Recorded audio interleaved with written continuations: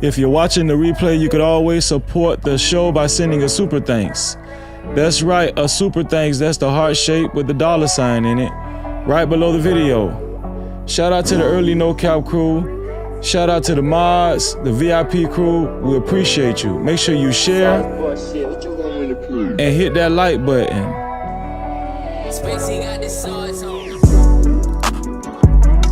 The Public Opinion Court joins us tonight. Breaking information, new information, appeal documents are out. Public Opinion Court, legal analyst, legal expert, lawyer, all the above is here to break it all down.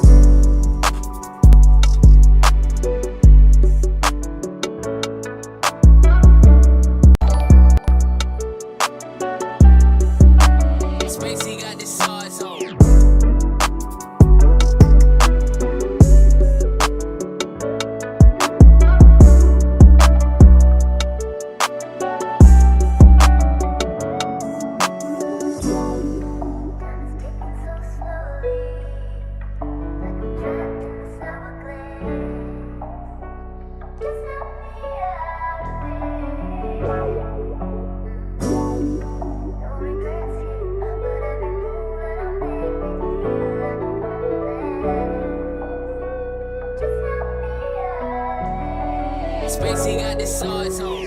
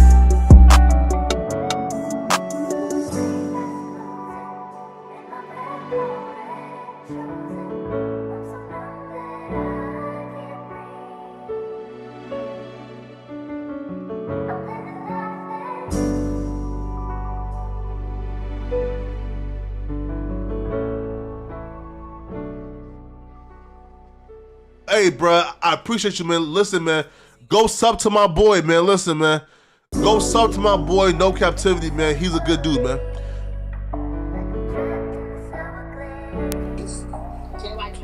The Public Opinion Court is in the building. Joins us tonight again.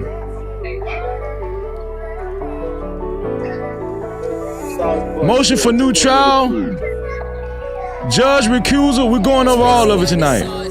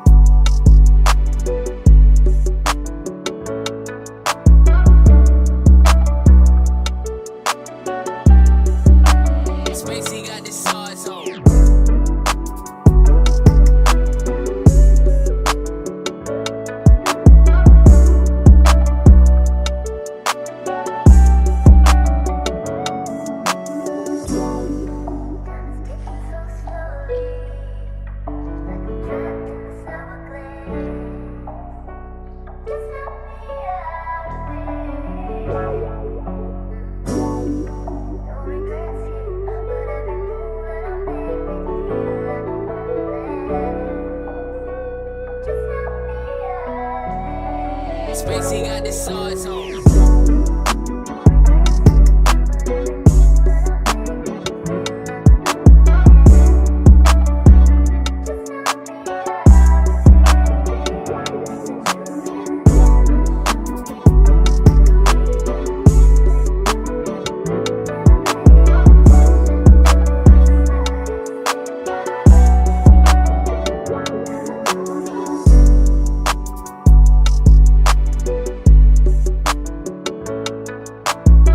Pretty girl, you ready? Spacey got the sauce on.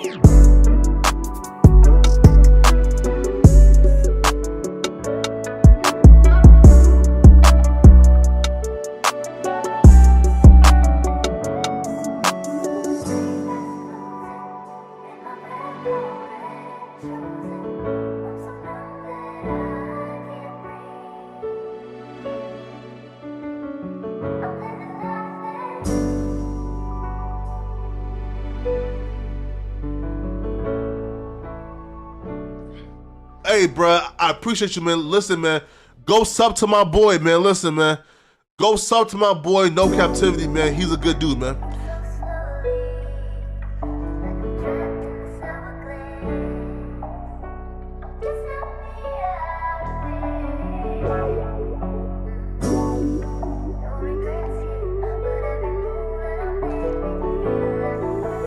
Sauce boy shit, what you want me to prove?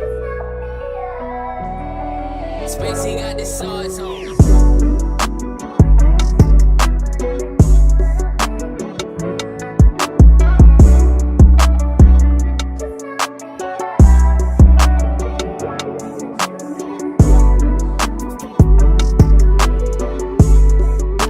All right,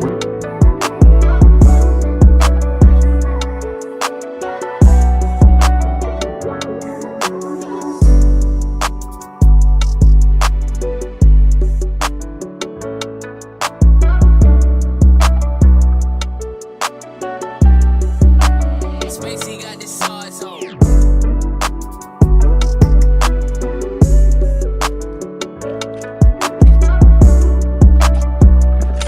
Oh, shoot.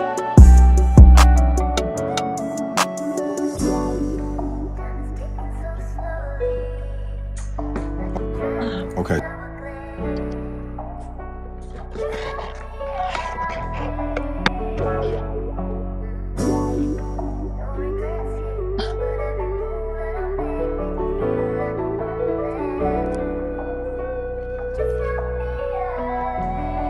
Spacey got the sauce on.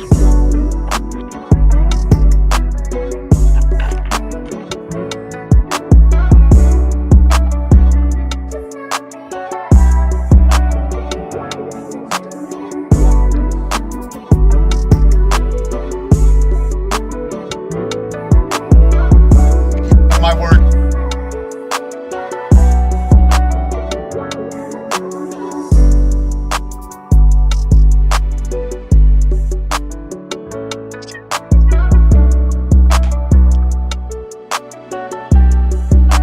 Spacey got the sauce on.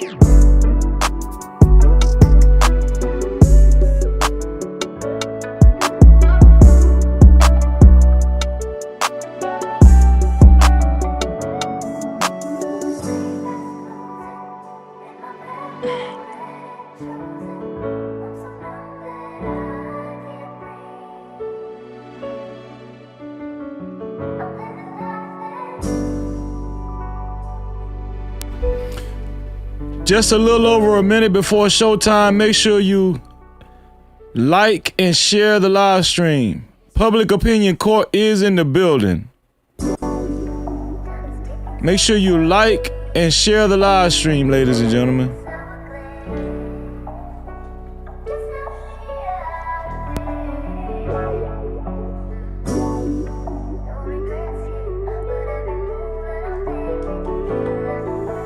Sauce boy shit, what you want me to prove?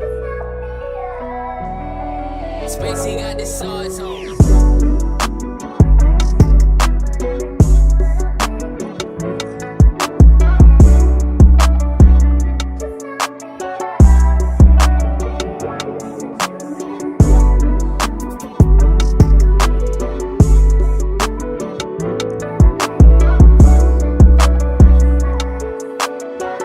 Good evening. Let me see if I'm mute, Abby.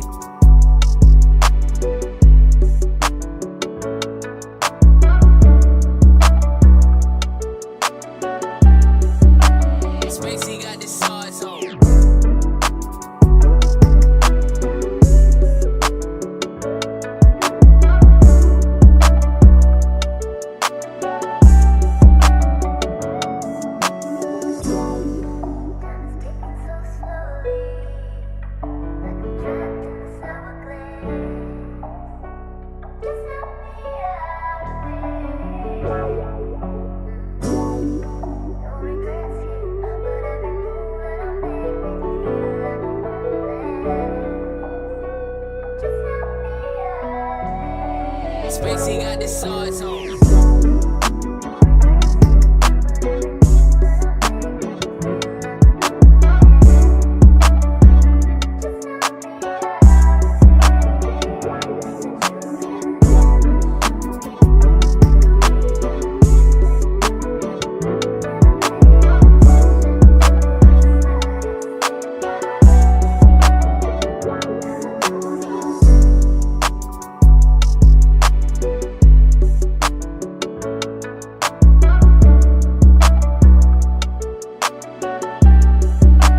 Spacey got the sauce on.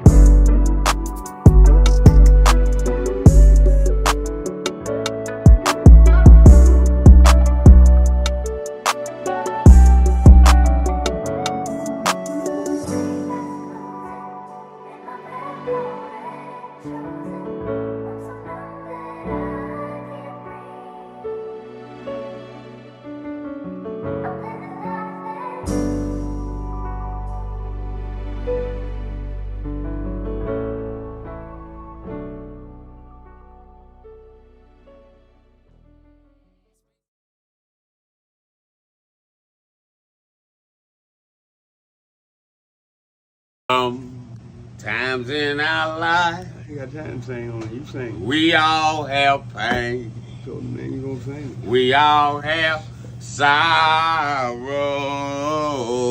Then I look at Wayne and I know that he will be ugly tomorrow.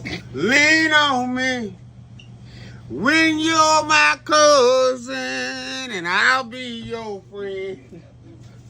I help you carry on, for it won't be long till I'm gonna need my cousin to care.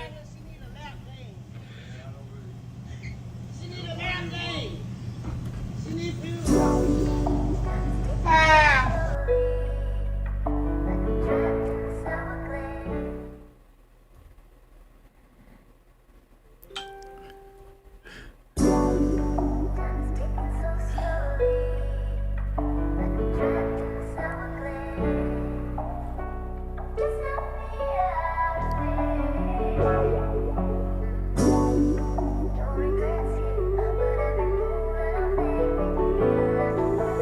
Sauce boy shit, what you want me to prove? Spacey got the sauce on.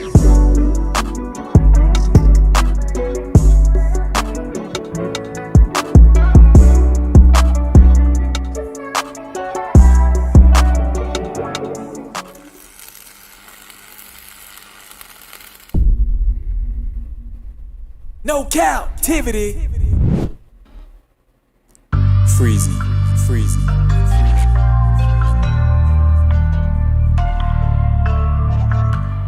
What up? You are officially locked in to No Captivity with Freezy, where we tackle issues that sometimes have us trapped in this thing that we call life. But if you know me, you know my motto. To free yourself, you must heal yourself. And if you're right with your dog, please hit that like and subscribe button hard right now. And also comment and share this live stream. And after you subscribe, make sure you hit that notification bell. That is if you're right with your boy, Freezy. No Cap-tivity. Shout out to the No Cap crew, the early No Cap crew. Shout out to the mods, and also shout out to the VIP crew. Thank y'all for your patience. My sister and I have been trying to prepare this presentation for you guys because we want you guys to get the right information. Now, as you guys know, official documents have been released concerning Karmelo Anthony's appeal, partly a motion for a new trial, and also the judge John R. Roach's recusal. Now, we're going to go over this pertinent information that's included in this document, and I think you guys want to pay attention to what's about to be communicated to you guys, because There are a lot of things that we pointed out prior, months ago, weeks ago, should I say, when it comes down to foul play and the corruption. And our good sister, thorough sister, the public opinion court, who is in the building with us tonight, has done her due diligence, looked over this paperwork, and is about to break all of the folly down, all of the corruption down, all of the information that you guys need to know concerning these documents. Without further ado, it's too late to do a roll call, but we're going to do a little house cleaning before we start this show. But I just want to say shout out to y'all. And I'm telling y'all right now, from the looks of it, Karmelo Anthony is a few steps closer to coming home.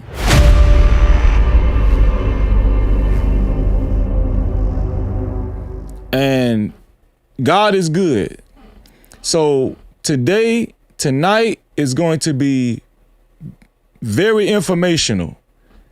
All right, so I'm gonna need y'all to stay glued to your devices because tonight is gonna be very inspirational and informational. All right, that's what I meant to say. Inspirational and informational. Before we get started, shout out to everybody in the building. Special shout out to Christopher King in the building. What's going on, Chris King? Shout out to Chris King in the building. Great to see you in the building, man. And you know what? I don't know. I'm going to do a brunt of the show with my sister, but later on, if you're still watching, Chris, later on after we cover a lot of stuff, if you want to come up, you can. I'll ask Thelma if that's okay with her. I'm pretty sure it will be later on in the show. But listen, man, put a 1 in the chat if you're okay with sharing the live stream. Put a 1 in the chat if you're okay with sharing the live stream and becoming a part of the No Cap campaign. For those of you who are willing to share the live stream but don't know how to share the live stream, the share button is right below the video, right next to the like and the dislike button. And as soon as you hit that share button, it gives you an option to share it out to any one of your favorite social media platforms, or you can copy the link and share it out to any one of your close friends or family. Either way, thank you for sharing the live stream. And for everybody that puts a 1 in the chat and actually shares the live stream, we wish all of y'all $11 million in your life. No Cap-tivity. Believe it and receive it. Shout out to the 355 people that hit that like button. I'm pretty sure we can do better than that. Almost 1,000 people watching. Actually, over 1,000 people watching right now so far early in the show. If you haven't hit the like button, go ahead and hit that like button. The more you hit the like button, the louder my voice raises.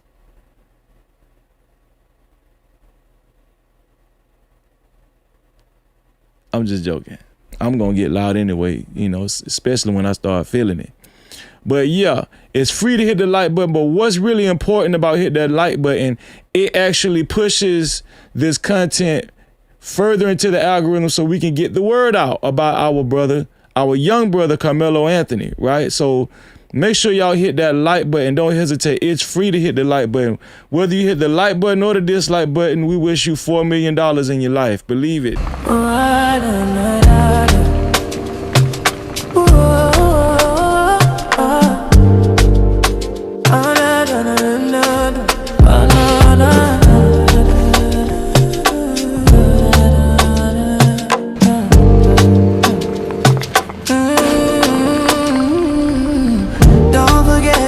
Subscribe, don't forget to hit that notification bell. Don't forget to hit the like and make sure you share.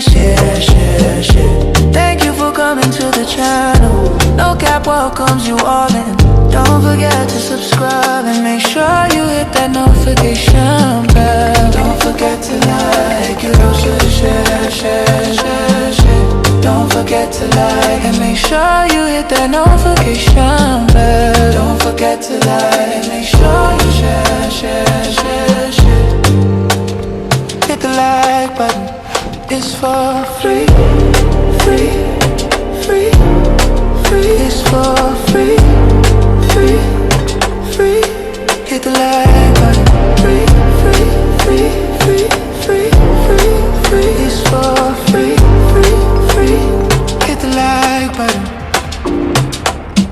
Thank you to everybody that hit the like button so far. I appreciate you guys.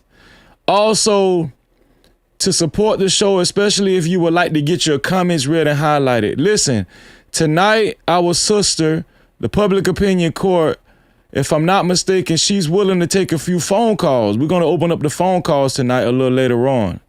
Right, we're going to get through this. We're going to try to get through all this information expeditiously. We're going to have fun. We're going to make mistakes. I'm going to stutter sometimes, and that's just the way it is, you know.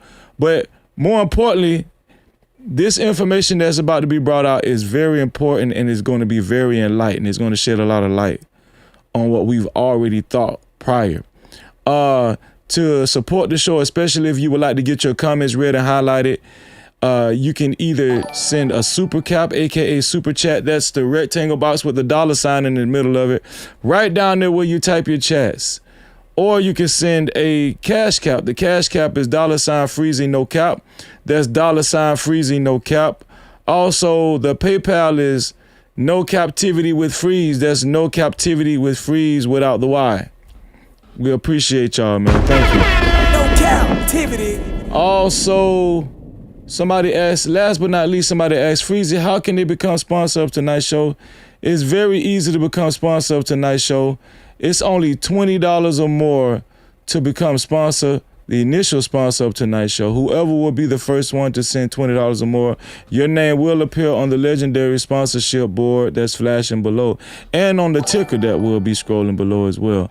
So we appreciate you. Shout out to everybody sending jewels. Thank you. We appreciate you. Let me see. Let's catch up on the jewels right quick.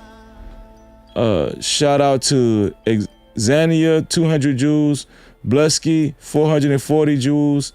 Scarlett, 200 jewels. Rosalind, 200 jewels. Tony, 100 jewels. And Jenna Little Phil, 200 jewels. Thank you. I think we got a cash cap. Yes, we did. Oh God sent a $20 cash cap. He is our initial sponsor of tonight's show. Oh God said, from Long Money Island to all over the world, shout out Freezy and the whole No Cap crew. Always love. No captivity. Shout out to you. We appreciate you, bro. And you are the initial sponsor of tonight's show, so you know we gotta celebrate you. It's just only right. We appreciate you, bro. Keep throwing the dough. Spend that cash. Let's get it. Shout out to Oh God from Strong Island. Hey, hold up, wait. Do I see 5s, 10s, 20s in the place? No cap. Appreciate cash out, cha-ching. Suka chat, cha-ching. Suka stickers, memberships. PayPal's in the building, let it rain like that. Don't forget them cities, don't forget them hundreds. Blessings coming fast, we ain't waiting on nothing. Appreciate everything that you spend. When you feel generous, run it back again. Hey. Money talk, let it flow. I appreciate you, Oh God. To be a co-sponsor or official sponsor of tonight's show, it has to be $20 or more. Thanks to Oh God, he kicked it off for us. And without further ado, I want to bring one of the persons that's been at the forefront of this Karmelo Anthony case. Not only at the forefront, in the front of the damn courthouse, raising hell. I admire this woman. She has a lot of vigor, and she's a radical just like me. I want you guys to give a warm welcome to my sister. I'm gonna wait till she get ready, right? That's why we do this. See, we professional over here, huh? We're professional. I'm gonna wait till she give me the thumbs up. And until then, I'ma just freestyle rap. Okay, I don't know how to freestyle like that. I used to make beats. I didn't really rap like that. If I did rap, I wrote down my rhymes, but we're gonna wait till my sister get ready. But shout out to everybody in the building, man. Where y'all hailing from? Where everybody come from? Where everybody? I know old guys say he's from Strong Island. Where is everybody from? Put it in the chat, man. Shout out to everybody in the building.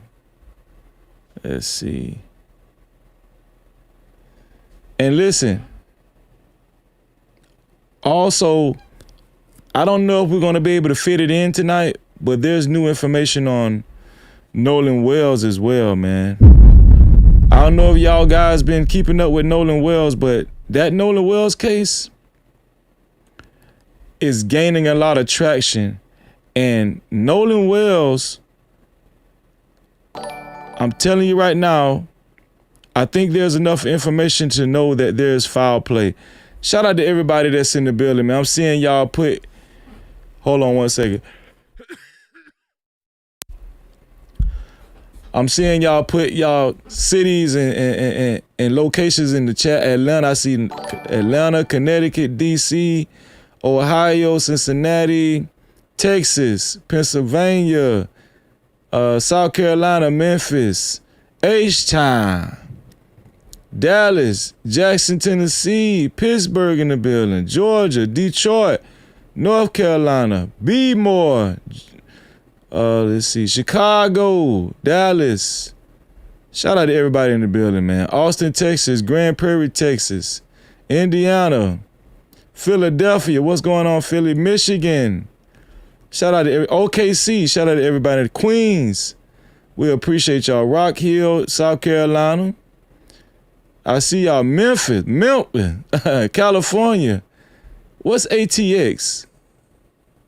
Somebody tell me what ATX is. New Jersey, Indy, Louisiana, Florida. Shout out to Florida in the building. New Orleans, Arlington, Texas. Everybody in the building, man. Mississippi, St. Louis, Houston, what's that? Ashburn, Georgia. Shout out to you, Tampa.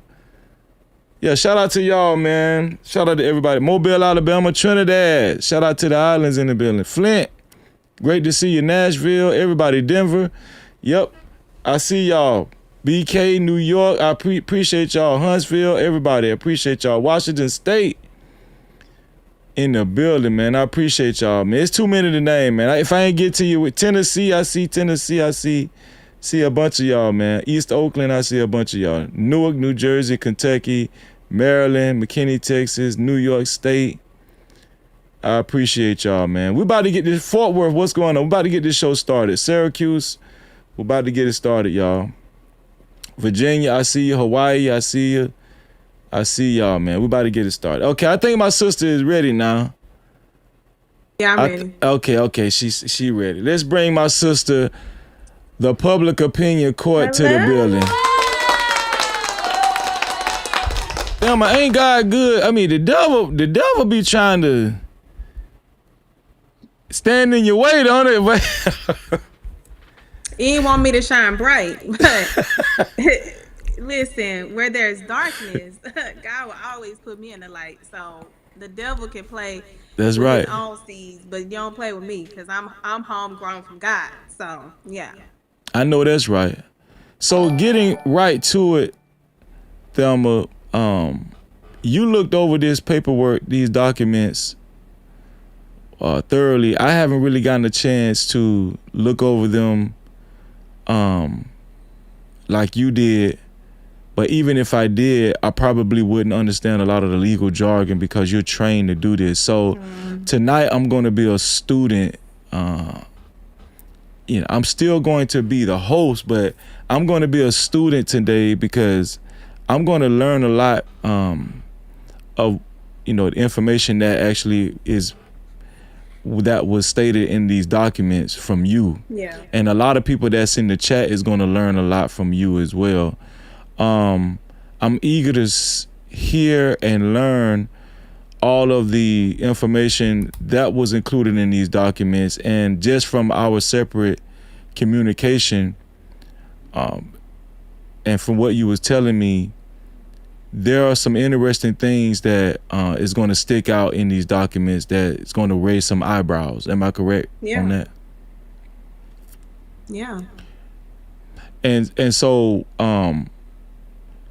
I just really want Thelma to kind of give an introduction as far as when she got the documents. I didn't even know they were really out like that until I started getting word. I think Thelma was the first one. I think also Christopher King, he reached out to me and told me about the documents too. He actually sent them to me as well. I tried to look over them in the beginning. I was trying to scroll down, but I was like, man. It's a lie.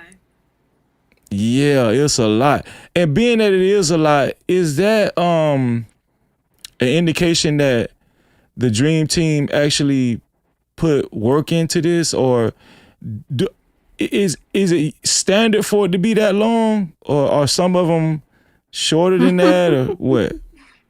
No, it's standard. Well, when we have the 4 grounds that they are utilizing, yes.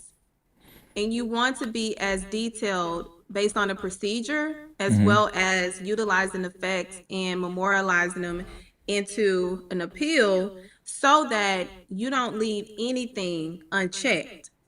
So majority of the motion is exhibit. So the motion for new trial is about 60 something pages. And the remainder are exhibits from affidavits from people like myself who was present and witnessed some of the violations and was able to memorialize it based on my experience for them to utilize it.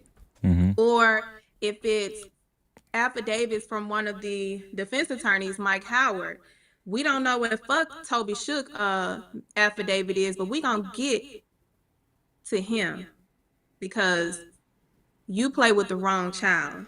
Seemed like Toby Shook done ran off with the church's money. That what it seemed like. He ran off with the church's money. He ran off with God's honey. He ran off with his goddamn common sense. And he probably run off with his license once we get done with him. My sister mean business, man. Just from going over these documents, how did the tone of these documents seem to you? Like, what was the tone as you was reading through it? Did it seem like the Dream Team is really after something? Like they're really digging and they're really doing their due diligence for Karmelo Anthony? Did it seem like that as far as the tone? Hands down. And I want individuals to understand that this is just the first bite at the apple. The reason why I say this is because the court reporter has not provided the finalization of the transcripts that they need in order to actually go even deeper into the sections and the claims that they are utilizing in order to file this notice of appeal. So right now what they have is the defendant's case file that they are utilizing. They have information from the court records, and you also have information from independent sources like myself that, thank God, we didn't allow them to stop us from coming because they wanted to reduce our presence, but we still showed up. And by us showing up, we witnessed several constitutional violations that we were able to basically give over to the defense team and let them know what our experience was, what we recognized, and what essentially happened, so that they can also utilize that in order to memorialize the violations that occurred throughout their trial. Yeah. So it pays to show up. I tell anybody, if God tells you to go somewhere, he's telling you for a reason. He needs you wherever he puts you. He needs you wherever he directs you. And if you don't show up, you're going to be disobedient. Just by me showing up, even with finding out his team did not want me present because of everything that I uncover. Yeah, now I'm about to uncover on y'all motherfucking ass. On their ass.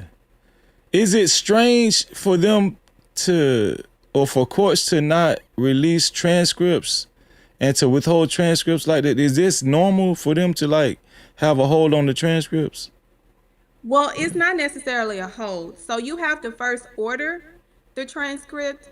What the court reporter's job is, that's why they be over there typing and telling people don't talk over each other because they got to keep that record clear.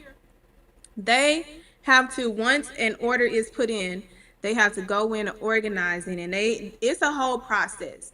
And the code states that they have 120 days from the date of the request as well as the payment Yeah. in order to turn it over. So the 120 days, they're going to use that up because we talking about white folk.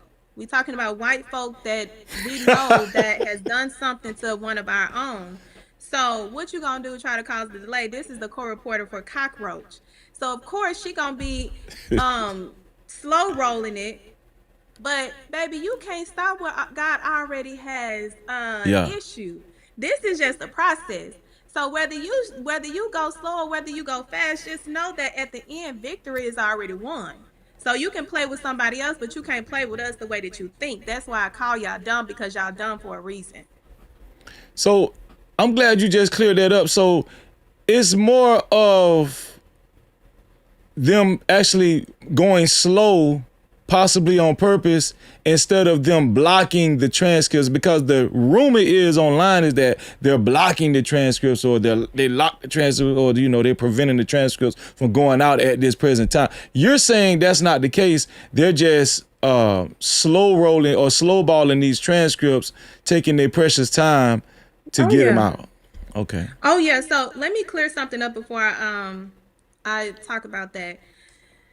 I don't want y'all to get confused with what's going on, saying that the court is blocking something from Karmelo Anthony or blocking it from the public and is charging $10,000 for the court's record.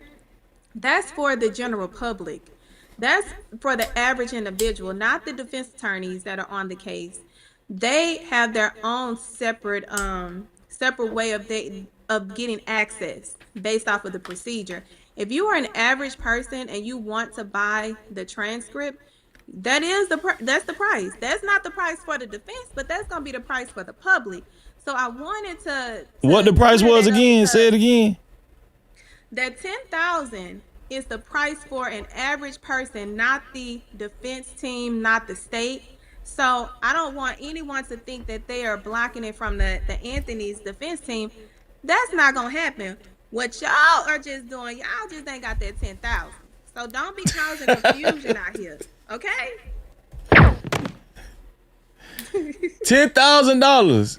Damn, 10,000. that's crazy. That's court reporter. They saying if you really want them, pay that cash. Pay that cash. And then here's the thing, y'all can come up, do a funding link. Hell, we are all shit. Teach y'all, eat y'all. Like, we will donate, but we don't want y'all to put out false narratives to garner rage baiting, when we can actually just collectively get together and pass the link along, donate, so that it can be in a pool and we can just continue to reuse it accordingly. So I wanted to clear that up because that's actually not factual. I'm glad you just cleared that up, because that is a running rumor online that, the courts is blocking the transcripts, which adds to more suspicion. But still, yet it's still you saying, they're more than likely going to use up all the 120 days. That's still kind of... Yeah, it's egregious. I've seen murder trials that were 2 weeks long. I'll never forget one of my favorite court reporters at Dallas County. Her name was Crystal. When I say my favorite, the girl was cold with it, but she was also very professional. She was good at what she did. Like, few far in between. She had a great spirit and she was fair. There was a murder trial that took like 2 weeks. We knew it was going to go on appeal. She had that transcript ready in less than 30 days. Wow. Play with your mama. Don't play with us. Okay?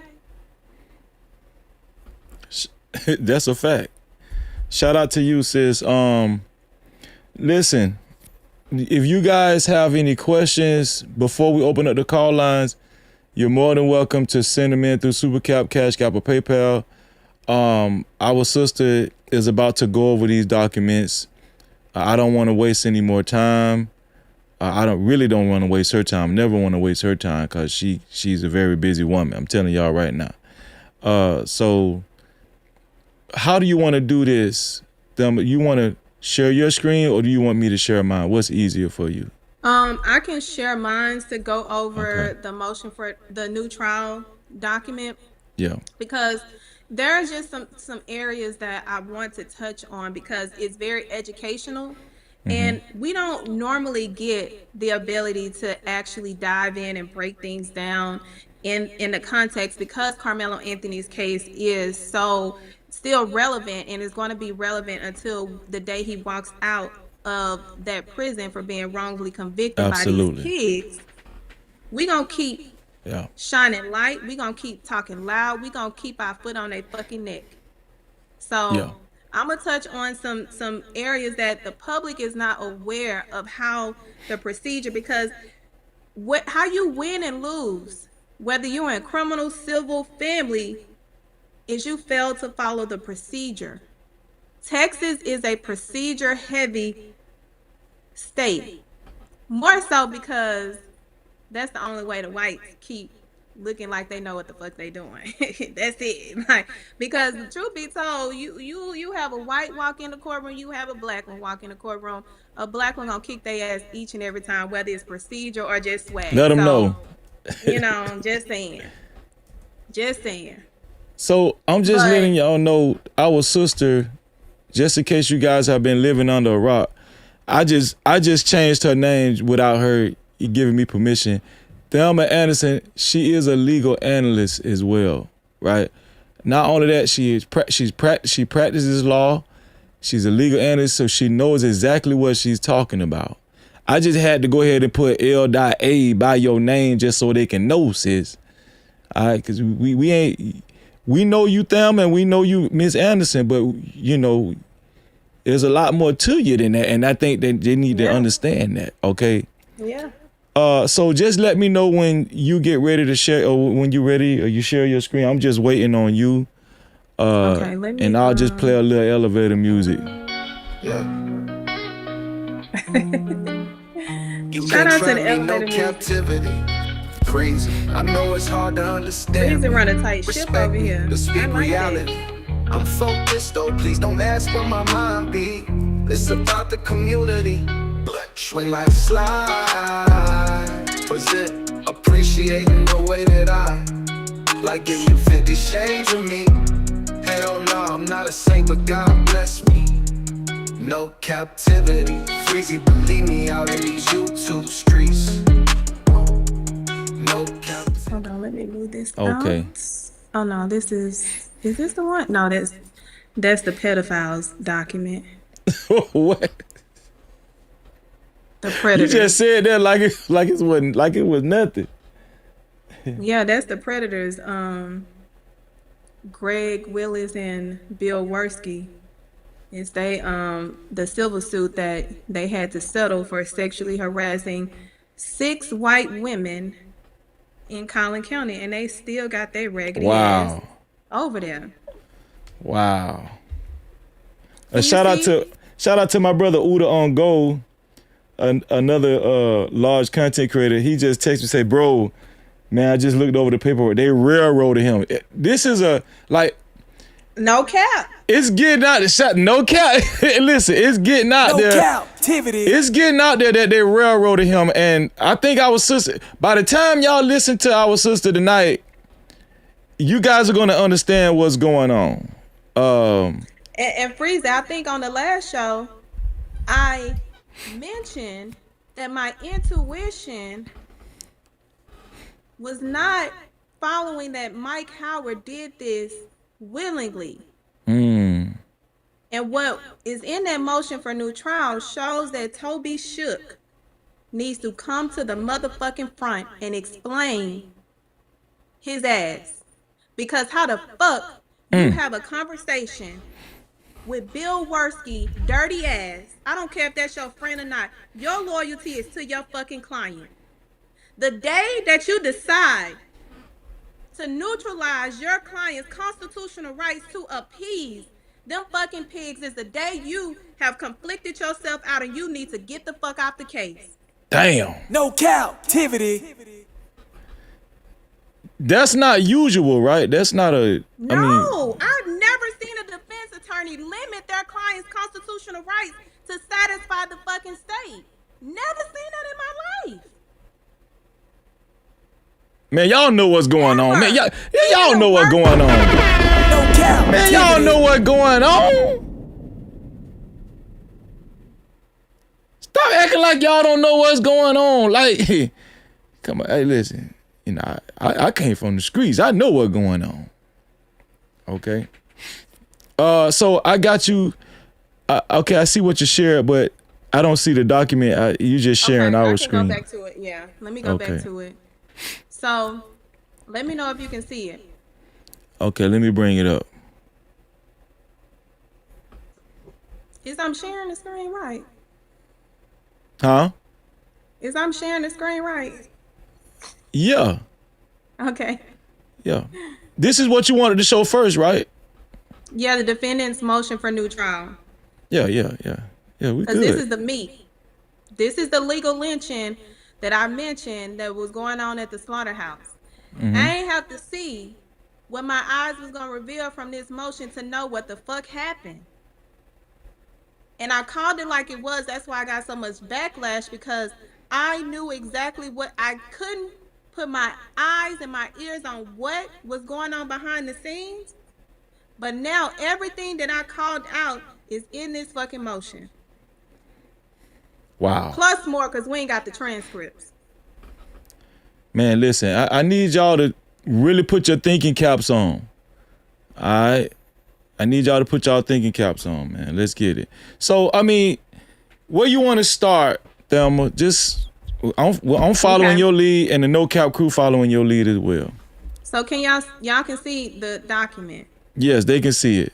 They see it. We see it. So what I'm essentially going to do is I'm just going to go over the overview of the motion for new trial, but there are specific spots that we need to talk about because of how dangerous this was and how Karmelo Anthony did not stand a chance when you don't know that your team is out here making deals that ultimately violates and ends up throwing you in prison.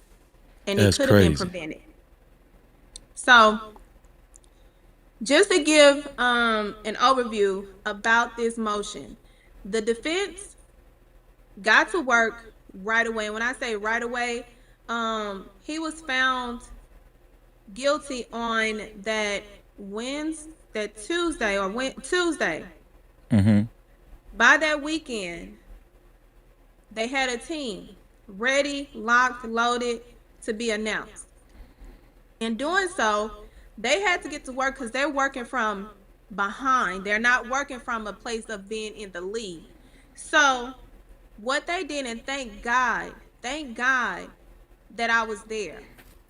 Thank God that somebody knows what the hell was going on and how it went right, because there was no other lawyer that was in that courtroom that wasn't there for the protection of the media that was going to come out and provide an accurate account of certain violations that needed to be provided. So I reached out to his team because immediately Lee Merritt was announced as the advocate.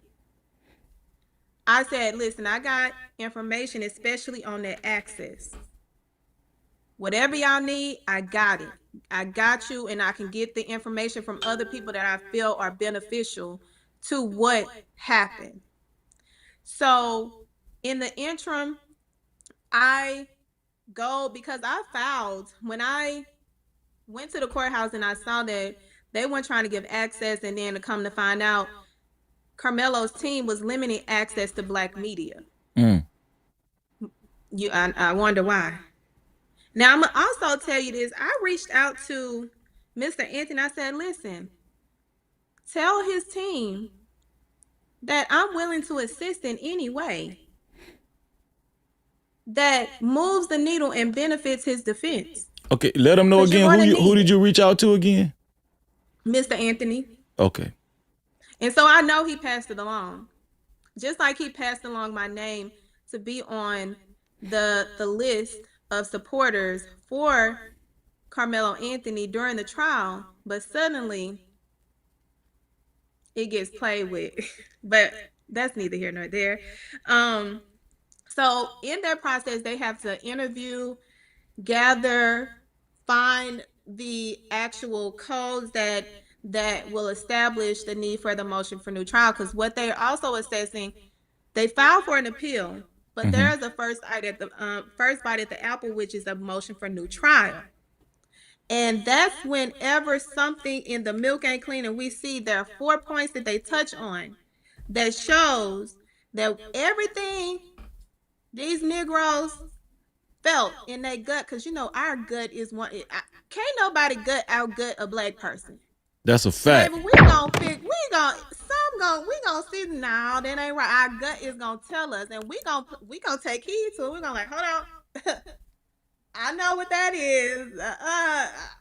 I'll see you in a minute. We gonna take a pause. We gonna think about it. We gonna process it.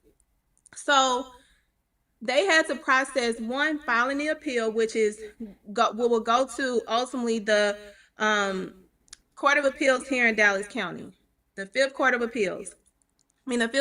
of Appeals in Dallas County. But the first bite at the apple is the motion for new trial. And what we know is, boy, was there a need to file this before the deadline, because what is in this damn motion is a motion party that we was not invited to. We weren't invited to that motion party, but we invited to the real party. So they filed the motion for new trial, but they also subsequently filed the motion to recuse, because Cockroach thought he was gonna be cute on the news, giving his opinion that we didn't fucking care about, because we knew what you had did to Karmelo Anthony throughout this case. That set his ass up to be handed to this appeal and this recusal, because your cockroach ass cannot be fair and impartial. You was never fair and impartial. You was doing some shit that no judge would do, because you lack the ability to remove the color of people's skin and utilize the gift of being an actual advocate and a judge that you was elected to.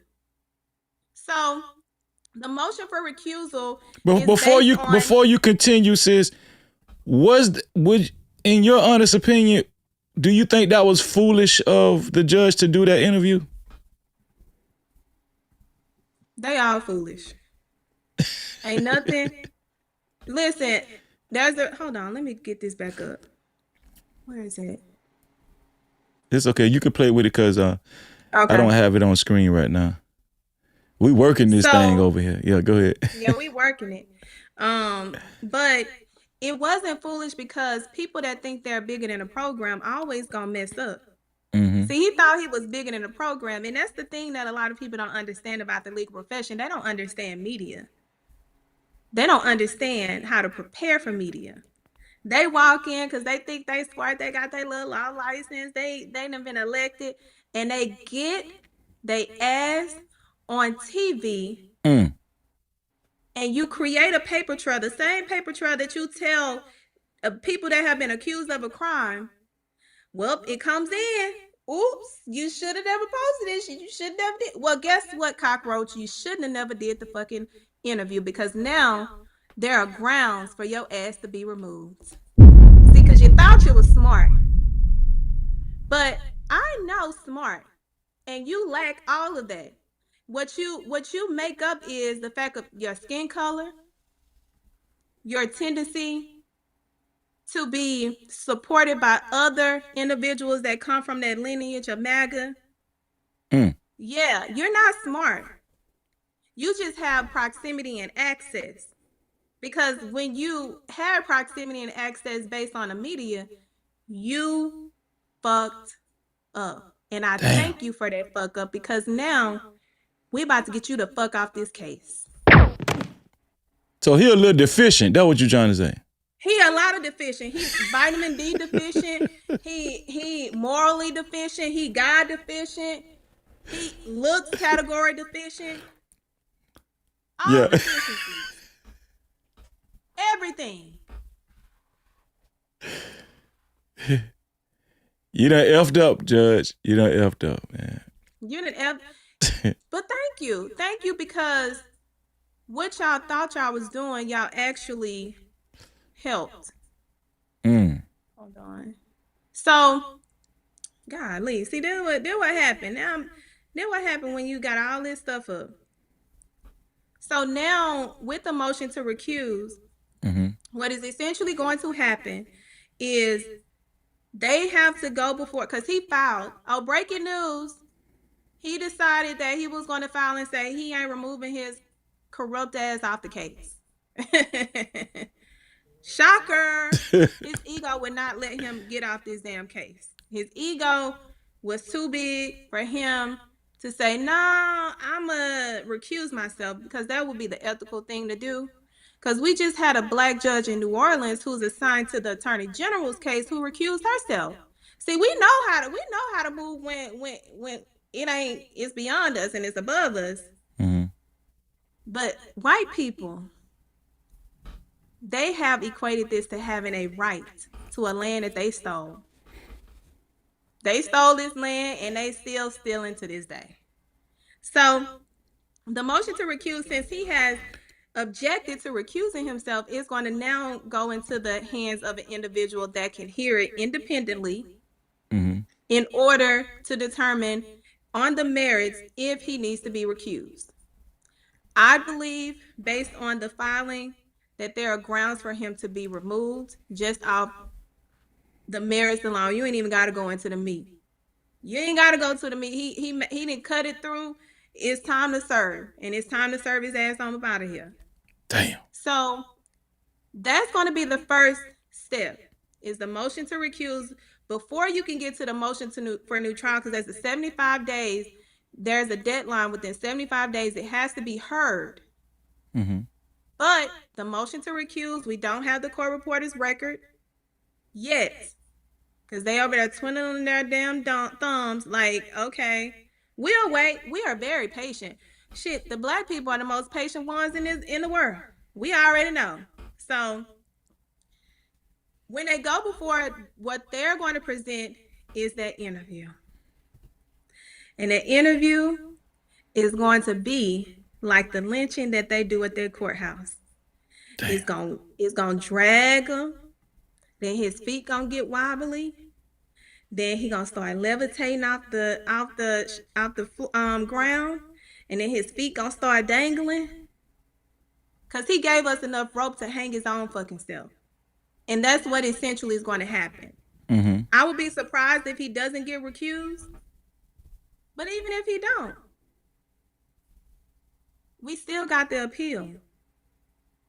But there should be no reason why he's not recused.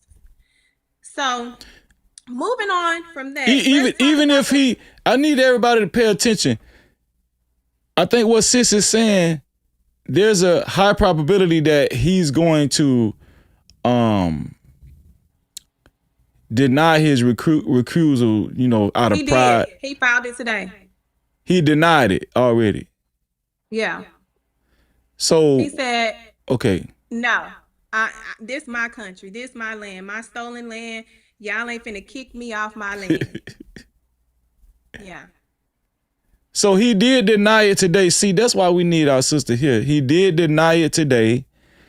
And what's the steps that's going to take place now that he's denied his recusal? It goes to another court, what? A judge. A judge is going to be appointed to hear it. And then what's going to happen from the defense? They going to show up playing Nuck If You Buck. Damn. And Nuck If You Buck is going to be playing loud as they enter the courtroom to put on everything this man said and did throughout this trial. And guess what? Your own words. See, they like to say, black people, when they go to court, we got things that they said. Well, we got things that you said because you thought you were smarter than a fifth grader. Right. So that's going to happen, and then we'll have to wait for the decision. Upon the decision being made, let's hypothetically he is recused. Then it's time for the motion for new trial.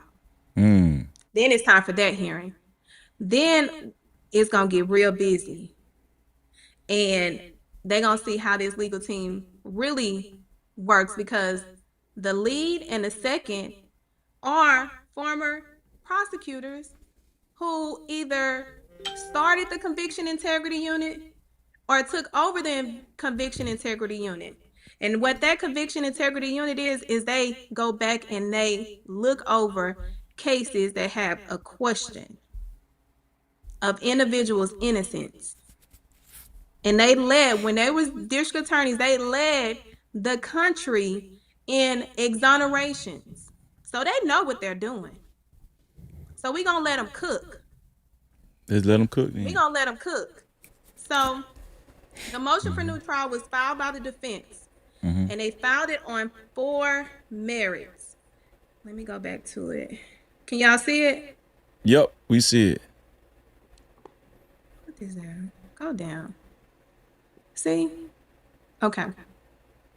They filed it on 4 bases. And let's go over 1 through 4.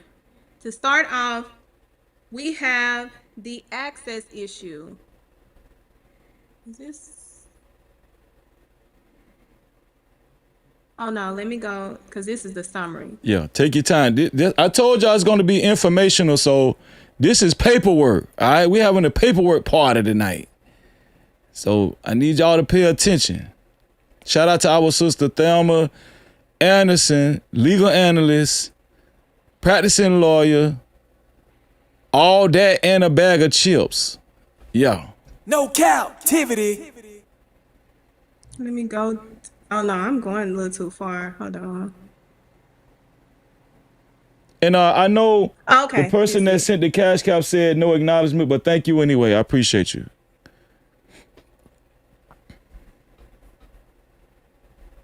Okay. I think this is where it starts. Hold on. Let me see. Take your Because time. I want to get to the first. Okay, here's the first ground. And this is where we focus on.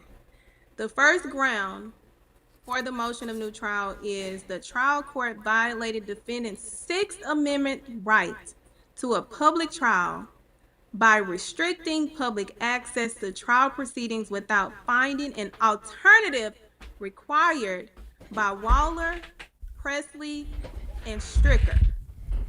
So, hold on. Is there a way to move, navigate through it? Okay. So what that means is, if you are an accused and you have a trial, you exercise your Sixth Amendment right.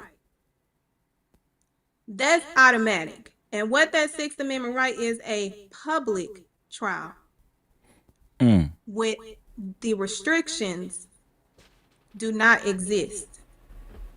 And if there are restrictions, you got to find alternative means to satisfy the public requirement. Well, what happened in this case is the Gentlemen's Club, because they like to talk about gentlemen's handshake. The Gentlemen's Club decided, along with the judge, that, and I say decided along with the judges because they didn't object to the judge restricting access like this, to this magnitude. I've never seen anything like this. The only time that a court is restricted is like federal court, but they only restrict it from public recordings, and you can't have your phone. What they decided to do was, we're going to put a limit on how many of you Negroes can try to get in, because we want all the whites. We want no blacks. We do not want it to be segregated at all. So we're going to make it hard. And 27 seats is all you're going to get. And all they even kind of disproportionate that with the Anthony family versus the Metcalf family too, because from what I heard, they allow about 15 family members of the Metcalf family inside of the courtroom, but only about 8 members of the Anthony family inside the courtroom. I don't know if what I just said has something to do with what you just said, but it was equally distributed. So they both received 15 passes. okay. The Anthony's got 15. The Metcalfs got 15. You have to account for the state. You have to account for the defense team. And they gave 9 slots to white media. White media to push the narrative, of course. So they got 9 slots, but here's the get you gotcha. They were supposed to provide an alternative way to still have access. And we know the alternative way that we have grown accustomed to is that they have a live feed, or they have the ability to have an additional location within the courthouse to provide access through a live feed, whether it's audio or video. Well, they said, no, we ain't doing that. You either gonna try to get in this 27 that we're also going to limit and distort and cause confusion, because we still got to get these whites in, and we got to somehow manipulate the blacks. Like, y'all don't think the blacks gonna show up. Listen, we've been showing up since y'all stole us, okay? We ain't got a show up problem. What the problem is, y'all like to try to restrict us. That's the problem. So when I tell you the blacks was blacking, they said, oh, say less. Y'all ain't gonna offer us no alternative. We gonna show up early, 4, 5 o'clock in the morning. We gonna stand in line until we get in to make sure Karmelo Anthony knows that he has supporters. Because what we not gonna do is let y'all play in his face. Black folk were dead ass serious about Karmelo Anthony during that trial. Yeah. Dead, especially black women. I gotta take my hat off the black women, because I noticed a special affinity that black women had for Karmelo Anthony and his whole proceeding. Black men, there was black men present, but black women, it was a noticeable difference as far as that the compassion and the passion that was given towards Karmelo Anthony. Your moment being in front of the courthouse, that viral moment that you had that we showed on our last show, is just one clear example. And I think what you did, and I hope I'm not going off on a tangent, but what you showed in that moment, it embodied how black women felt, you know what I'm saying, and still feeling right now to this day. Yeah, Karmelo, it felt like one of ours, like one of our relatives. Like, yeah, we're protective of our cubs, and we don't even have to know you physically to protect you. That's just our DNA. Thank God our ancestors instilled that in us, that in spite of anything, we are nurturers. So the black women's and men were showing up. You hear me? But they saw that we were showing up, so guess what? They had to kind of conflate and do all these things to kind of throw us off our game. And when I say that is, they were allowing the whites to skip. They were allowing the Metcalf's family to skip. They were allowing media to add additional people that didn't fall in their 9, to take up space from the public. Yeah, but we overcame all that shit. Listen, you gonna have to get behind me, because I'm going in front of you. Period. I'm going up them stairs to see our nephew, whether you like it or not. So with that, when I saw what was happening, a lot of us was prepared to file an injunction. We was prepared to file an injunction. And what an injunction is when you require that individuals that have literally reduced your ability to have access to a right that is violating procedure in order to open it. However, I'm glad we didn't, because now we have even more merits. Because if we would have done it that way, they squeezed it out that way to limit our ability to have recourse. If they would have told us their game plan, because in the questionnaires that they submitted, and what the public doesn't know, they provided questionnaires to individuals that were applying for media. They were applying for media, and they cherry picked. They had already had their 9. That was the whites. So what they required is a questionnaire to be filled out, and where they fucked up and found out in their questionnaire, they asked if we would be okay with having an overflow seat instead of being in the main courtroom. So if you are offering the overflow, which is required, it's required to have an alternative. You put it in a questionnaire, but the day that it's time to pay the piper, which is the public, which is the residents, we ain't got no overflow. You just gonna have to come up here and figure out how you gonna get in this 27. Wow. That's a violation. And what's in the motion in itself is the restriction. I want to show y'all something, because you cannot limit someone's access. Hold on, let me pull this up. You cannot limit their access to the court. So the issue that the defense brought up is whether the court had authority to manage courtroom security and capacity. It did. And if it did, then the issue is whether, after adopting an access order that foreseeably excluded members of the public from a high-profile criminal trial, the court made the findings that Waller v. Georgia which requires and considered the reasonable alternative in Presley v. Georgia, demands for contemporaneous public access. It did not. So essentially, if you're going to limit the seats, that's fine. Limit the seats. However, you got to find an alternative. An alternative they did not find. And see, this is where they also fucked around and found out, because they're not going to be able to explain that during jury selection you found an alternative. You allowed for the public to be in a alternative space to listen in on a jury selection, but you stripped it away for the trial in itself. The math didn't math, and now they got to add it up to make it make sense, which they will not be able to.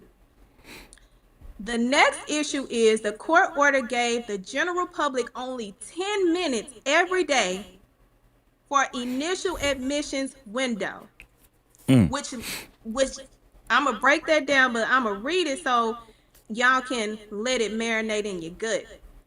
So what that essentially means is they left roughly two dozen seats, which is the 27 seats for the public observers in a nationally watched murder trial, barred meaningful re-entry during proceedings, and provided no overflow room, no audio feed, no video feed for those foreseeably turned away. Once closure is shown, it cannot stand unless the record contains a Waller complaint justification for those restrictions.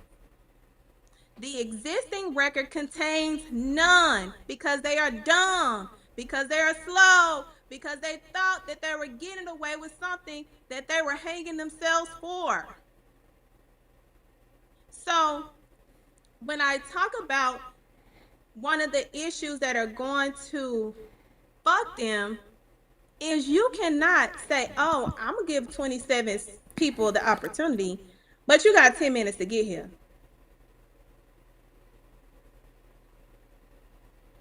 That's a restriction that they have to address, and they failed to do so. They didn't think that the Dream Team or somebody like the Dream Team was gonna take this damn case. No Cap-tivity. They thought all of this stuff was gonna get lost. What you said, Thelma? He liked to call us the blacks. The blacks. Because who the fuck is the blacks? That shit sound racist. The black. Who the fuck is the blacks, cockroach? That's a fact. So I say the pale faces. Go ahead. I'm sorry. I was thinking out loud. pale, unseasoned, spoiled Yeah. chicken. Yeah. So Skint dog. I'm sorry. Go ahead. I'm saying. Mm-hmm. okay, let me read this exhibit. It says, should a trial held behind 10 minutes entry window with no overflow room, no audio feed, no live stream be treated as an adequate substitute for an open courtroom, the public trial's guarantees of the First and Sixth Amendment would be hollowed out in practice. The restrictions here amounted to closure of the courtroom imposed without findings the law requires. So what they are saying with this particular motion on this particular argument is, okay, you gonna restrict? Cool. Where's the record? Where is the law that allows you to restrict? Not the law that you are a judge. Where is the fucking law, sir? Oh, he thought he was above the program. And the program showed him that he's below him. Is this indicative of abuse of power in your opinion? Yeah, hell yeah. Damn. This one here for the thug. It's no other way to slice it. So, and this is what, let me come back. Let me explain something. Mm-hmm. This is where you have to allow for things to play out. Because what we experienced with how they limited access, and we knew something wasn't right, now is an argument, a valid argument. Because when you have cases like Amber Geiger, who Toby Shook was on, it was a live stream. It was open to the public. They had additional spaces for individuals to come in. When he was on the Roy Oliver case, same thing. Y'all didn't want the public to see how y'all was going to lynch this baby because y'all didn't think we were going to be loud. Y'all didn't think we were going to keep our foot on your motherfucking neck. Y'all didn't think we was going to piece all this shit together. Damn. And tell y'all, come here, let me show you something. Come here. Because that's what we doing. We come here. And they like, I don't know. I'm scared. Yeah, you should have been fucking scared when you was up in there violating his fucking constitutional rights. That's when you should have had fear. So, an example I'm going to give y'all is how important it is for access and how they will turn the motherfucking tables on you if you violate an individual's rights under the Sixth Amendment. There was this case in Houston. Individual was on trial, forgot what kind of case, ends up getting convicted, but in the interim, while the trial was going on, a defense attorney was trying to come in. Somehow whether it was a mistake or not, the door was locked. How long, it was locked. See, defense attorneys like to come in and out of the courtroom to get business done, like pass the pass slip, give it to the bailiffs. The judge usually signs things on a break. The courtroom was locked. So that lawyer called counsel like, hey, y'all locking courtrooms now to try cases? The lawyer was like, who locked the courtroom? The client got convicted, motion for new trial, public access, granted, got a new trial. Y'all get what I'm putting down? I hope y'all following her.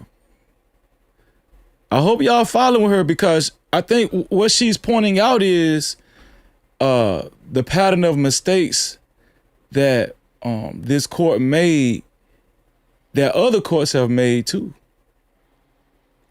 Yeah. See, as African Americans, we are naturally emotional about things.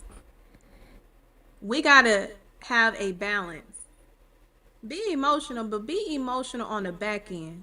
Let's get this procedure Let's show them how they violated the procedure. And then we can get emotional when we kick their ass in a victory. That's how you beat these pigs, is through procedure. Would you say some of these mistakes was like Ricky mistakes? These was racist mistakes. Damn, hold on, wait. No Cap-tivity. Man, no cap. Sis cooking We tonight. gonna call it like it is. You cooking tonight. Cause even a rookie know how to book it. See, what they thought is what's not. And now they see why they shouldn't have fucked with us in the first place. That's a fact. So shout out to House of Hypocrites in the building too. On the face of this public access, they are utilizing the procedure and how they thought they were smarter than a fifth grader. But let me dive into another issue that was in this public access. Mm-hmm. At first, they told us we couldn't even bring a damn notepad. They what now? We couldn't bring a They damn told us notepad. we couldn't even What bring that? a notepad. Now, cousins, answer this question. Why else would they not want us to have a notepad if they didn't want us to keep our receipts? Because you know a black person keep a fucking receipt. That's a fact. We still got receipts from our grandparents that didn't even know that we gonna collect them receipts and keep them because they gonna come in handy. They didn't want us to write down, keep notes, identify anything. So they put even a restriction on notes, which is a fucking violation. And see, one of our cousins, Dennis Byron, over there at Hip Hop Esquire, he said, "I ain't new to this. I'm true to this. I go to these. I travel for these trials, and they're right here. And he submitted a request to the public information officer, the one that they brought on after they kicked the black one off, because he was just too open to following the rules and making accommodations and being communicative. They was like, that nigga, we got to get that nigga off of here. We got to bring the white one in here that's a part of Fox. And so he kept sending the same denial email. Wow. But see, when we brought Mr. Mr. Dennis Byron in, he got some act right. Because sometimes, women, we can only do so much. We're not required to do everything. We needed an enforcement that, was the male version. So we called in a reinforcement, and voila, we can take notes. We didn't find that out to probably 24 to 48 hours before the trial started. Yeah. They were playing in our ancestors' face, but guess what? We are our ancestors. They gave us the recipe and the pedigree, and all we had to do was walk into it. Come on, man. So they tried to do it that way. And you see the public information guy, Scholar, he thought that, shit was clean. He's sitting up in a courtroom after they denied our access to the public, on his phone, looking at Twitter, seeing what they saying about the trial. What the fuck are you doing, sir? Phone goes off. He should have been kicked out, but he wasn't. We couldn't have our phones in the courtroom. Why? Oh, it was too much of us reporting the right information. Oh no, the right and not the white. So those are some of the grounds, and what they were able to do was utilize individuals that were there on the grounds, like myself. I believe they utilized Nick at Night, because she was there. Nick at Night, she was there. Shout out to Nick at Night, man. No Cap-tivity. I think on down the line, they have a plethora. They have more than enough. But what I can say is they love to underestimate these color folk. Cause baby, we gonna step every time. So why would you play with us if you know we don't play about each other, regardless of how we acting with each other? But every single time, and we are very resourceful. We take notes like we trying to save our life. We write everything down. We document everything. That's a So fact. that notepad and that paper and that email paper trail, yeah. Y'all should have just opened and this wouldn't even be an issue. But see, you thought you were smarter than a 5th grader. And now you get schooled by the niggas. We take a village to raise a child, but what if the village is retarded? What you think it's gonna produce? I love him. I love him because, listen, somebody got to say it. I don't care. Somebody got to say it. We over here being too comfortable with trying to protect. Somebody got to say, what happens when the lineage is retarded? Yeah, what happens? What you think gonna happen? I love him. I love him. And the mayor is exceptional for recognizing the leaders that don't have to have a degree, but only experience, because experience is greater than any degree that you can pay for. Don't ever forget that. Experience is greater than any degree that you can pay for. So we didn't figure out that we gonna have to maneuver. The color said, okay, y'all, you go in, take notes, come back, let us know, because we got to get this out. And that's what essentially afforded them the ability to have access to information that they wouldn't have had because they don't have the record. Right. And that's one of the grounds. And this is where it gets worse. So I'm going to tell y'all to prepare yourselves. Damn. Get your prayer cloths. Get you some tissue if you need it. If you're an emotional person like me. Because it's about to get real testy. It's about to get real and raw at how low these motherfuckers went to set up this boy. When I say low, they went lower than the fucking devil. That low. They don't get no lower than that. The devil probably was saying, where y'all come from? Because the devil can see everything. We're like, damn, I didn't even see this coming. Yeah, that's how bad they are. And this is why I call out prosecutors, I call out judges, I call out bad lawyers. I've seen it. I've had to protect it. I've had to write about it. I've had to defend it.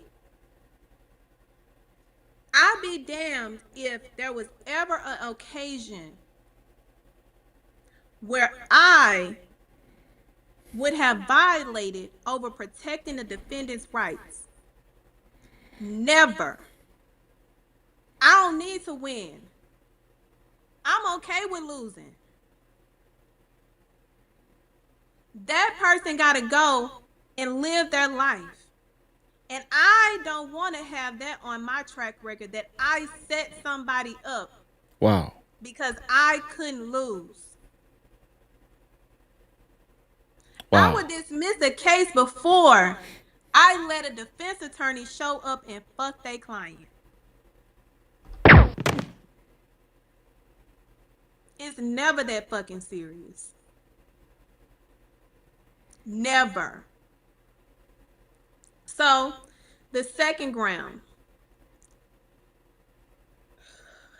Take a deep breath in and a deep breath out. For a black kid, for a young black kid, I mean, it just goes to show you how much vitriol and hatred that made them go to these type of lengths inside of was supposed to be an honorable courtroom. When none honorable, it was dishonorable. That baby sat in that courtroom, y'all, and didn't know he was amongst his enemies. He knew the state was his enemy. He didn't know Toby Shook was his enemy. They preyed on his lack of experience. You played the video, Freezy. You played the video of what Karmelo Anthony said.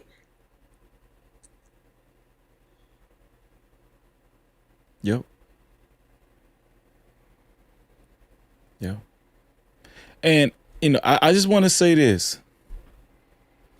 I'm gonna give my sister a second because it is emotional. When I enhanced the audio so everybody could hear clearly, it really made me understand not only white folk that, went this far to paint Karmelo Anthony as a guilty murderer, but also there are black lawyers, man, that's on the other side of the coin, white adjacent, Black Coon, House Ninja, that said that what Karmelo Anthony said on the police body cam, it was a confession. I was like, what? I'm not even a legal expert, right? Nah, yeah, I know my way around the law from being in the street from, when I used to, my life was a little different, but I know enough to understand that what Karmelo Anthony said and what we heard him say on that police body cam, it was not a confession. He was actually trying to express his innocence. That's what he was doing. And for people to say, oh, he confessed, that he said he was not, it wasn't a confession. He actually said he's not guilty or whatever they was going to accuse him of. He said he was not guilty. And he understands, basically he was conveying that he understands, the severity of, the situation, right? He wasn't trying to run away. He wasn't trying to take it lightly. And he understood the aftermath.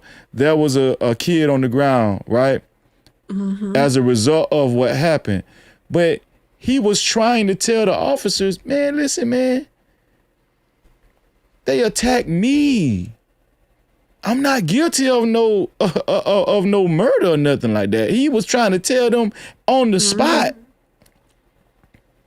You know what I'm saying? But at the same time, it goes to show you how honorable this kid is, because he didn't run away, and he also said, hey, listen, let's not play no games. I was involved in this altercation. Mm-hmm. After they attacked me, yes, he ended up getting punctured from a device that I had. Yes, that's basically what he was saying. But when he said he put his hands on me, people keep trying to translate that as it was a simple push. When black folk, and shout out to Lakeisha Keisha. Yeah.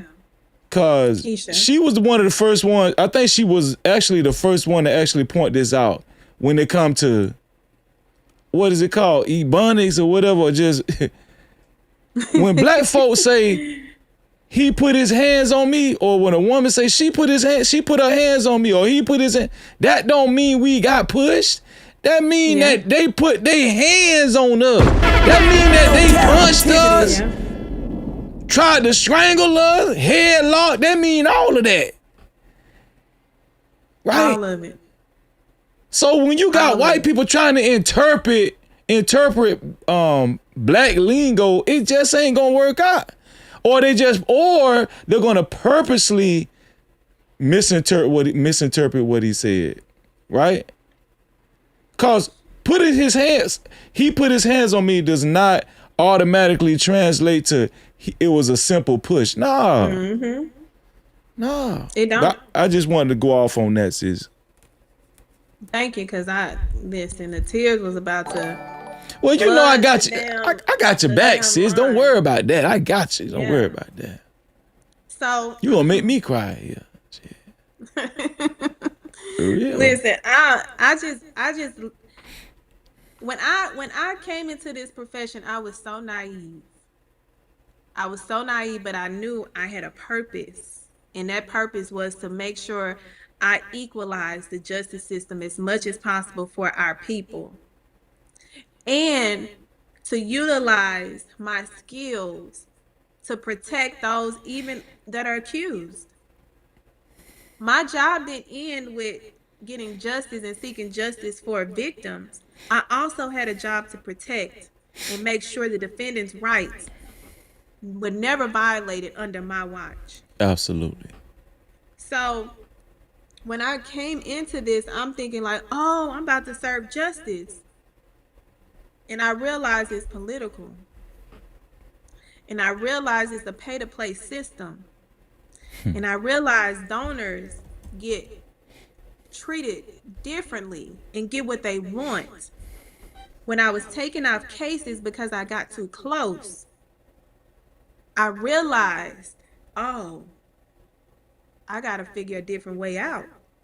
I got to figure out how to get around this red tape because God put me here for a purpose. And although I'm no longer at that establishment, now I get to utilize what I learned, what I picked up, what I experienced to be the voice for people who can't speak for themselves. Mm-hmm. And that's essentially what I took on in this Karmelo Anthony case, because I realized, I said, oh, they about to railroad him. And I didn't know how big, how far, how wide, and how small. But I knew my instinct said, you're gonna have to keep reporting, you're gonna have to keep pushing, you're gonna have to just stay alert.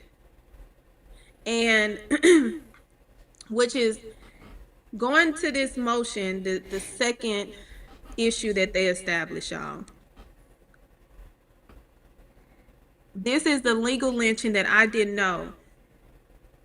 The gravity. I just knew God gave me the intuition to call it like I see it. Regardless of the death threats that I received, the doxing, the people coming by my private address because they didn't like the truth. Wow. But the truth would set everyone free, and the truth was required for Karmelo Anthony. So I'm going to the section. I gotta find it. Take your time. What is it? Now I know it. Oh, here you go. And if y'all happen to download the motion, this second prong, if y'all want to go straight to it, is on page 48. So the second ground that the defense established is the state repudiation of parties' unrecorded agreement limiting character evidence after defense relied on it, coerced the waiver of the defendant's rights to testify, denied him a complete defense, and warrants an evidentiary hearing. Now, I said a lot, but I'm going to break it down for you. Hold on 1 second. And listen, a little later on, we're going to read super caps and cash caps. And shout out to everybody that's been sending support and your comments and stuff. Thank you, Tammy Boyd. As a matter of fact, let me go ahead and do that. I shout out to Tammy Boyd for a $2 super cap. She said, how can I contact this attorney? How can I contact this attorney? Which attorney are you talking about? Are you talking about Thelma? I'm pretty sure. I think Thelma has an email or something like that. Yeah, that I you can have an contact. email. I mean, you can contact me on my Instagram. For one, I have my link tree. The information of how to get in contact with me is in my link tree in the bio on Instagram or on TikTok, or my email is info@tellalawyergroup.com. And we got something special coming up with that particular name that I developed, because when you got a problem, you got to find a lawyer to tell something to. You just don't know which one. You just got to find one. And this case is the reason why I am bringing it back, because we need it. Carmelo Anthony needed to know that he had lawyers within his distance that'll go the distance for him. So it just motivated me to get this development that I initially created in the DA's office, because what I said, I saw what was going on. I said it was too many Confederates that were racist and representing and fucking over Black defendants and Hispanics, that I said, not on my watch. So this particular motion, what essentially happened, is our worst nightmare. It's our worst nightmare, that we have to read. And it's going to keep us up at night, because Carmelo is in a prison that he does not deserve to be in. But his attorney wrapped him up, put him in his arms and his hands, and carried him over to the state. That's crazy. No Cap-tivity. That's crazy. Held his hands out and said, Carmelo, I got you. Trust me. I have your best interest. Carmelo said, okay, I will follow you. I trust you. Toby Shook took Carmelo in his hands and slow walked him over there to the state and said, good luck.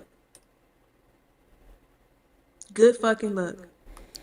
And here's the sad part about it is I didn't have like clear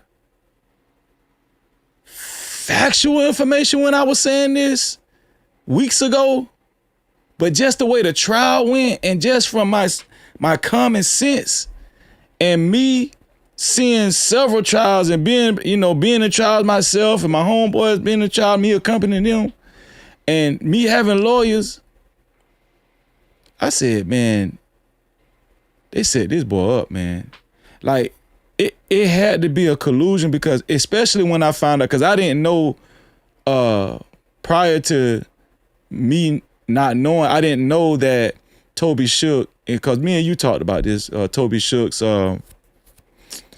his connection to, the prosecution side and how long he worked prosecution, and his relationship with Bill Worski. I said, man, this is a setup, man. Go ahead, sis. I just wanted to say all that. And I wanted you to actually include what we talked about earlier about the video and, all of that kind of stuff too. But yeah, I just want you to do your thing. Go ahead. So what happened was, everything was business as usual. If y'all go back and look at the filings on this case when it was just Mike Howard, what it showed was a competent attorney that was representing his client. Knew what he needed to do, filed what he needed to file, was ready to seek justice at the highest degree. When Toby Shook got on the case, shit changed. Damn. We ended up having a gag order put on the case. Usually defense attorneys will object to a gag order because they want to make sure that the public has eyes where they can't have eyes. The gag order comes in, can't nobody say nothing. The reason why, in my opinion, can't nobody say nothing is because they want to make sure when it's time to execute their plan, what they think is not a paper trail is going to be their biggest demise, because we would never allow a restriction to restrict us from seeking justice for our own. See, that's what they don't understand. Y'all, they get so infatuated with us and try to figure out how they're going to continue to reduce us, but we show up bigger than them. See, when we wake up, we don't have to wake up with the mindset of stealing, taking, reducing, disrespecting. We wake up in the skin that God blessed us in, a skin that they can't take and they hate. So it's quiet. We can't hear anything. We can't see anything. Let's go ahead and fast forward to May, because a defendant has a constitutional right to due process, a fair and just trial process. But they also have the right to hire and fire their attorney when their attorney falls below the standard that's required and creates a conflict, one that they have to disclose. May gets around, we 1 month away from the trial.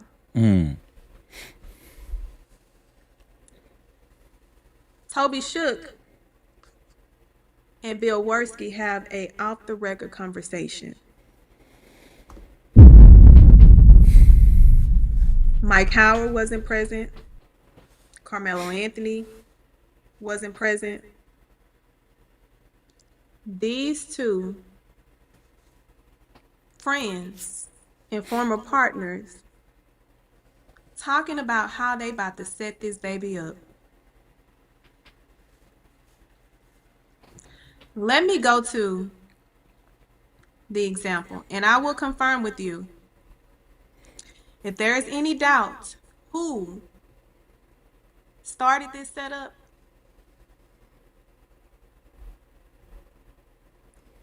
Ask the man that did not write an affidavit that could assist in the motion for new trial. There's only one person that wrote an affidavit, and that's Mike Howard. Toby Shook, where the fuck is your affidavit? This one here for the thug. You mean to tell me this bitch ain't even make an effort to write an effort, and you supposed to be defending your client and you getting paid good money? That's crazy as hell, man. But I got some for his ass. See, I know how to skin they ass, because see, they think they smart when they not. I've created a step-by-step guide for complaints to be filed on they bitch asses. Each and every one of them, from Bill Worski, Dewey Mitchell,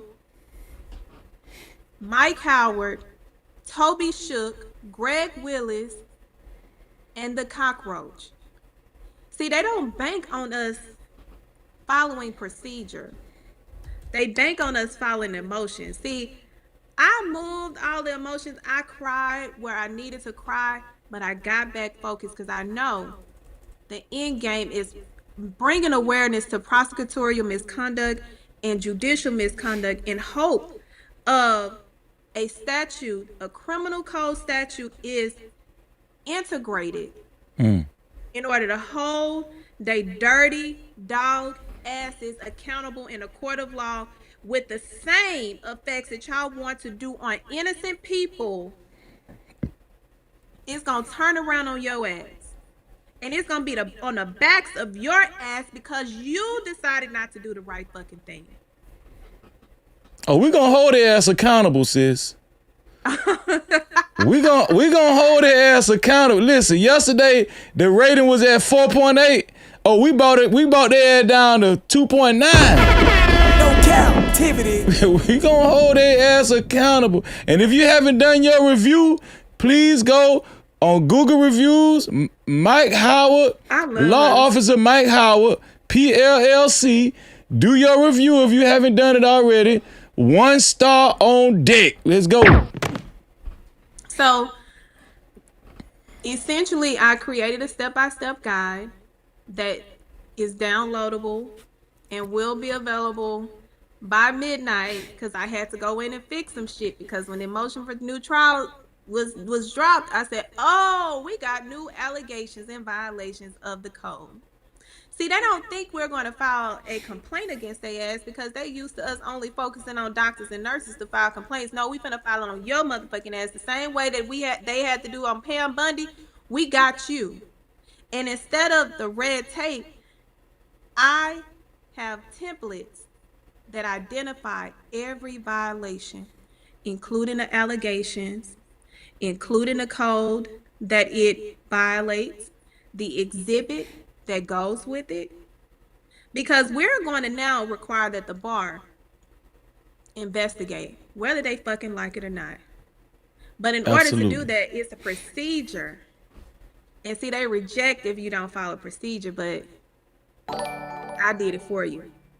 So individuals will have the ability to get access to this complaint because we need everybody to participate. You don't have to be a part of a case or be represented by him in order to file complaints on their ass. You have to be a resident of Texas. When you see an attorney falling below the standard, complain on their ass. Hold their ass accountable. They do not need to enjoy the luxury of this profession when they're out here harming clients. It's time out for that. And I've made it easy so that we can get as many individuals to file these complaints on the behalf of their interests, because you have an interest as a resident. They made it public. So now we about to take them public. They wanted to legally lynch Karmelo. We finna legally lynch their license. How about that? Let's get it. I'm with it. So to gain access, you can go to my website, the BYOB firm, or you can simply go to any one of my social media platforms and my link tree. You'll be able to get it's the first thing. I made sure it was the first thing that y'all saw to make it easy. And it shows you how to file it, where to go, the website, what to include. Oh yeah, you go to shop. If you go to shop, it's right there. And they on there looking as grimy as all get out.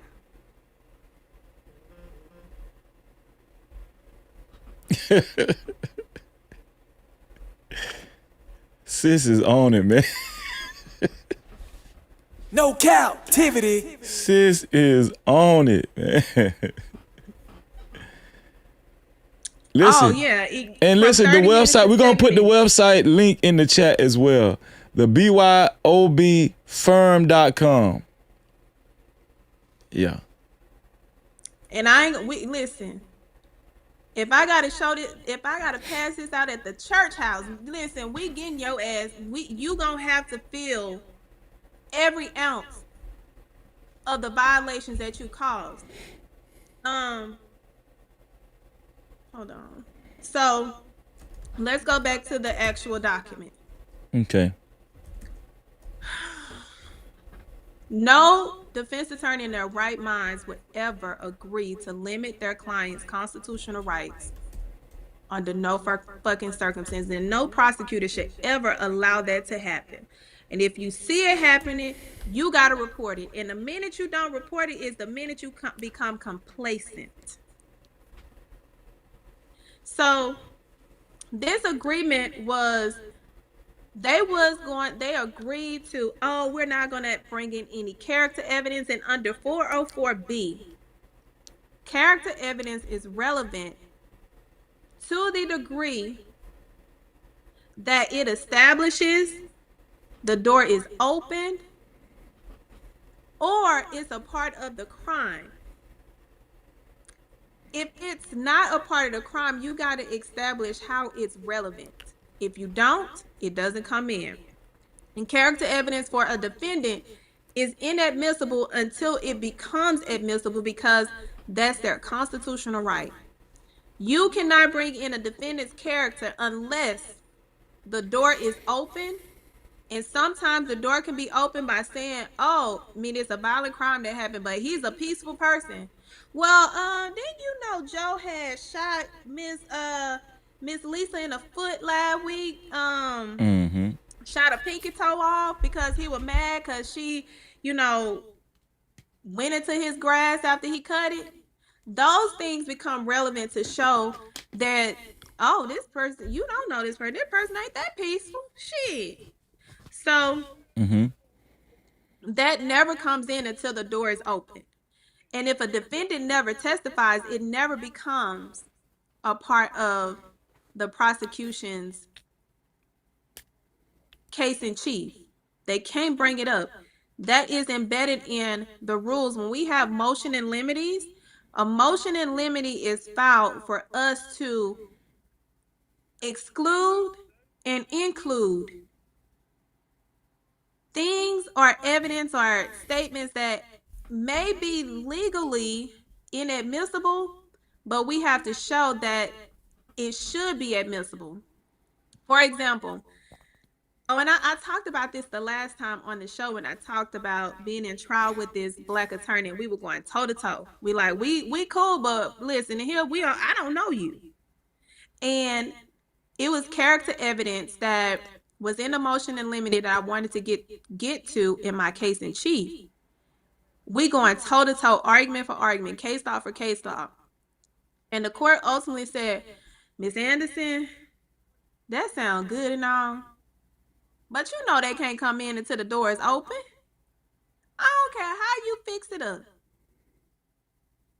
It ain't coming in. I was like, I know, Judge. You right. I had to try. If I ain't trying, I ain't doing my job.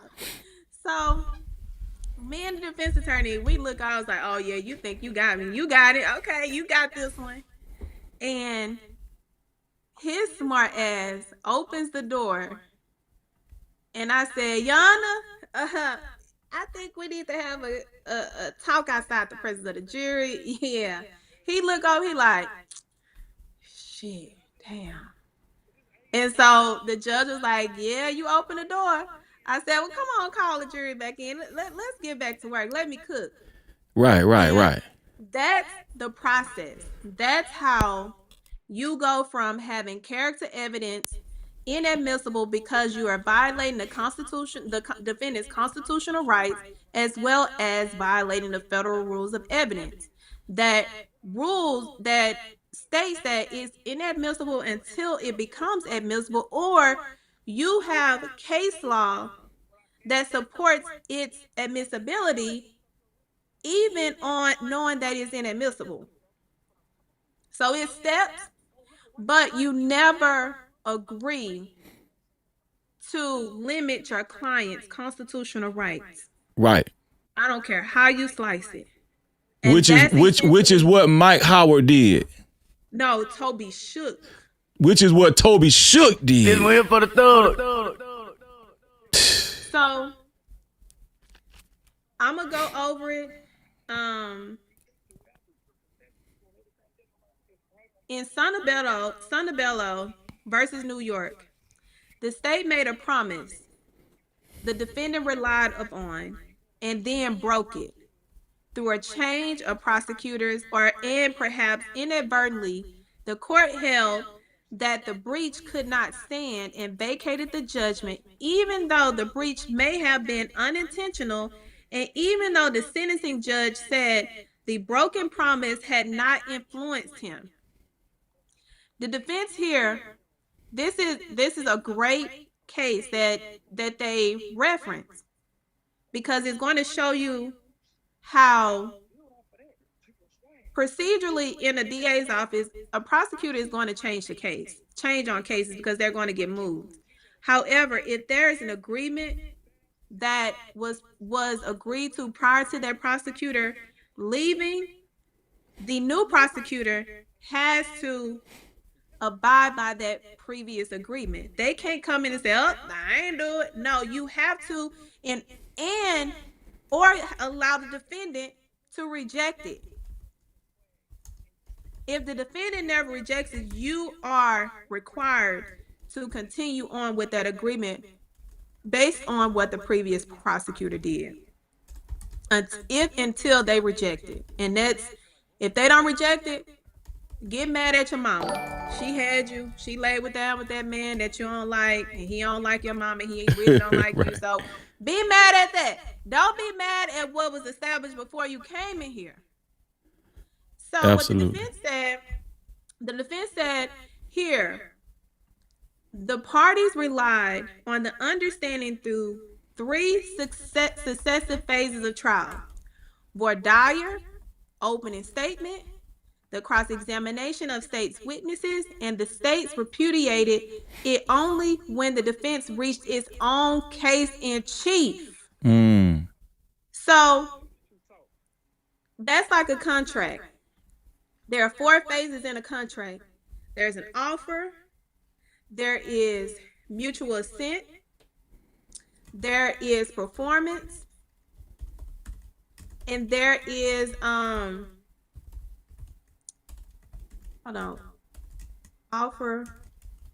the offer, the mutual assent, the performance. It's 4, y'all. It's 4. I can't think of the other 4, but it's 4. It's like a contract. You cannot renege on the agreement when performance is performed. When one person has performed because they relied on your statement, regardless if it's on the record or not, it's always supposed to be on the record, and that's where they fucked them. But we gonna get it back on the back end. So what essentially they said, we went through all this. If y'all wasn't gonna follow the agreement, y'all should have said that. But y'all bitch asses waited until it was time for our case to say, "Oh, it's not on the record." I don't know what you're talking about. Y'all know what white people do. This they Right. pedigree. Absolutely. They are the professional renegers. That's why you gotta hold their motherfucking feet to the fire in paperwork. Because them motherfuckers will lie, and it don't even sound fly. It sound like a fucking lie. They can't even fix it up to sound good. So what essentially happened is they said, based on the case law, required relief, the deliberate mid-trial repudiation here warrants at least a hearing on the grounds requested. So before and during the trial, the state and the defense operated under a unwritten understanding that certain character and extraneous offense evidence would be excluded and would not be offered at trial. In reliance on the understanding, the defense made strategic commitments it could not later retract.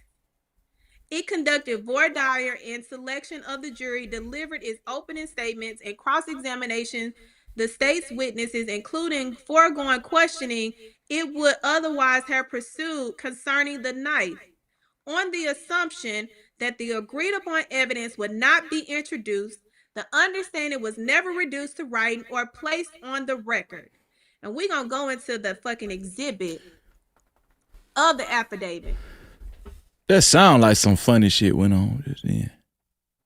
The agreement by its terms covered the defendant's own testimony. So it was supposed to be every phase of the trial, regardless of who case in chief it was.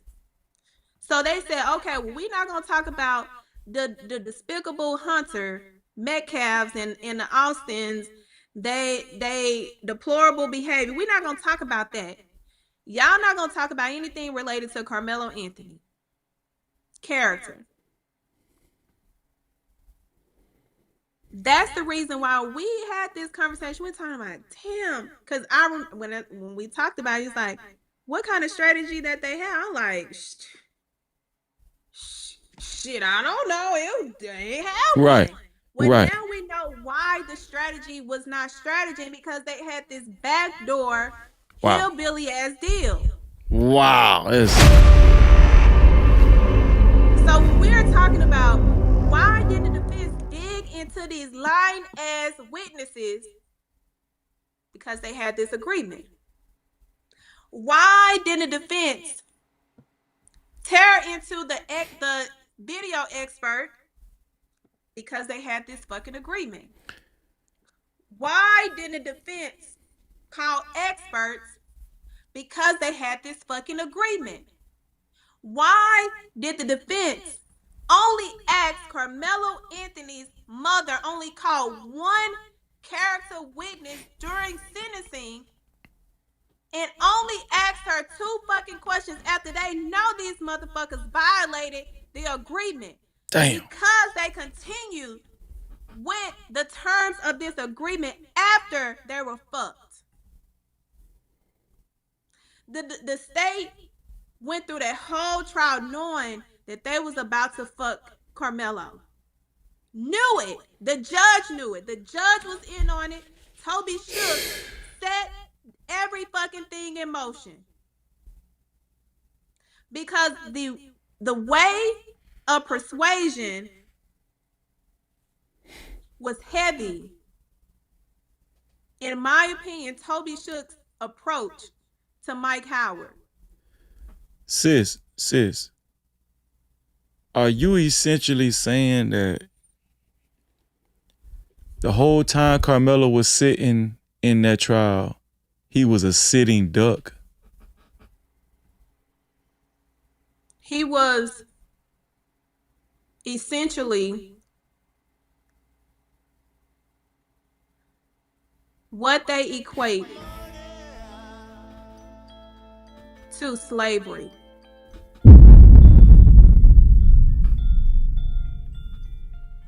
They treated that baby like a slave on a slave trade. Damn. The state had an interest in what they considered their slave, a slave that they wanted to become sweat equity in the prison system. The defense had sweat equity in him being a client because he's providing payment for their services. Yeah. Toby Shook. Hands like this. Karmelo, trust me. Primarily orchestrated from the defense side by Toby Shook, primarily. In my opinion, based in off your of opinion. May 5th. May 5th is what set all this shit in motion.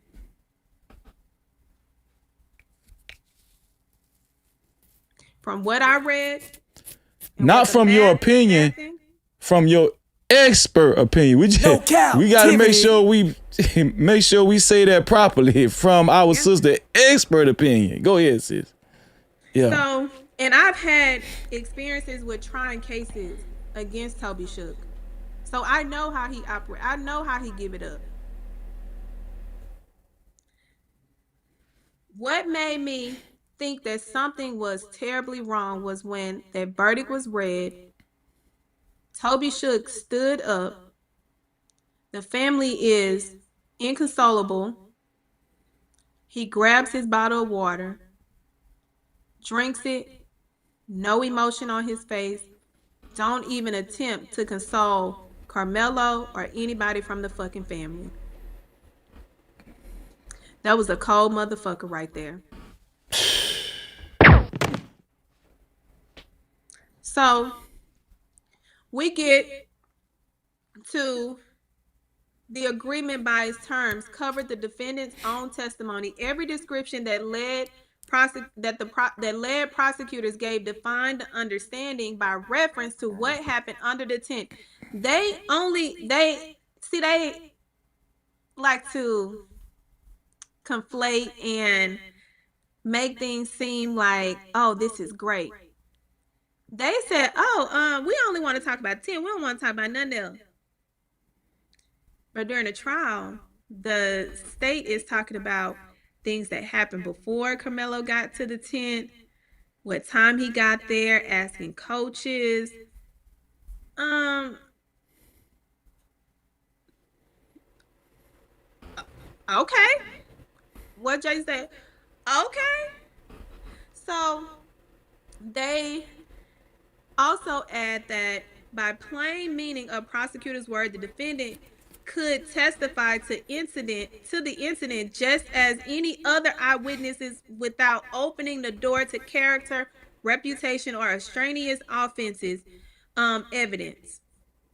In reliance on the agreement, the defense forbode through the state's case from the cross-examination it otherwise would have conducted, declining to confront the state's witnesses, the students who was fucking lying, with their own prior statements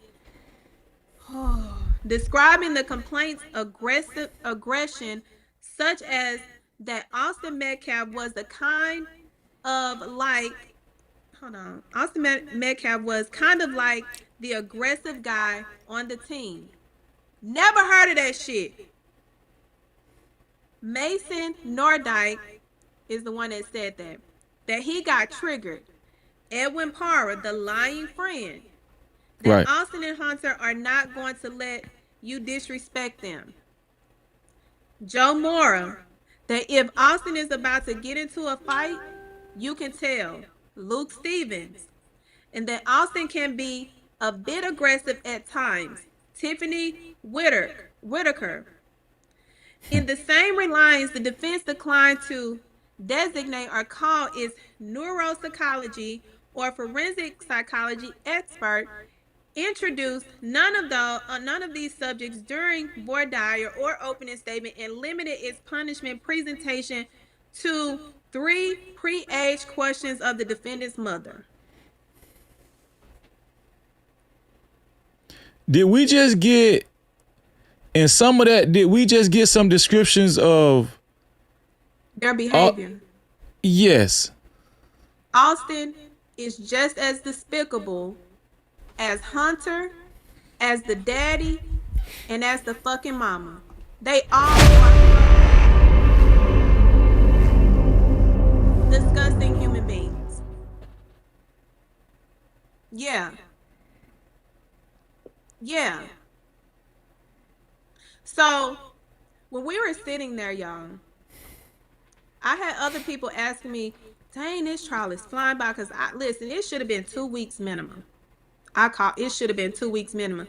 But they were like concerned. A lot of the individuals that were there to be legal observers and also be there to support, I'm sitting there like, well, you got like, they handle a lot of things behind the scenes. Like, we have motions, we take care of a lot of housekeeping, so it can, freely flow. But I'm like, wait a minute, this shit is going kind of fucking fast. What the fuck is going on?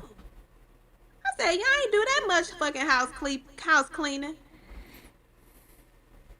So we just saw that the defense relied on a unrecorded, on the record agreement that was not reduced to the initial writing, but we got another way.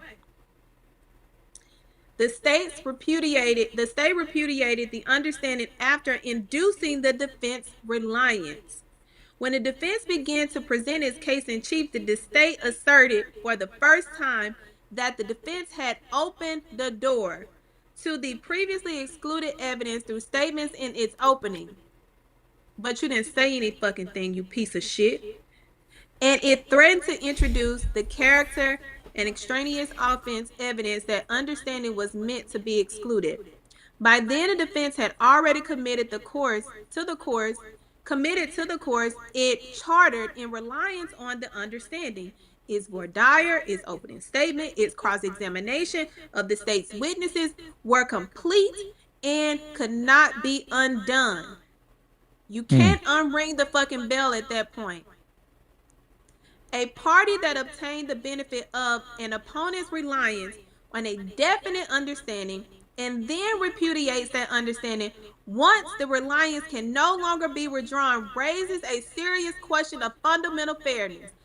That's case law. Where one party performs in a reliance on the other's promise, due process does not permit the promise simply to be disregarded. The prejudice was compounded by the court's response to assess whether the door had been opened. The court engaged in further review and previewing the evidence.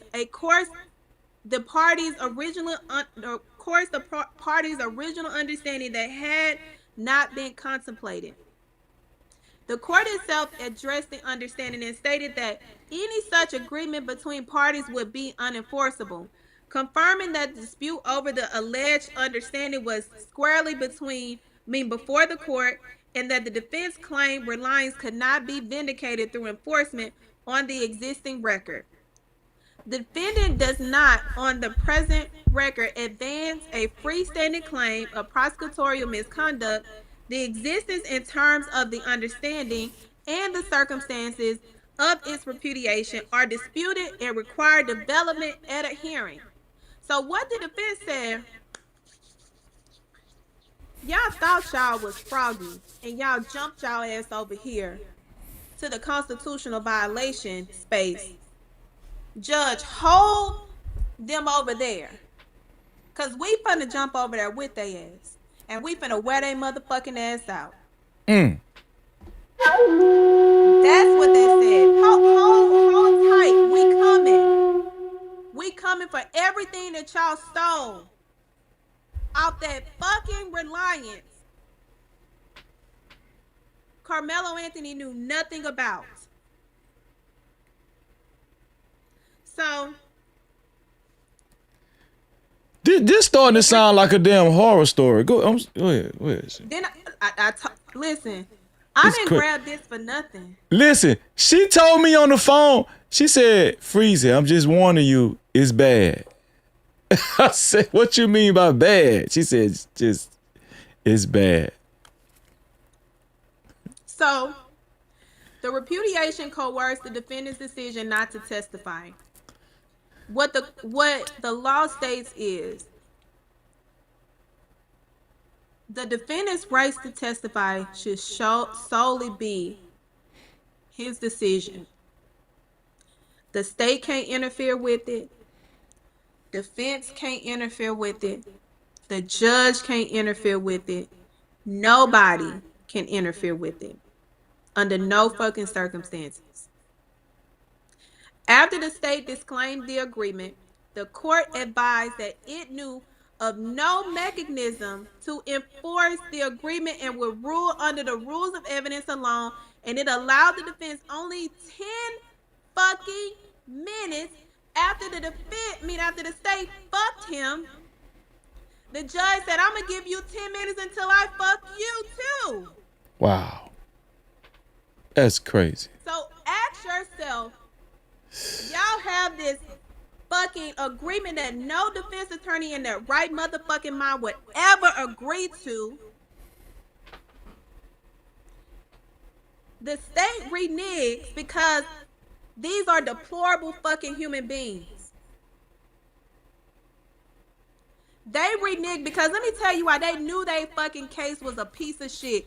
They knew that case was cooked. They knew that once they fabricated that fucking video, they knew that the witnesses was lying and would lie. They knew that they did not introduce the original video, but we know where that fucking original video is now. So you gonna find somebody else to play with, because now we showing up to play with you. And this time, you're not gonna like the kind of play, because y'all don't like this public shit. Lawyers hate the public. That's why I created the public opinion court, because I'm on y'all motherfucking ass. Y'all thought it was safe in these fucking streets for y'all to lay down the framework to discriminate and violate our rights. When we gonna bring you to the front of the public and show you how it fucking feels. And then we're gonna take your ass to the back where the procedures lie, and we're gonna show you how the fuck that feels. See, white people only used to being one-dimensional.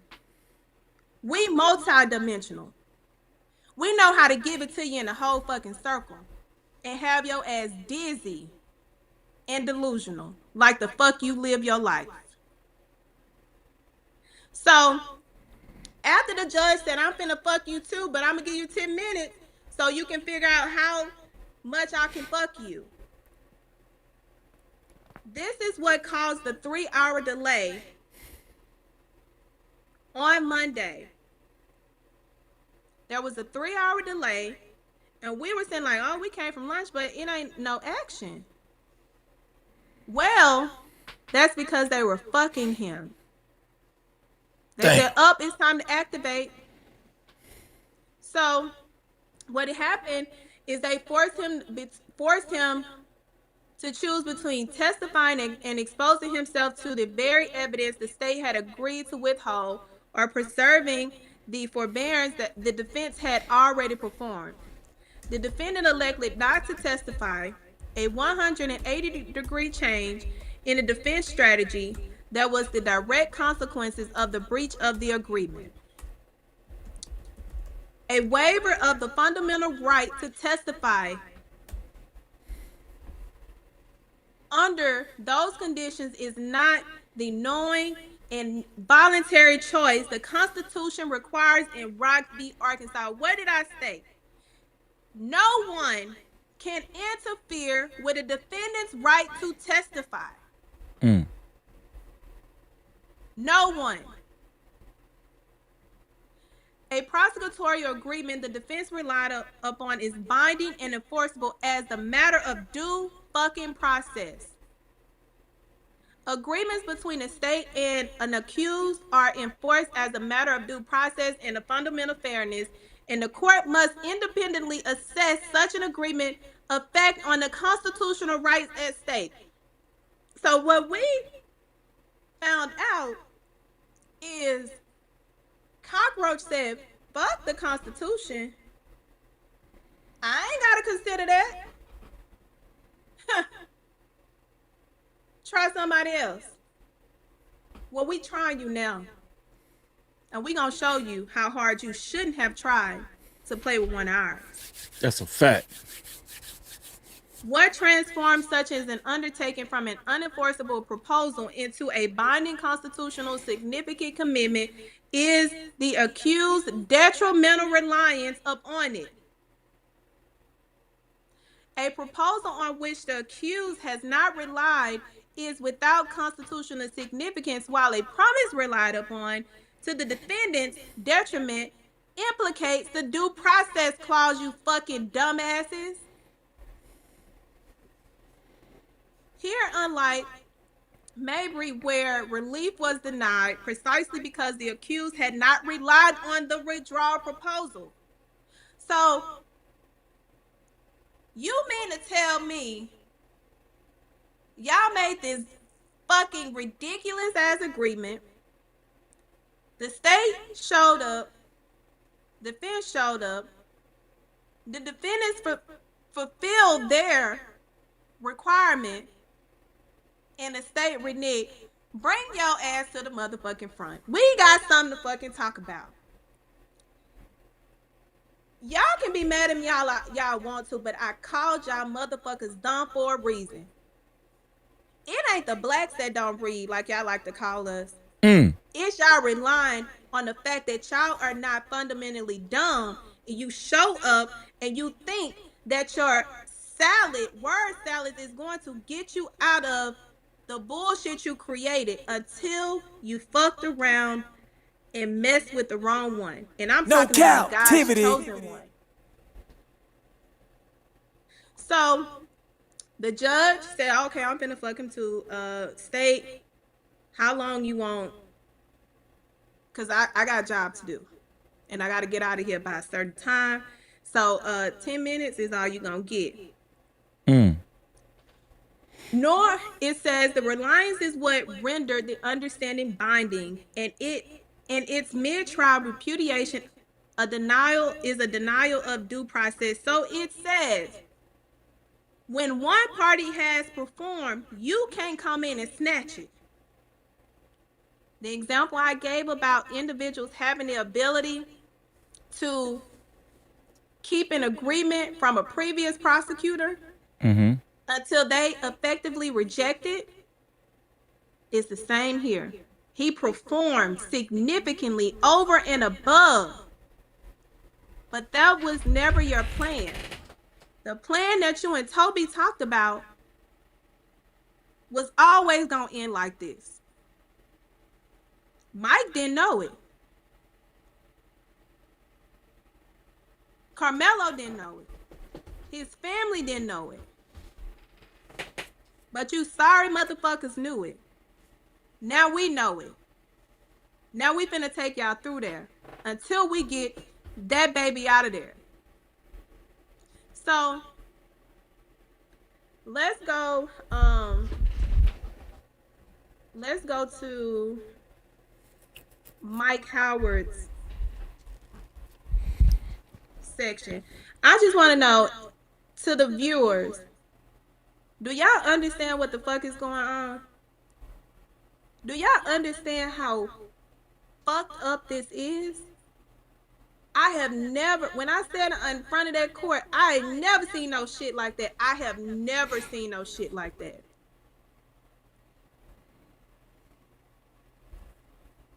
Crazy. So, and I just want to say this before you continue. That means a lot for Thelma, the public opinion court, to say she ain't never seen no shit like that. Listen, do y'all understand? She works in the legal field. And she's saying she never seen no shit like. Do y'all understand how significant this is? I need y'all to wrap y'all head around what's really being communicated to y'all and what we're going over. And shout out to our sister, the public opinion court. Make sure y'all continue to put her link in the chat so you guys can click her link and subscribe. I'm telling y'all need to get down. If y'all aren't familiar with her, which a lot of y'all should be by now, the mods are going to continue to put her link in the chat. Make sure you click her link and subscribe. All right, we need to get her subscriber count up, and we need to send a bunch of traffic her way. All right, but she's already well known, but I'm just saying on the YouTube, we working with our sister, and we backing her 100%. Go ahead, sis. I just had to go ahead and do a shameless plug. I appreciate that. Of course. So I'm gonna go ahead and take y'all on down to the goddamn exhibit of the legal fucking lynching. Because regardless of Mike Howard's conduct that fell below the standards, and I'm gonna tell y'all like this: anytime your attorney creates a conflict that cannot be retracted and cannot be cured or fixed, the law says you must withdraw. The moment they created this gentleman's agreement is the moment they conflicted themselves on Karmelo Anthony's behalf. It doesn't say that you get to play around and figure out, oh, if I really did it. You have to withdraw immediately. You do not get a second chance to cure a conflict of this magnitude. So if you ever encounter a lawyer that it creates a conflict of interest, and it comes in many different ways. Know that they have an obligation, one, to see if there's a way they can cure it, or they should know based on their own behavior it's not curable, and they got to get the fuck off your case with no delay. When Toby Shook got his privileged ass on that goddamn phone with the predator, Bill Worski, and I call him a fucking predator because they had to fucking settle on a lawsuit for the way that those women say that they were preyed upon through sexual harassment and fucking retaliation. The moment he got his ass on that phone and came up with this fucking ridiculous agreement is the moment he created a fucking conflict that was not curable. And every day he stood and stayed his white ass on that goddamn case was the day he continued to violate Karmelo Anthony's constitutional rights.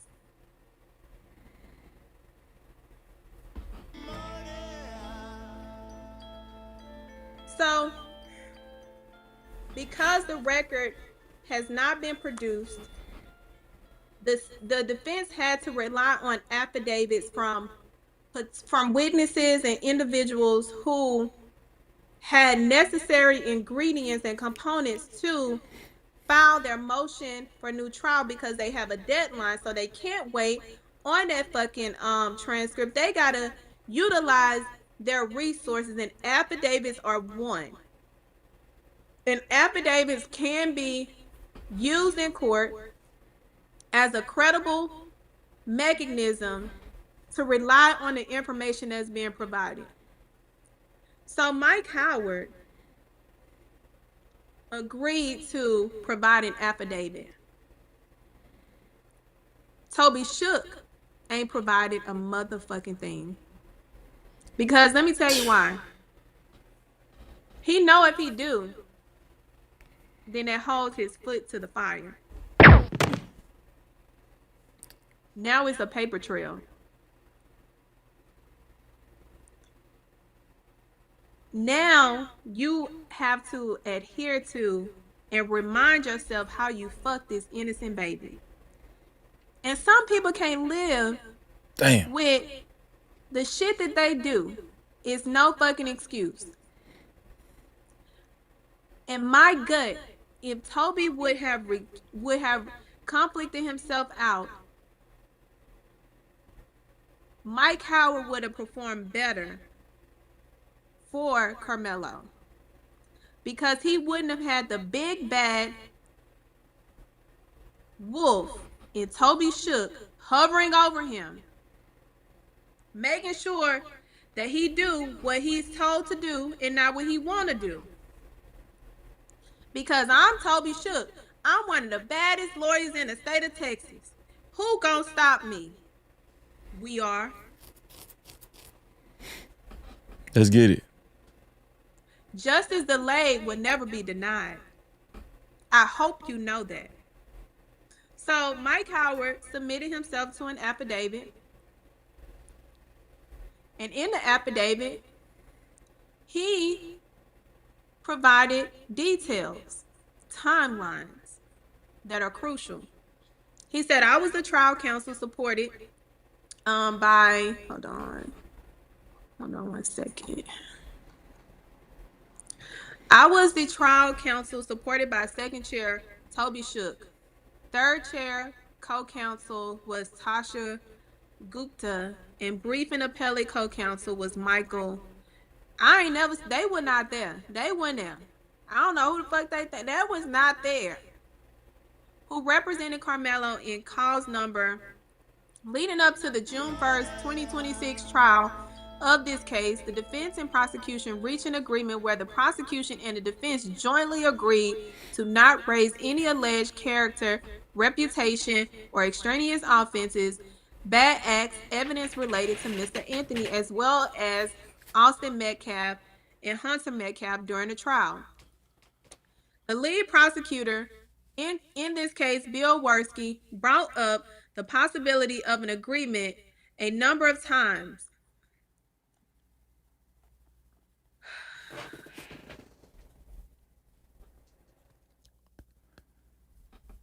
Take your time, sis. You see how white people don't like to take no for an answer. So, when mentioning a proposed agreement, Mr. Worski proposed that we try this case clean. Ain't nothing fucking clean about violating my client's rights. We finna get dirty. We going to the fucking dirt behind my client's rights. You don't get no fucking cleanness. You brought this fucking case. You try it on the fucking merits that you say exist.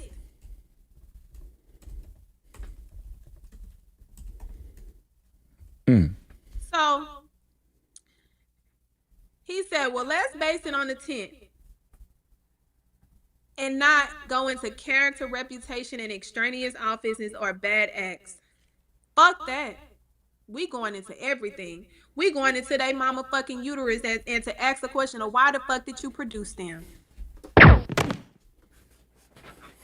We going into every fucking thing. Ain't nobody off limits. On October 5th, 2026, Mr. Toby Shook and Mr. Worski discussed this proposed agreement by fucking phone. So ask yourself this. If Mike Howard said that this predator continued to ask the same question and wasn't getting no fucking results, he go to the man that he can put the plan in order. His main man, Mr. Shook. So, during the phone call, Mr. Shook and Mr. Worski discussed the evidence of character, reputation, extraneous offense, bad acts as applied in both the Metcalf twins and Karmelo Anthony. Now, Chet, ask yourself, why was they so fucking invested in nothing bad coming in about these deplorable ass twins? Because it's bad shit that they do. Yeah. So, Mr. Worski reiterated that he would be happy. Of course, your predator ass would be happy to screw somebody else because you didn't get to screw them damn women because they took your ass to court. This without getting into character at all, just on what happened the day of the track meet. On May 8th, see, y'all see how he's persistent. He's persistent, consistent in order to lynch this baby. May 8th, the defense and prosecution teams met in Collin County grand jury room. The prosecution team gave us a document entitled State's Notice of Intent to Use Extraneous Offenses. We gave them a document entitled Anthony's Motion in Limine regarding the admissibility of pertinent character traits, evidence on the ambiguous aggressor rule, and evidence under the Texas Code of Criminal Procedure. After tendering to each other our respective extraneous filings, briefings, we then discussed the proposed agreement, with Mr. Worski referred to as the fucking gentleman's agreement. Fuck your goddamn gentleman's agreement. This is his life. You ain't no fucking gentleman. You are a demonic waste of human life. If you are going to utilize a fucking... Who plays with people's fucking freedom more than white motherfuckers? Who plays with it? So let me explain what these documents are that is required. Whenever there is a case that is going to trial, the state has to file a motion in limine they have to file if this person has character issues or a criminal history, something that they feel is relevant and can and should come in outside of the judge's ruling. I mean, on the side of the judge's ruling. The judge has the rule on it. If they don't file and give the defense notice, they lose the opportunity to bring it in because there's a deadline. Mm-hmm. The defense also has the ability to file a motion in limine, and that is basically saying at the court, like, hey, I want to bring this in. I don't want them to talk about this. We got to have a hearing so that we can make sure excluded, included, what included. So this is what they essentially provided to each other. But last I fucking checked, you got to file that with the goddamn court. That what I might not be the brightest bulb in the ceiling, but I know goddamn well you supposed to file that with the court. Not give it to these motherfuckers. They can get a copy of that on the fucking portal. So they said the agreement that they discussed, both sides tried the case without character, reputation, extraneous evidence for either the Despicable Twins and Karmelo Anthony, and just try the case based on what happened under the tent. That would be cool if you limited. It's not against the law or rules to limit testimony or a case down to the actual event of where it happened. Mm-hmm. That is perfectly fine because that allows for both sides to focus on that particular issue and not bring all these other things in. Because the one thing I used to tell the jury all the time is your job is to focus on the elements and that the state meets its burden. The defense job is to confuse the hell out of you. They can bring in everything to muddy the waters. So when you have the ability to say, okay, well, let's just focus on this. Cool. But you're not going to limit my client's constitutional rights. We're going to get dirty still. I'm going to turn you every which way loose in this court still. We're going to talk about them despicable humans still. Absolutely. Absolutely.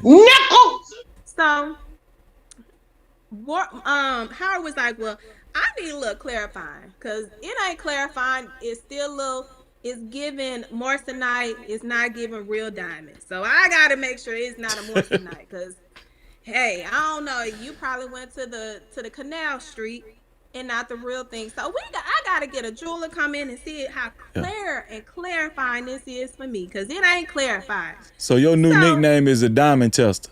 Okay. I got you.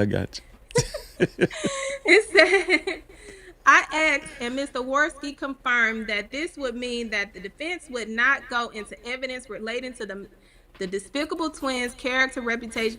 Every bad thing that should have came in against them did not, as well as racism.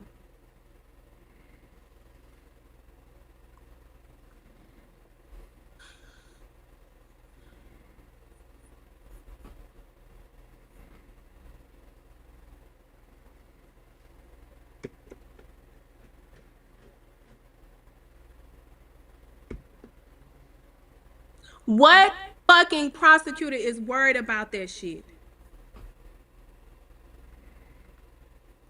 Black people gotta wake up and deal with racism every fucking day.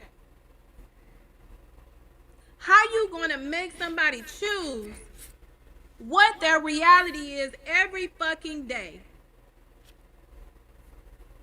We didn't ask for your sorry ass ancestors to discriminate, to kill, to sell, to steal, to beat, to rape, to degrade us. So you do not get the fucking opportunity to tell us what is gonna be limited when y'all bring it to our door every fucking day. Let them know. In exchange, the prosecution would not go into character, reputation, and extraneous offenses of Karmelo Anthony. Let me tell y'all something. In a case, you do not get to pick your facts. You have to marry the good, the bad, and the fucking ugly. If you can't handle, you need to get the fuck out of the fucking kitchen. Because there is somebody out there that is better than you, that understands how to navigate regardless. That's why anytime I tried a case, if it was worth trying, I married the bad shit and I would identify it, because that's how you build trust in your jurors.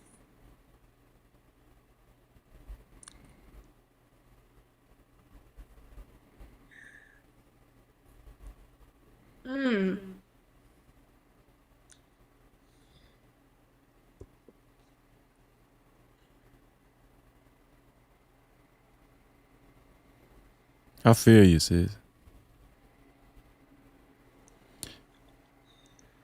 And I can feel, I'm going to tell you what else I can feel, how much respect you do have for the legal process, you know.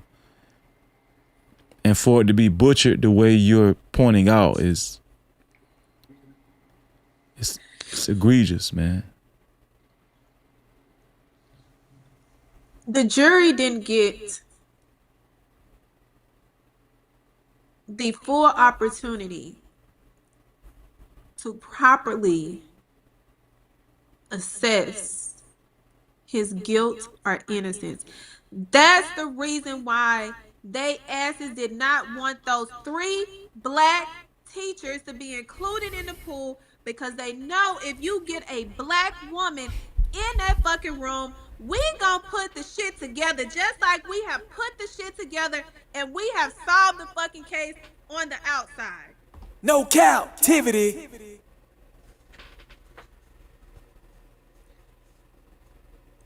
It all makes sense now, even when it's not supposed to. So, let's see. So the evidence that they proclaimed or claimed, they said, inclusive content of Karmelo Anthony's cell phone and school disciplinary records. At this meeting, I saw clarification on how this agreement would work, particularly, practically, specifically, how to handle the possibility of opening the door to evidence from either side. During the meeting, Mr. Worski repeatedly expressed his concern that the defense would kick open the door by asking questions that witnesses would devolve into issues restricted by the agreement. I asked about specific statements made by witnesses interviewed by police and captured on the day of incidents, where those witnesses discussed, oh my fucking God, y'all. There's more fucking video.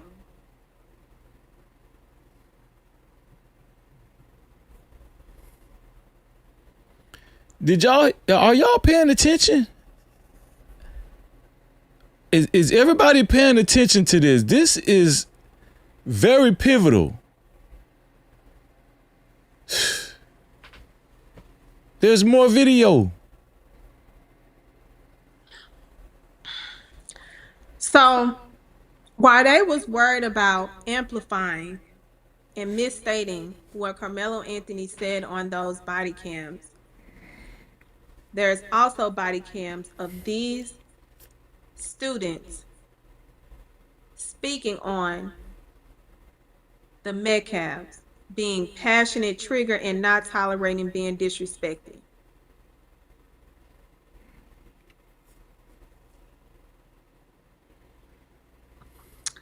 Mr. Worski eventually agreed that questions narrowly tailored to acts about specific statements witnesses made to police about the incident under the tent on April 2nd, including statements just described about the mindset action of the parties involved in the incident, would not constitute kicking open your own door. and thus would not violate the proposed agreement. During this meeting, we discussed the terms of the agreement being that testimony from eyewitnesses from under the memorial tent on April 2nd and who was discussing the facts of what happened under memorial tent would be permissible, and that either side would go into character, that neither side would go into the extraneous of the despicable twins and Carmelo Anthony. During this meeting, I also asked about the agreement regarding the possibility of the defense calling experts. The prosecutor only discussed how the agreement would apply to defense experts during the sentencing phase.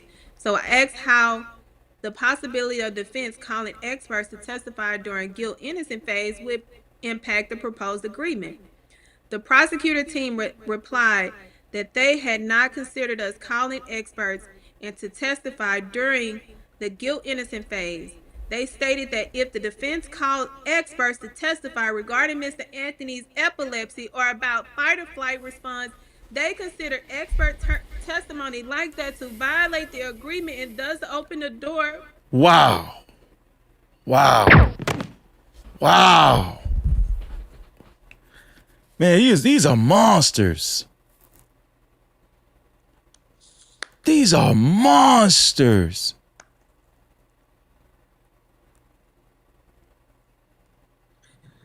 Says you gonna get me a man.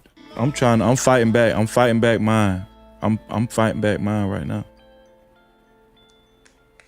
They didn't give a damn about this kid at all. They just had one agenda, man.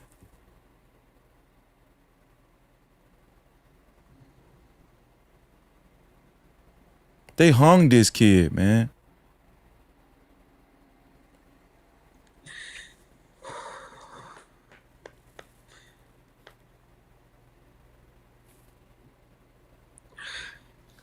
Do y'all not know his daddy feel like he failed his son, not knowing that they were setting his baby up?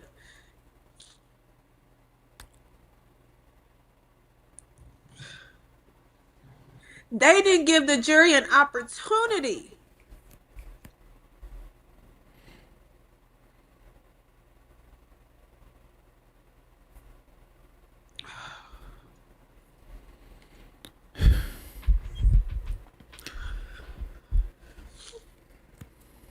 On May 11th, Worski, Dewey Mitchell, and let me tell y'all something about Dewey Mitchell because he's not talked about it enough, but my complaint includes him because Dewey Mitchell was the over the misdemeanor division when I got hired at the DA's office. And I thought highly of Dewey. Never said and saw the things that I saw in his case. But what I do remember is he left the Dallas DA's office because we had a no subordination rule that supervisors could not have relations with their subordinates.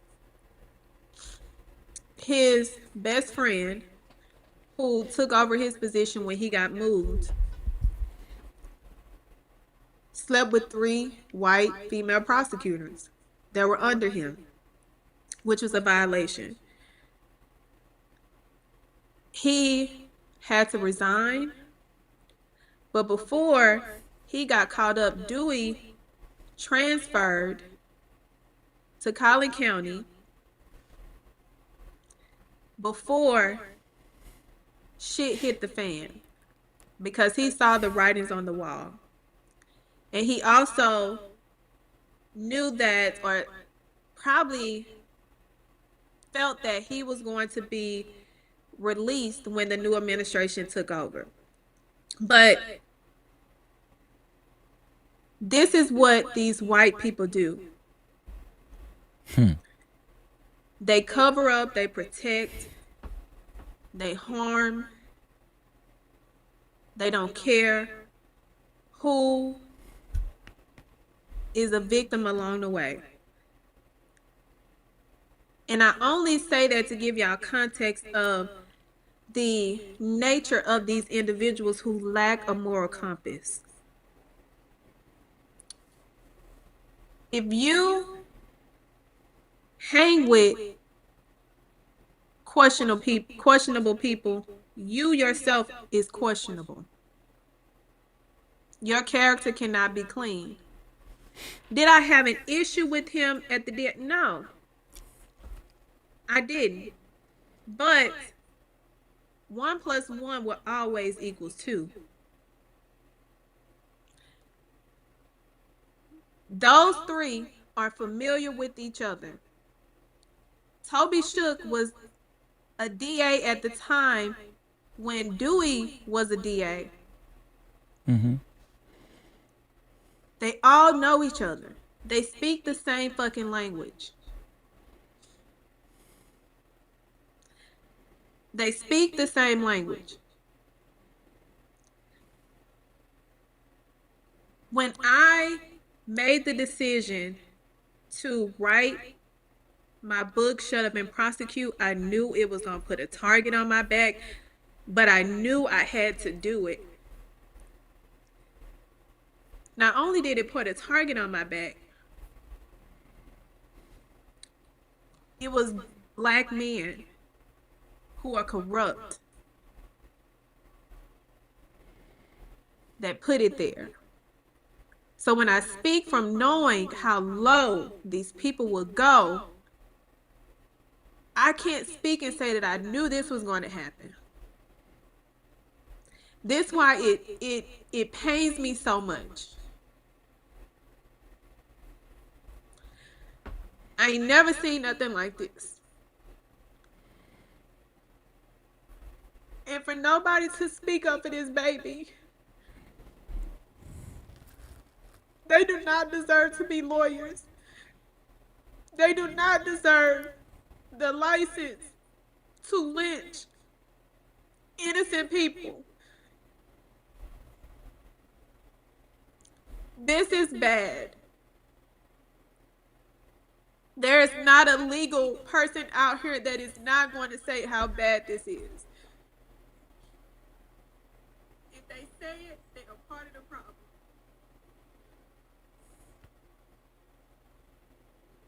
I discussed the proposed agreement by phone. I informed the prosecution that we had an informal agreement on a proposed agreement, but we need to have a final conversation with Mr. Anthony and his parents to confirm their final agreement. During the phone conversation, Mr. Worski confirmed that the agreement would extend to sentencing phase of trial as well. Mr. Worski said that Mr. Worski said that would mean that in accordance with the agreement, the prosecution would quickly rest its sentencing case in chief without going into any of the allegations listed in the state's notice.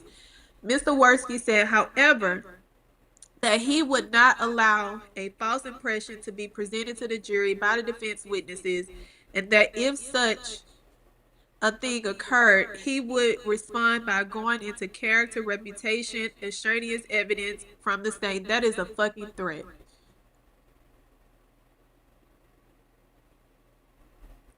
The state does not get to dictate how a defense puts on their case. This is a threat.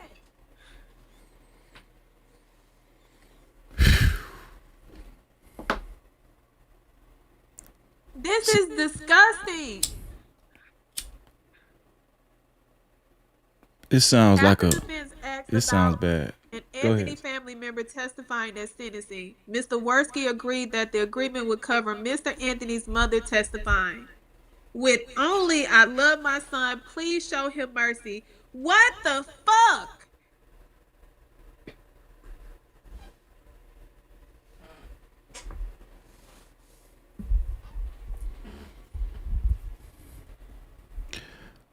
We told y'all this was going to be an emotional live stream. So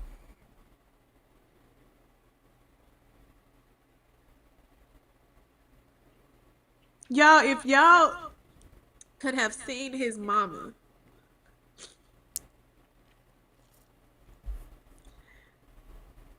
His mama died on the inside that day.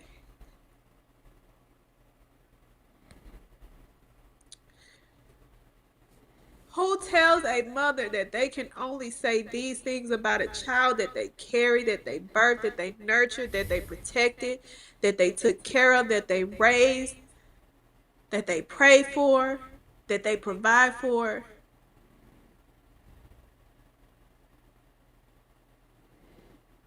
How do you restrict a mother at a time like that's? Hey.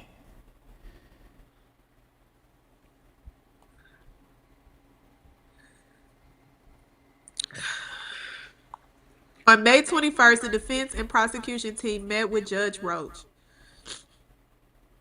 in his chambers. During the meeting, both sides explained the agreement to the judge, describing it as both sides agreeing not to go into character, reputation, extraneous as it applies to both sides, both guilt, innocence, and sentencing phase, as long as no doors are open or false impressions given. We agreed to the best way to document such agreement would be for the defense to draft and file the motion in limine, applying the character, reputation, extraneous applicable to all witnesses. But if made public, would not trigger reporting in the media and about bad acts evidence specific to a certain witness, thus endangering a fair trial. On May 21st, I drafted the motion in limine as described above and sent it to Mr. Worski by email. It was hand delivered to the judge on opening day of trial. The defense understanding of the agreement. The defense understood the agreement with the prosecution to cover all witnesses who could be called to testify by either prosecution or defense about the incident that occurred between Anthony and the... Hold on. Hold the fuck up. So this... They keep saying the Metcalf twins, not separating them. So this is confirming that it was 2 versus 1.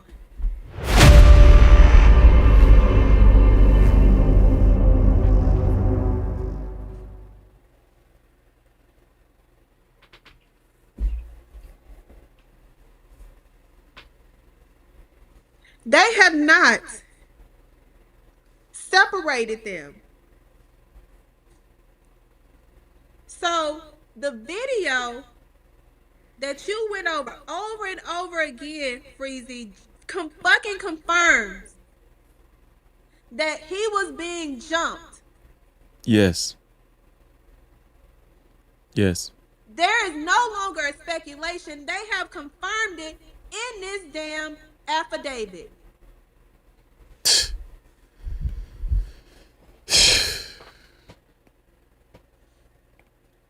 I don't know what to say.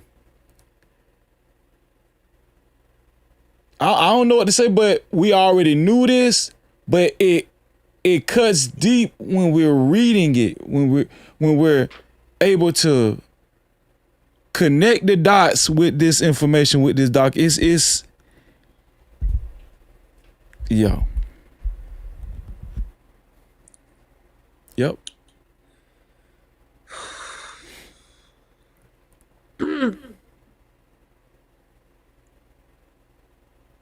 I hope the Black Coons and the House Ninjas watching too. And dear motherfucking house niggas. Yeah, motherfucking house niggas. I don't think everybody else don't want to be no motherfucking house nigga like you. Give ourselves enough credit for holding court and holding space for how we have exposed, investigated, uncovered, picked apart, collaborated on seeking the truth in what happened to Karmelo and how could this happen. If it wasn't for us, the independents, The ones that have to do it with no backings, be consistent, lose sleep.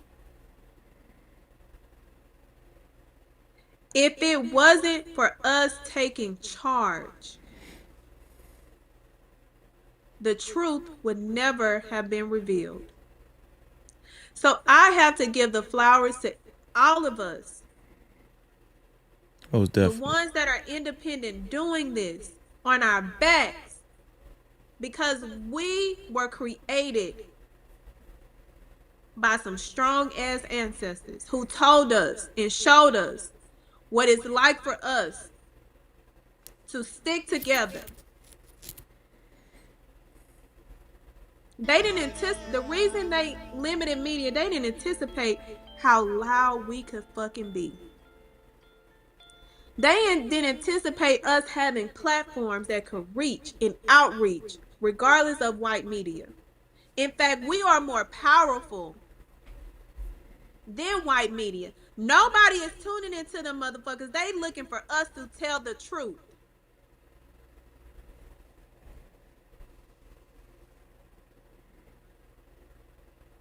If it wasn't for us knowing something was fucking wrong and speaking out and not being afraid of what comes with it, because a lot came with it. We have been targeted. We have been investigated. We have been doxxed. We have been reposted, said despicable things, but we would never break.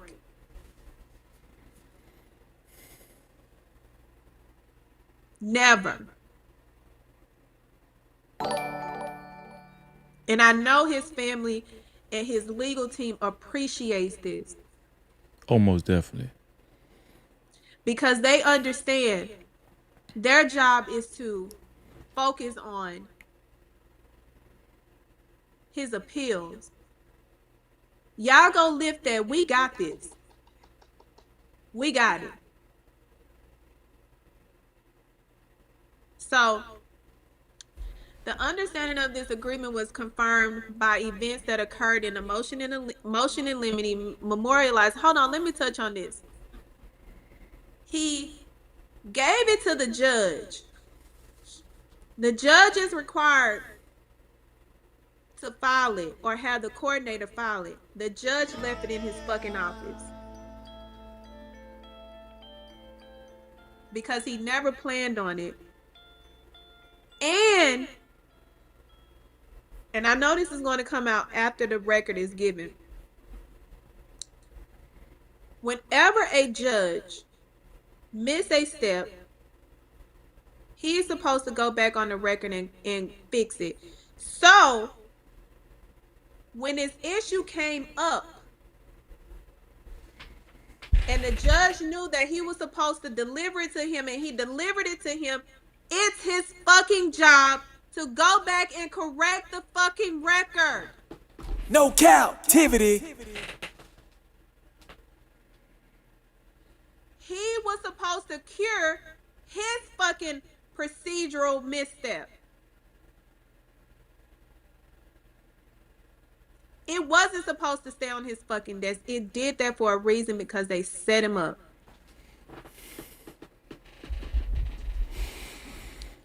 On May 29th, after a meeting with Judge Roach, the prosecution and the defense to discuss the trial security would be held, and the parties discussed the timing, the state's case in chief, and when defense case in chief would start.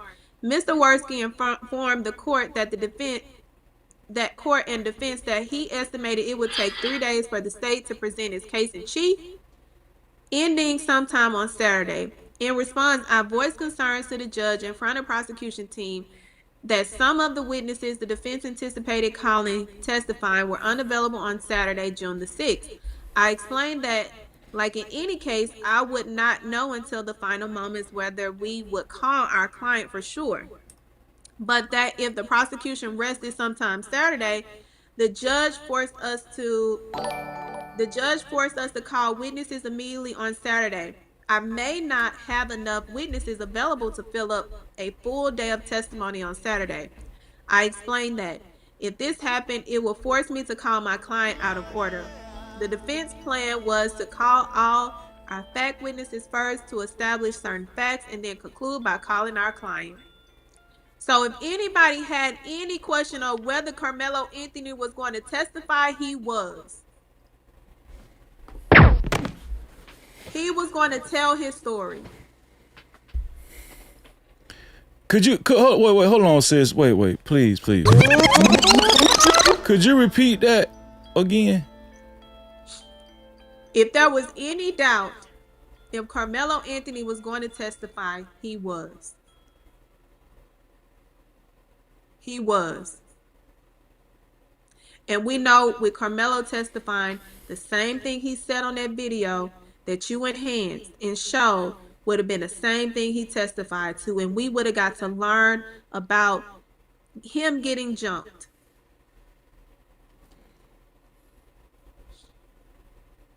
Yeah. So on Friday, June the 5th, the second day of testimony in the state's case in chief, I checked in with Mr. Worski about how he was proceeding and whether he would end up taking more or less time to present his case in chief than he initially estimated. Mr. Worski informed me that he was moving more quickly than he had initially estimated, so the prosecution was on track to rest its case in chief midday Saturday, which they did because I was there. Actually, they rested it before, because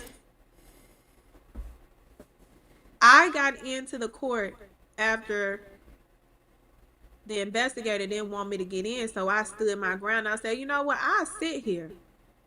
I got to the location at 4 o'clock in the morning because that's how important it was. I said, oh, you gonna limit their ability to have who they want in a courtroom? Okay, cool, but I'm still gonna show up. And Mr. Anthony was like, listen, afternoons, spots open up. If you stay long enough in the afternoon, a spot gonna come up. I said, stay less. Their case in chief started on that Saturday. And that's when they called Eddie Lion Para. Well, no, Eddie was on the stand before the state closed their case. That was one of their last witnesses. So Mr. Worski informed me that he was moving quickly. I brought up the fact that several defense witnesses were unavailable on the Saturday if the judge proceeded with his plan to force the defense to call witnesses immediately upon prosecution resting in order to have full day of testimony on Saturday. We might be forced to call our client out of order. This time I did not preface this statement with the prefugatory.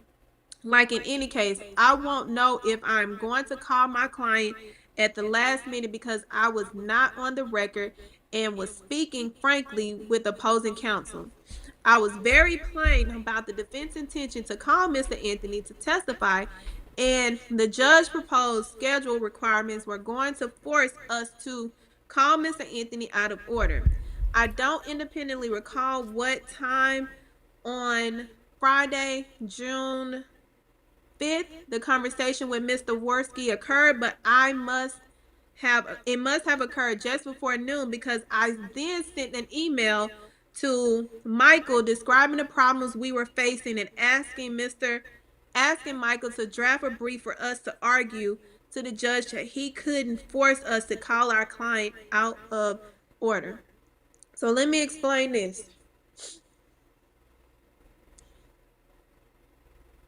A judge cannot rush you to try your case.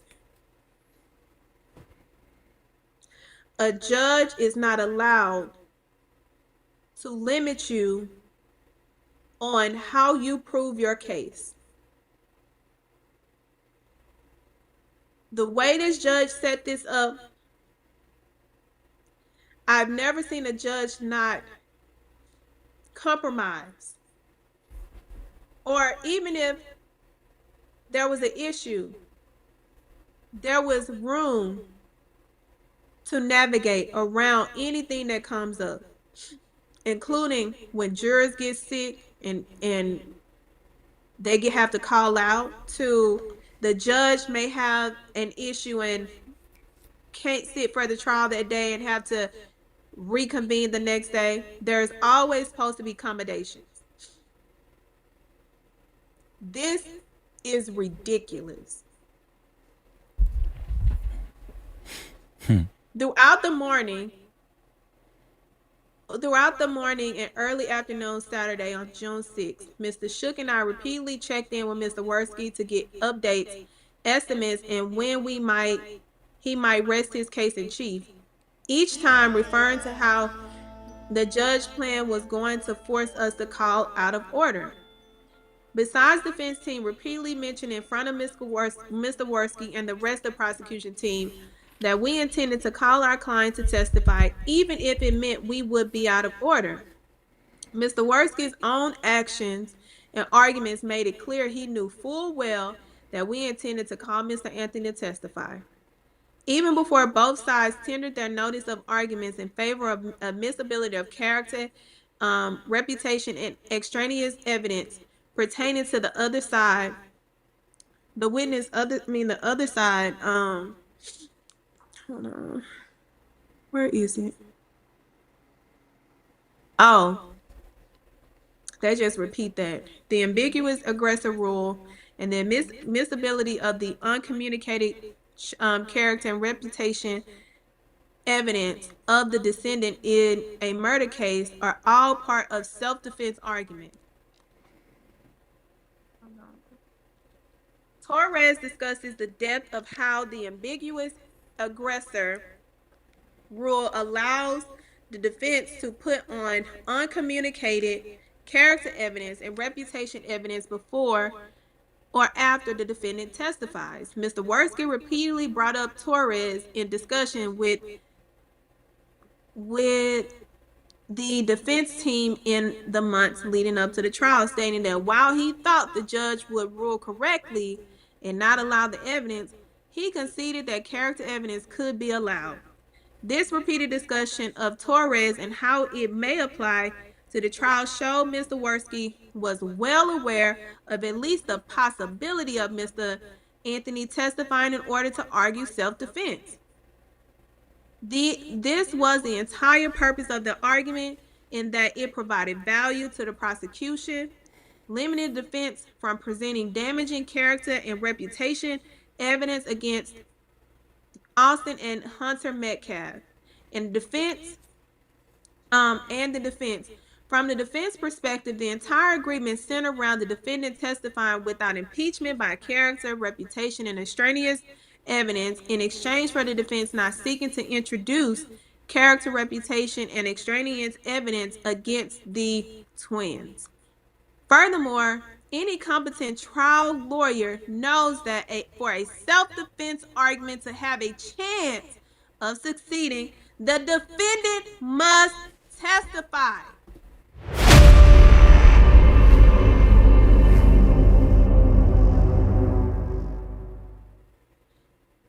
We had these questions of why Karmelo didn't testify.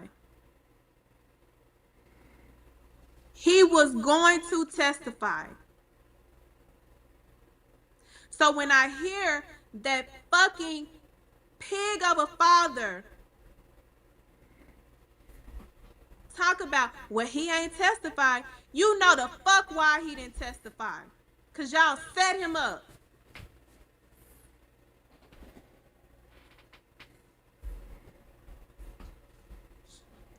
Mr. Anthony, for all the reasons, the defense always understood the agreement included Mr. Anthony's testimony free of impeachment, character, reputation, extraneous offense, bad acts, evidence. Just like every other witness, either side could call and testify about what happened under the intent. Now we're going to talk about what they relied on. This is bad. Throughout the trial, the defense revised its trial strategy in reliance upon the agreement.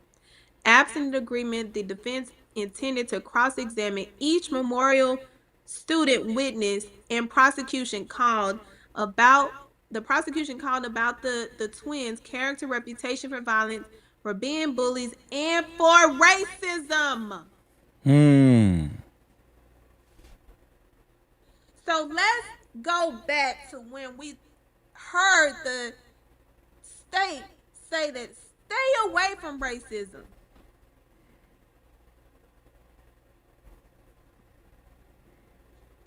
They had proof.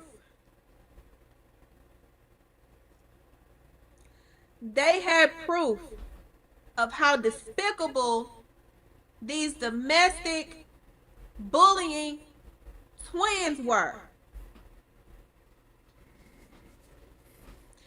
The apple never falls too far from the tree. The daddy is a racist, and the mama ain't too far from fucking behind.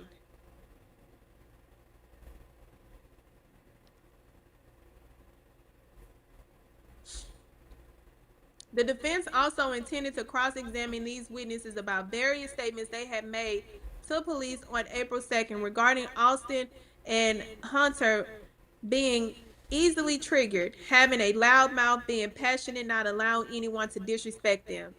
Some specific examples include Austin was a really big guy, and he's kind of like an aggressive guy on the team. Austin got the same way that he got during the altercation. Oh, wait. Hold on.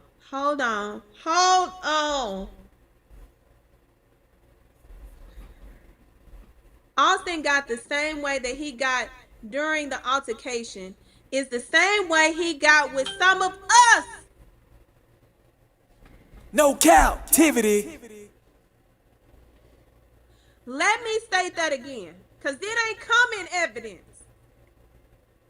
So you mean to tell me one of the witnesses for the state has had experience with these despicable twins doing what they did to Karmelo?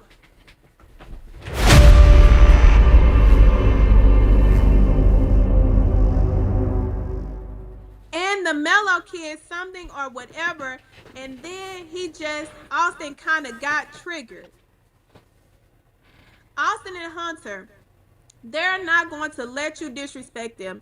And Austin, he's like a big guy, so nobody really wants to fight him. Austin is really passionate guy, and Jose told police that Austin's history of fighting and almost getting kicked out the football team for fighting.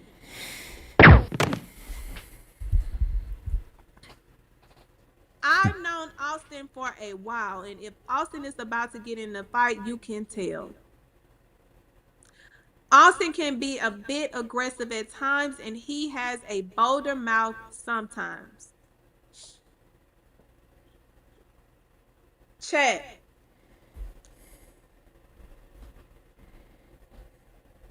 If this was presented like it was supposed to, there is no fucking doubt that Karmelo would not have had a better chance, because in self-defense, the body composition matters. Who's the aggressor and how they are being aggressive. These lying motherfuckers have confirmed Carmelo Anthony's fear for his fucking life, because they have also feared these pieces of shit.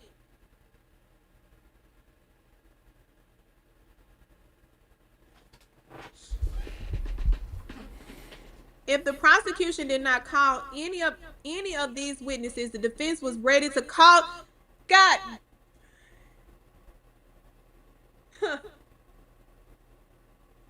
I tell y'all, we were sitting in that courtroom like, what the fuck is going on? What? Because it is understood. Right. that if the state does not call a witness that is a fact witness, the defense is gonna haul your motherfucking ass in there to protect their client and make sure that their client is properly represented. Absolutely. Absolutely.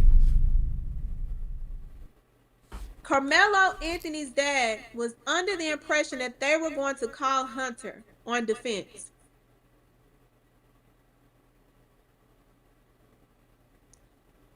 For the life of me, I don't know why he wasn't fucking called. In good faith reliance on the agreement. Hold on. Oh, the defense intended to question Memorial High School teachers about the twins' disciplinary history contained in the school's record, which corroborated that character for violence and bullying. And finally, the defense intended to elicit testimony about the twins' arrest for racist graffiti.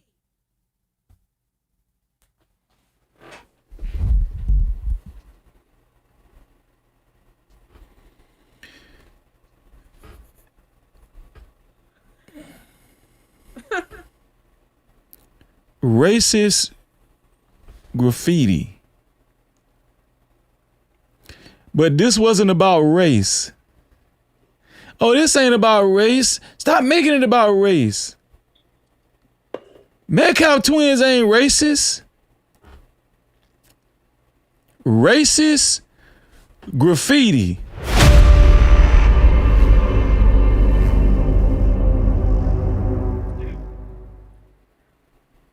The defense limited its questioning of witnesses about statements they had made about Metcalf twins that had been deemed to be allowed under the agreement in abundance of caution to avoid opening the door. Furthermore, because the prosecution had made it very clear that the defense calling psychology-related experts would open the door, no the fuck it would never, reputation and extraneous evidence pertaining to Karmelo, the defense chose not to designate any experts and ultimately chose not to call a witness, the neuropsychologist, to discuss how Mr. Anthony's epilepsy impact his perception of the fucking threat.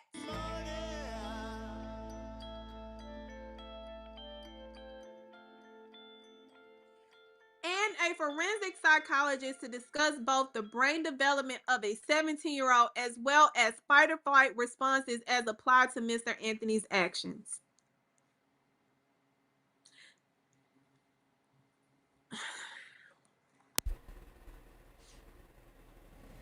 As a result of this revision in defense strategy, the defense did not go into those subjects during voir dire or opening statements, which, without such an agreement, the defense would have explored these subjects during voir dire and would have introduced these topics during opening statement.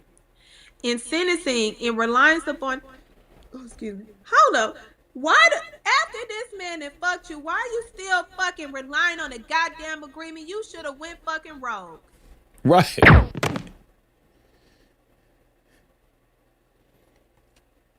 When you fucking knew he was not going to agree to the fucking gentleman's agreement,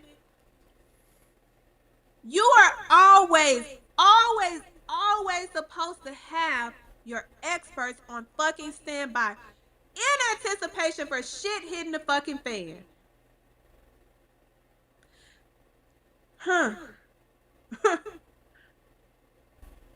That's not a fucking excuse. But it explains to me that when he realized that the state fucked him, the judge fucked him, the person sitting next to him fucking him, he had to continue with the agreement to protect the record based on his reliance.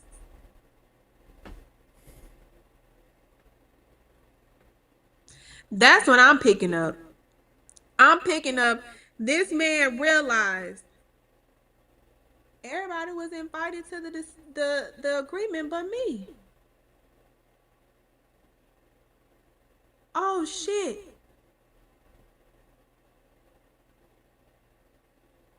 Fuck.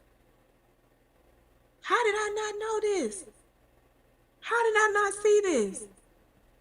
Karmelo, fuck. You're getting convicted.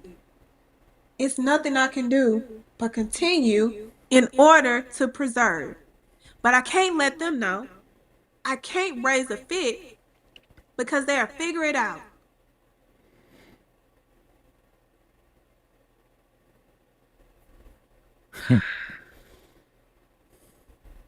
Notifications of the breach on Saturday, June 6th, after the prosecution rested. In case in chief, the defense called witness Adam Linwood, Jeremiah Smith, and Jose Ramos.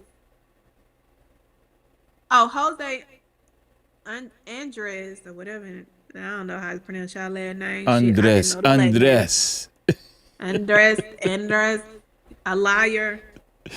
Ramos Mora, before ending the day in the late afternoon, early evening. Yeah, we didn't leave that court until like after 5. I didn't leave until 6. On Monday, June 8th, the defense resumed its case in chief, calling Brenda Stevens and Brendan Lacey, the defense experts, the defense next planned witness. Ooh, why is that wiped out? Y'all see that? Yep. Looked like something was whited out.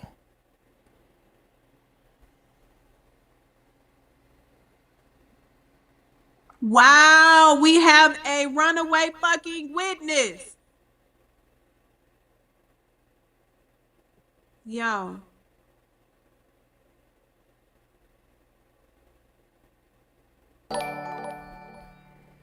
Hold on. I think I suspect. But let me read this because I fucking suspect that piece of shit Hunter was supposed to be called because the parents were relying on his ass getting his deplorable ass on that motherfucking stand and being crossed.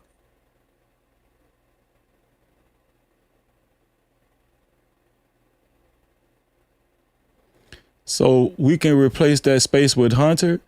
Hunter had been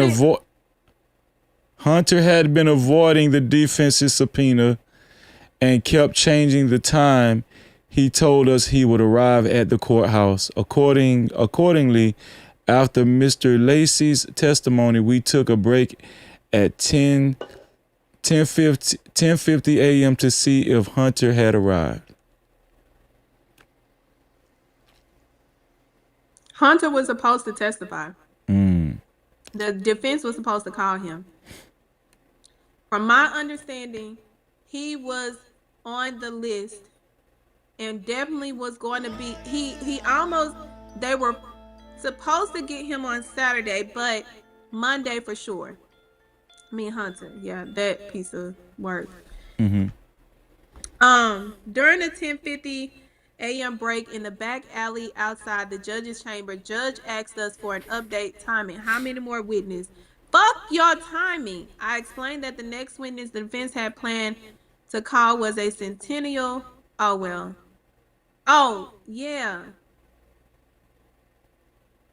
Yeah, a coach. Because that other one was playing. Mr. Worski asked what the coach would testify to that did not pertain to Mr. Anthony's character. I explained that this coach had witnessed Mr. Anthony's seizure, so he would testify about Mr. Anthony's epilepsy based on his personal knowledge. Mr. Worski then argued that the testimony about epilepsy was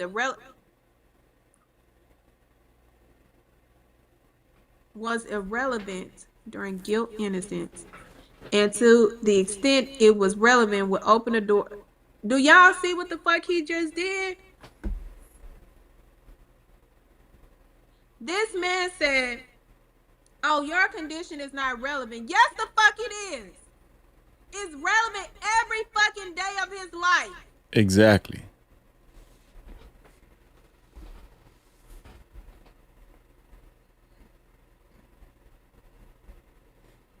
I stated that I disagreed, explaining how it was relevant to Mr. Anthony's state of mind pertaining to self-defense and that it did not relate to character, reputation, extraneous, or in any way. But Judge Roach agreed with Mr. Worski, and he thought testimony about epilepsy was not relevant.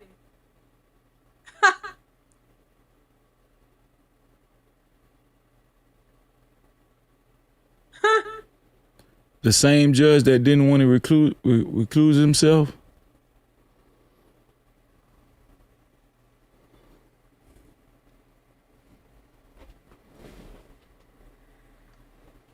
Oh, God. After the break, back in court before the jury to give. Hold on. Look like it's a letter. Look like it's a M or.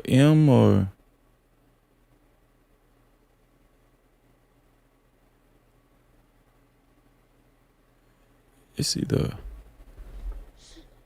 Ooh.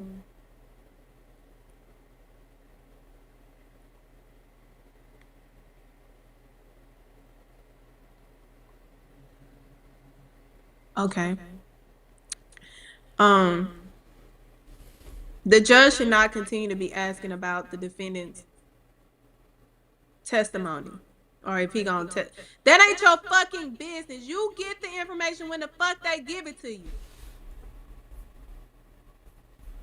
This, y'all, they trying to figure out if their plan is going to succeed. Everybody was a part of the plan and the plot other than Mike.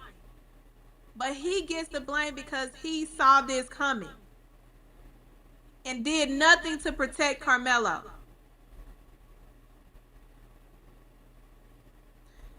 On the way back to Chambers, Mr. Worski mentioned to Shook that from his perspective, I had already opened a door to character, reputation, extraneous evidence pertaining to Mr. Anthony by saying Mr. Anthony was a member of the chess club during my opening statement.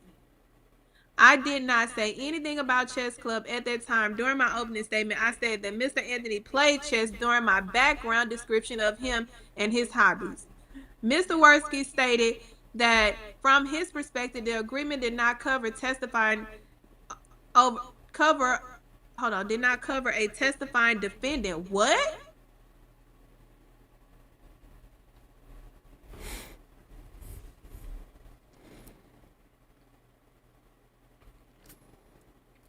That's Karmelo. Huh? Testifying defendant. Yeah. He's saying that, we ain't agreed to this agreement of being about him testifying. What the fuck do you mean? Why would that man waste his motherfucking time to allow you to limit his constitutional rights and you say, I ain't know, he ain't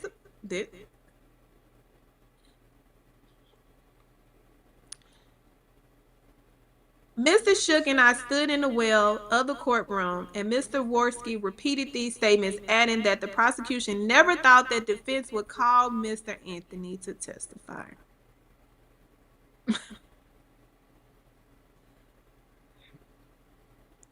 Let me remind y'all of something.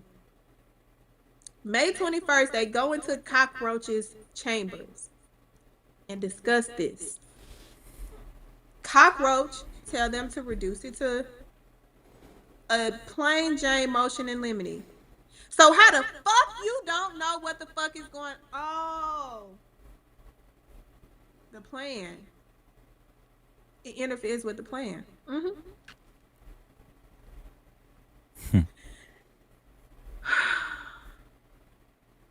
He elaborated, stating that he never thought we were calling Mr. Anthony as a witness. He also repeated his claim that I had already violated the agreement during my opening statement by saying Mr. Anthony was a member of the chess club. It is important to note that this was the first time Mr. Worski mentioned that he believed I had violated the agreement days earlier, which he's supposed to notify. Anytime you say somebody violated rule or an agreement. Objection. But they didn't even file it because the judge had left it on his desk because they knew what the plan and the plot was. Although the prosecution and defense team had conferred many times throughout the prosecution's case in chief about various issues, this was the first time Mr. Worski brought up this assertion. Cockroach told both prosecution and defense teams that by my mentioning during opening statements definitely did not open the door to character, reputation, and extraneous evidence applicable to Mr. Anthony. This is a slow cook, y'all. This is a slow cook. This is the buildup to them plugging in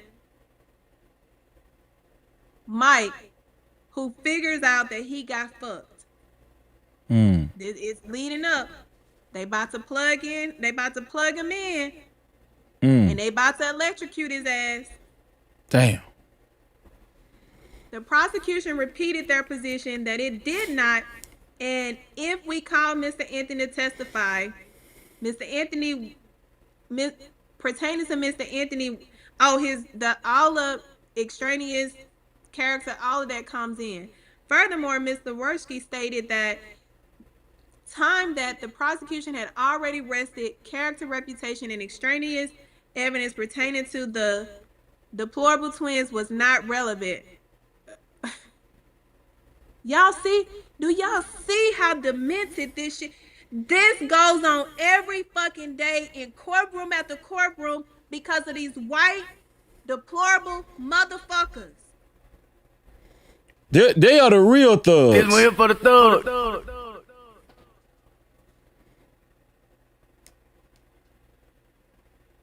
Let me tell you something.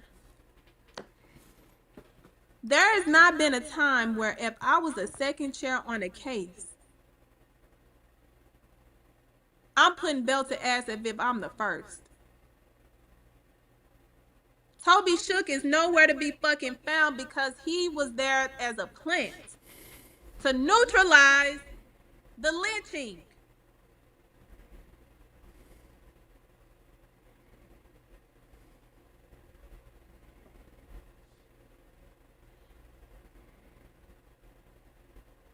I said,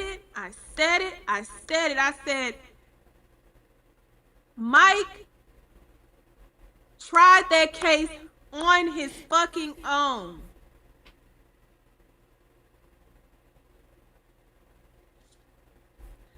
The parties agreed about whether the agreement, argue about whether the agreement between the parties covered Mr. Anthony's testifying. The prosecution repeated their position. It did not. And if we call them, everything comes in. Hold on. When Mr. Shook and I mentioned the ambiguous aggressor rule, Worski argued that Torres did not apply because it was not ambiguous who the first aggressor was. That the first aggressor was clearly Austin Metcalf. Oh! That didn't come out. The state didn't present him as a fucking aggressor. So you admitted that this motherfucker was the starter.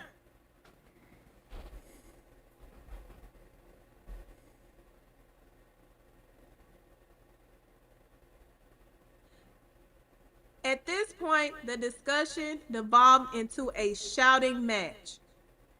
Didn't I tell you they were plugging his ass in? He got activated when he realized he got fucked. And where was this? In the judge's chamber. No Cap-tivity.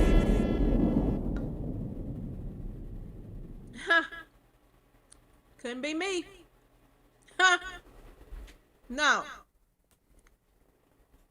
After the breakdown of the argument, the defense and the prosecution team agreed to take 10 minutes to cool off. Ain't no fucking cooling off. I'm coming back activated. I'm coming back, Your Honor. Get the fucking record ready. I'm about to lay this shit out.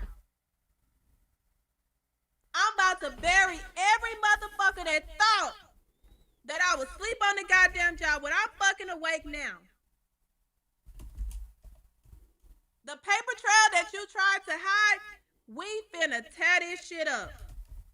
That should have been his fucking energy when he realized he got fucked. That's fucking his client.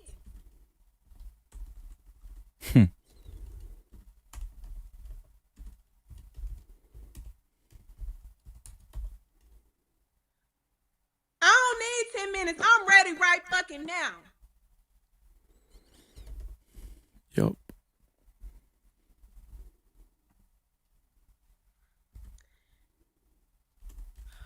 Mr. Worski and I met in open court outside the presence of the jury without the public in the room. This is why the limitations of access, we are normally able to be in a court and hear these arguments. Yeah. The only people that can't be in is the jury. The public have been in the room to hear lawyers go toe to fucking toe. Bar for fucking bar. Case for fucking case. Argument for argument. Rules of evidence for rules of evidence.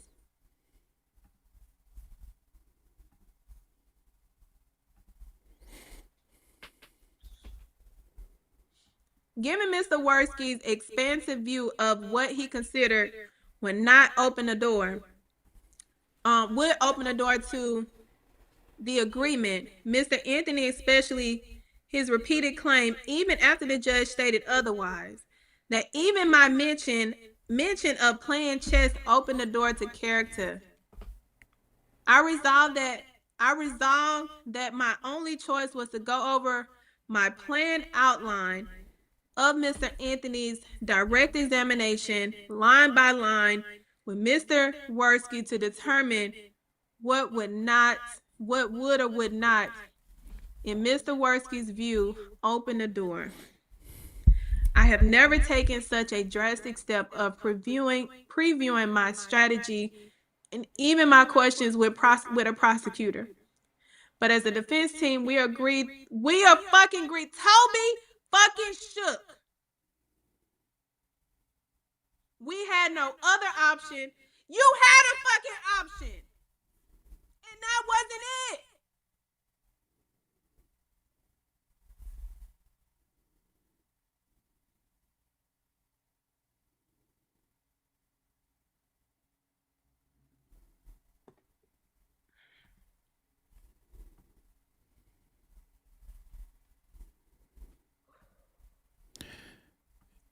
Y'all, this is frustrating.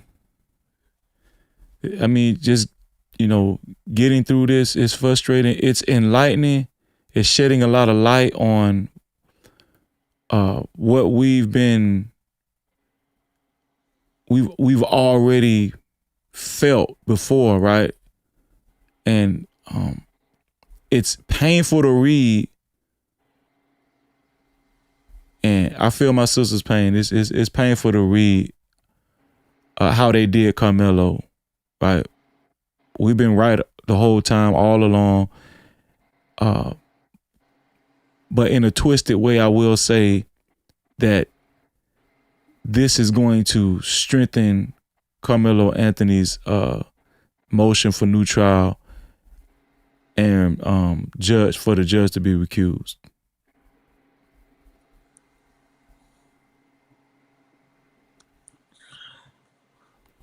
I mean, you just don't think that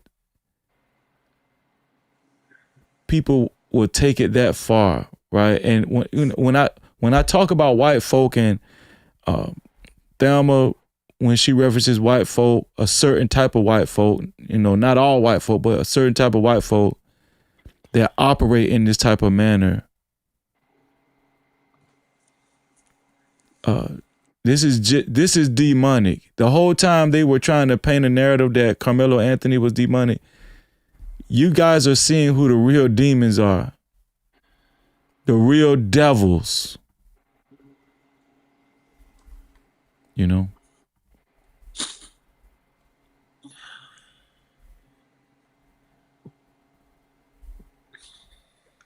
I've never seen a defense agree.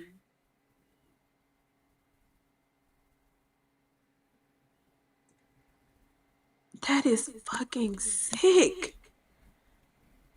It is sick, man. Very sick.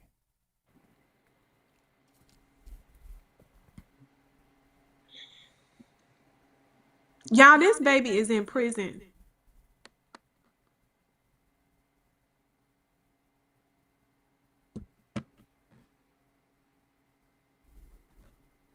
It hurts. It really does hurt knowing that this kid had a strong case if it was presented fairly. This kid had a strong case if it was presented fairly. Ain't no way in hell Karmelo Anthony was supposed to get sentenced to 35 years in prison and convicted of first-degree murder. No way in West hell.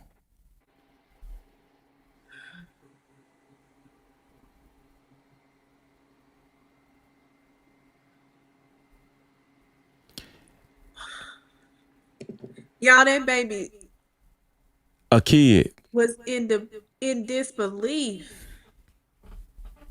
He was in disbelief. Y'all, and the judge did not even allow them to have emotion.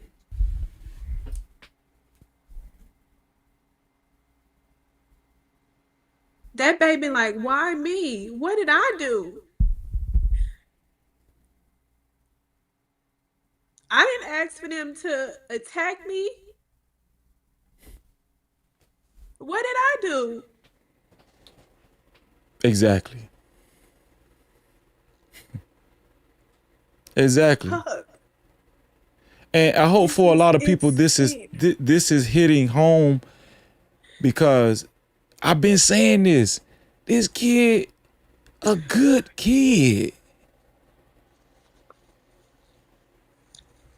The main reason why he even ended up over there in that vicinity, even though he had the right to sit on those bleachers, was because Pussy ass Eddie called him over there.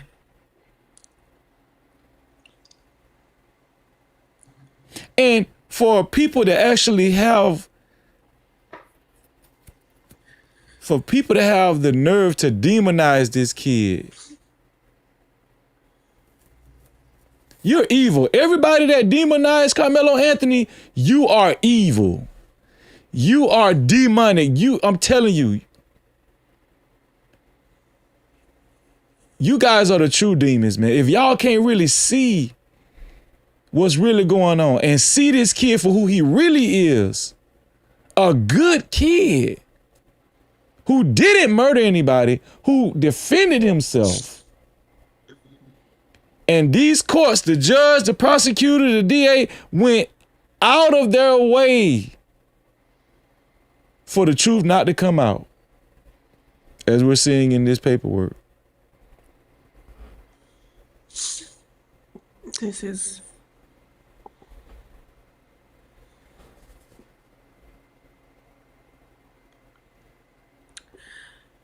Mr. Worski and I informed Judge Roach that we had come to an agreement as to how the renegotiated agreement would cover Mr. Anthony's testimony. We then summarized the process we had just gone through and our renegotiated agreement on the record. Oh, so there is a record of it.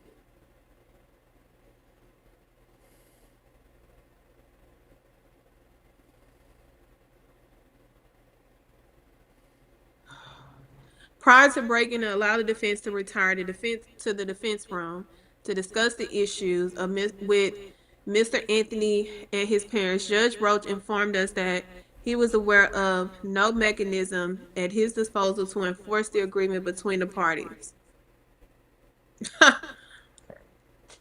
Excuse me. Huh?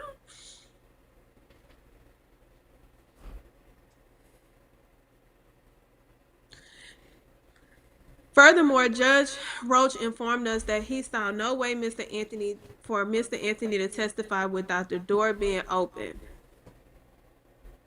For example, if he had said that he brought the knife by accident or said that he was scared, that this would almost certainly open the door to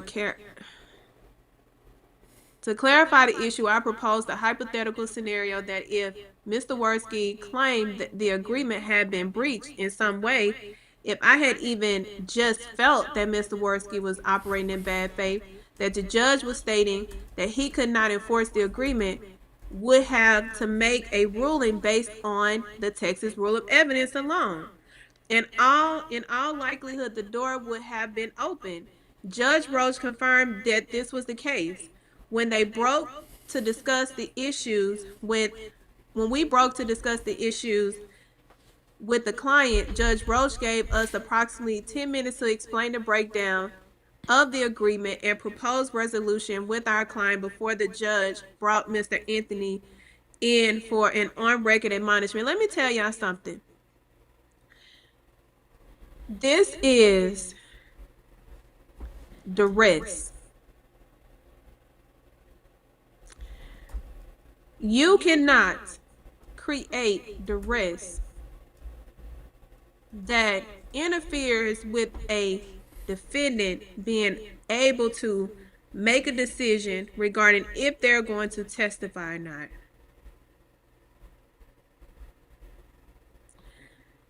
During the initial pre-admonishment meeting with Mr. Anthony and his parents, I did my best to explain everything that just happened. With the help of Mr. Shook, we then returned to the courtroom for Judge Roach to admonish Mr. Anthony about his Fifth Amendment rights and also explain if he testifies, Roach believed he had no mechanism to enforce the agreement between the parties and will rule on the rules of evidence. He gave him only 10 minutes to discuss his rights. With Mr. Anthony and help, with Fifth Amendment rights with Mr. Anthony and help him ultimately decide whether he would testify. I asked for additional time to have such a complicated discussion with a 19-year-old. He was 18. He went on damn night. Wait, no, he just turned 19. In the most stressful situation of his life, but the fucking cockroach declined to extend our time beyond 10 minutes. He declined to extend the time beyond 10 minutes. Asshole. During this discussion, beyond all of the above, the most complicated factor of all was whether Mr. Worski would claim that he had opened the door. Fuck.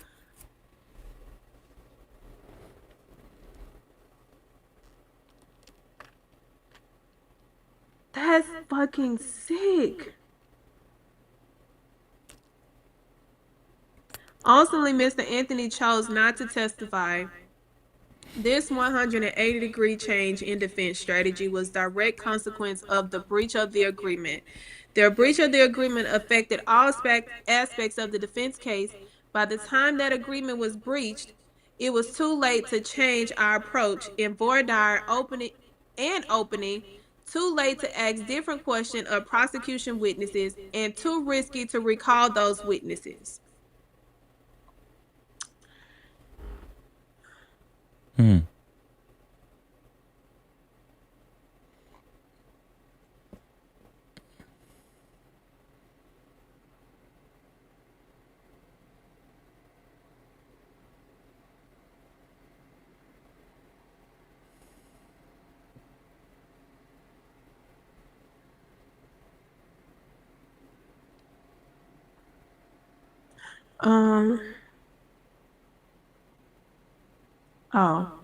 This is a witness this is for public access.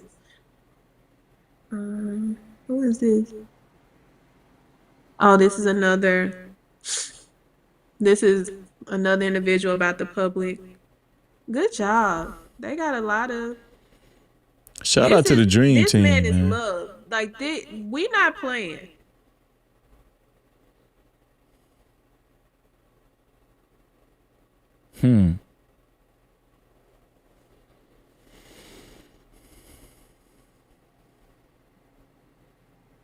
Oh, let's see the questionnaire. Oh.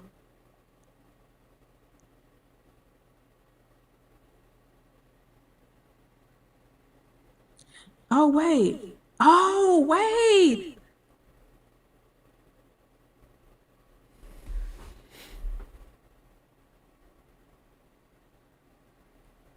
So she said she was there for the questionnaire. And she said, we sat in the room for about an hour and began to ask questions. And someone came in and told us jury selection was being held upstairs while we were all downstairs. We got up to go see for ourselves and found a room full of people down the hallway. Out, out of what happened, what appeared to be roughly 600 people, we saw only a handful of black people. One of the officers from the room where we had been seated came and told us we could not be down there and that we needed to go back because they did not want us to taint the jury pool. I responded that if that was a concern, I did not understand why White Lives Matter had been allowed to pass out propaganda about the case to people going in. A paper used in wording Austin's murder. What?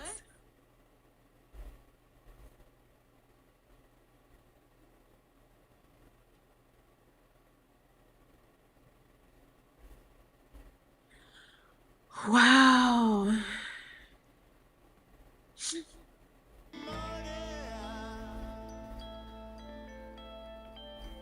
Who is this? My name is oh, this is his grandmother.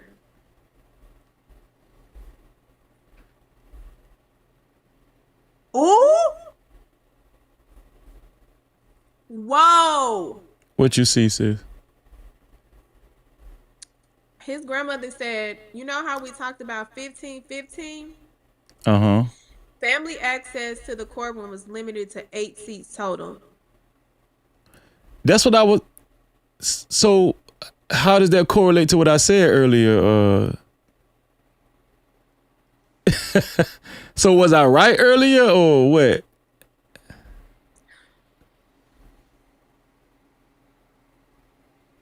Wow. Yes. No Cap-tivity.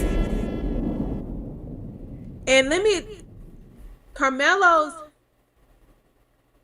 investigator was giving passes to media. You know how I know? Because one of the medias that they gave to was an attorney that I know.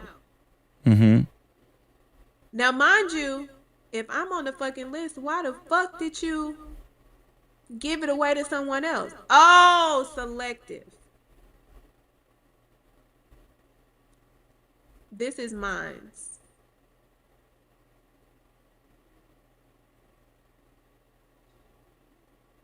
Because I filed a motion and I asked for alternative.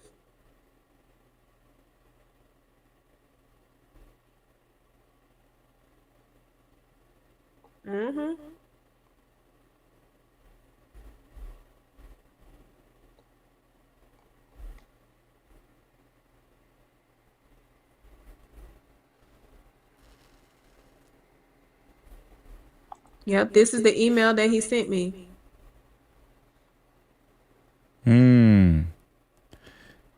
Y'all see my sister?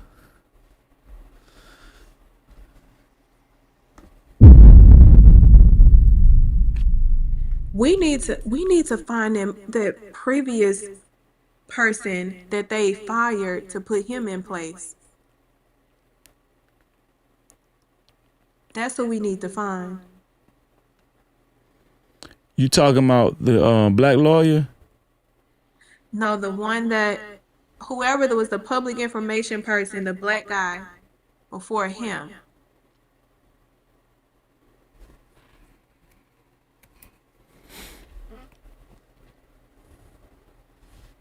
He said we encourage them to get in line early. Many of them, including some well-known. Oh, oh. Oh, here's the jury instruction. And you know, some of the jurors did not get the instructions to read themselves. Everybody's supposed to get a copy. Really? They didn't. Yeah.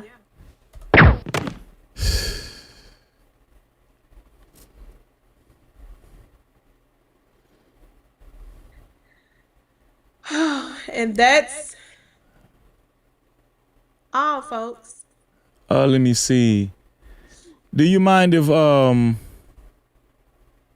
if Chris joins us? Oh, sure. Cause I just wanted you to do your Thug Thizzle first. Yeah. And let me see. And we can take phone calls while he's up here. Do you have enough time to take take a couple of phone calls, whatever? Chris King, I'm gonna send you the link. I'm gonna send it to your email, Chris. If I can remember what your email is again, Chris, put it in the chat just in case, Chris. I'm gonna send it to your email. Let me see.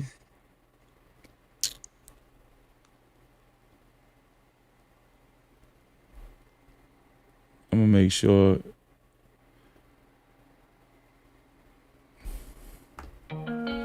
Yeah. You can't try me, no captivity. Crazy. I know it's hard to understand me. Respect me, to speak reality. I'm focused though, please don't ask where my mind be. It's about the community. Swing like slide. Was it appreciating the way that I like give you 50 shades of me? Hell no, I'm not a saint, but God bless me. No captivity, freezy, believe me out in these YouTube streets. No captivity, freezy, believe me out in these YouTube streets. I'm tripping that stick, keep my mind a toe. I'm cleaning my step, cause my tight is tight, so tight I can't guard. Never the one smoking in, that's right, riding newly. That's good, life is a movie. Who else can speak up on that? Chris, I sent the link to your email. Chris King, I sent the link to your email. We're going to open up the call lines in 1 second. I'm going to read some of these super caps. Appreciate y'all. Shout out to Scarlett Magani. Scarlett Magani is the official sponsor of tonight's show so far.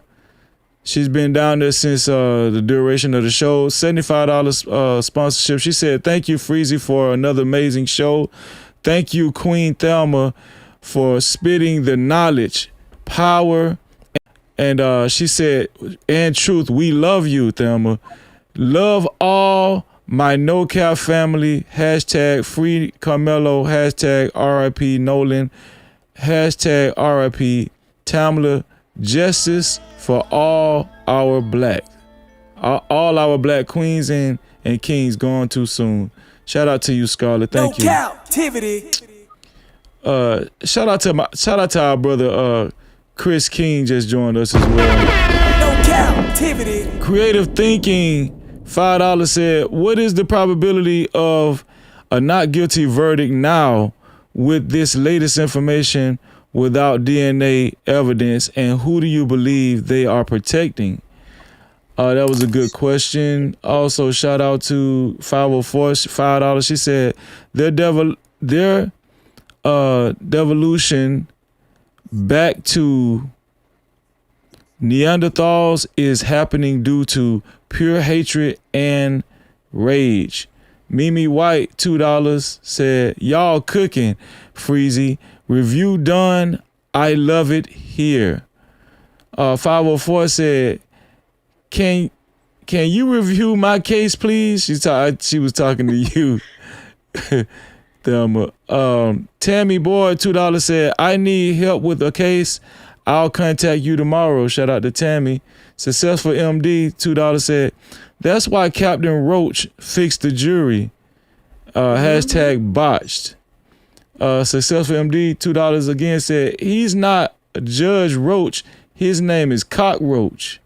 Coined tonight by Thank our you. sister I be Thelma. forgetting. Mating Psych, $5 said, Howard stated the incident happened between Austin Hunter and their teammates.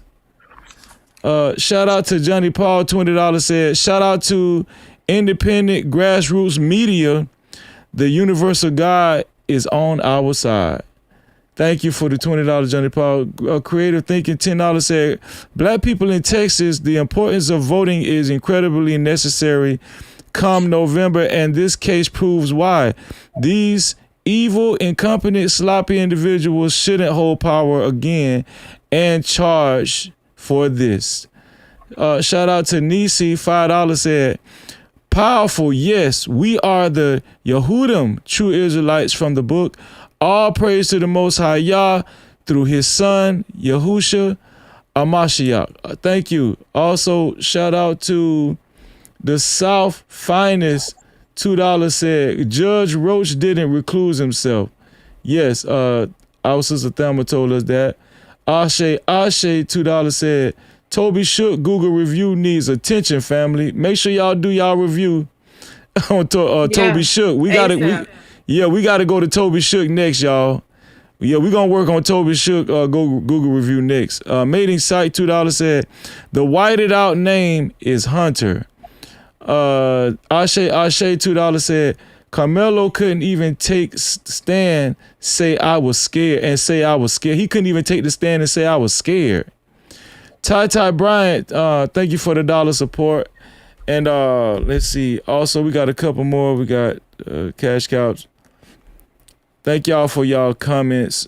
Shout out to Risa for the $5. She said, thank you for hosting and keeping this baby lifted.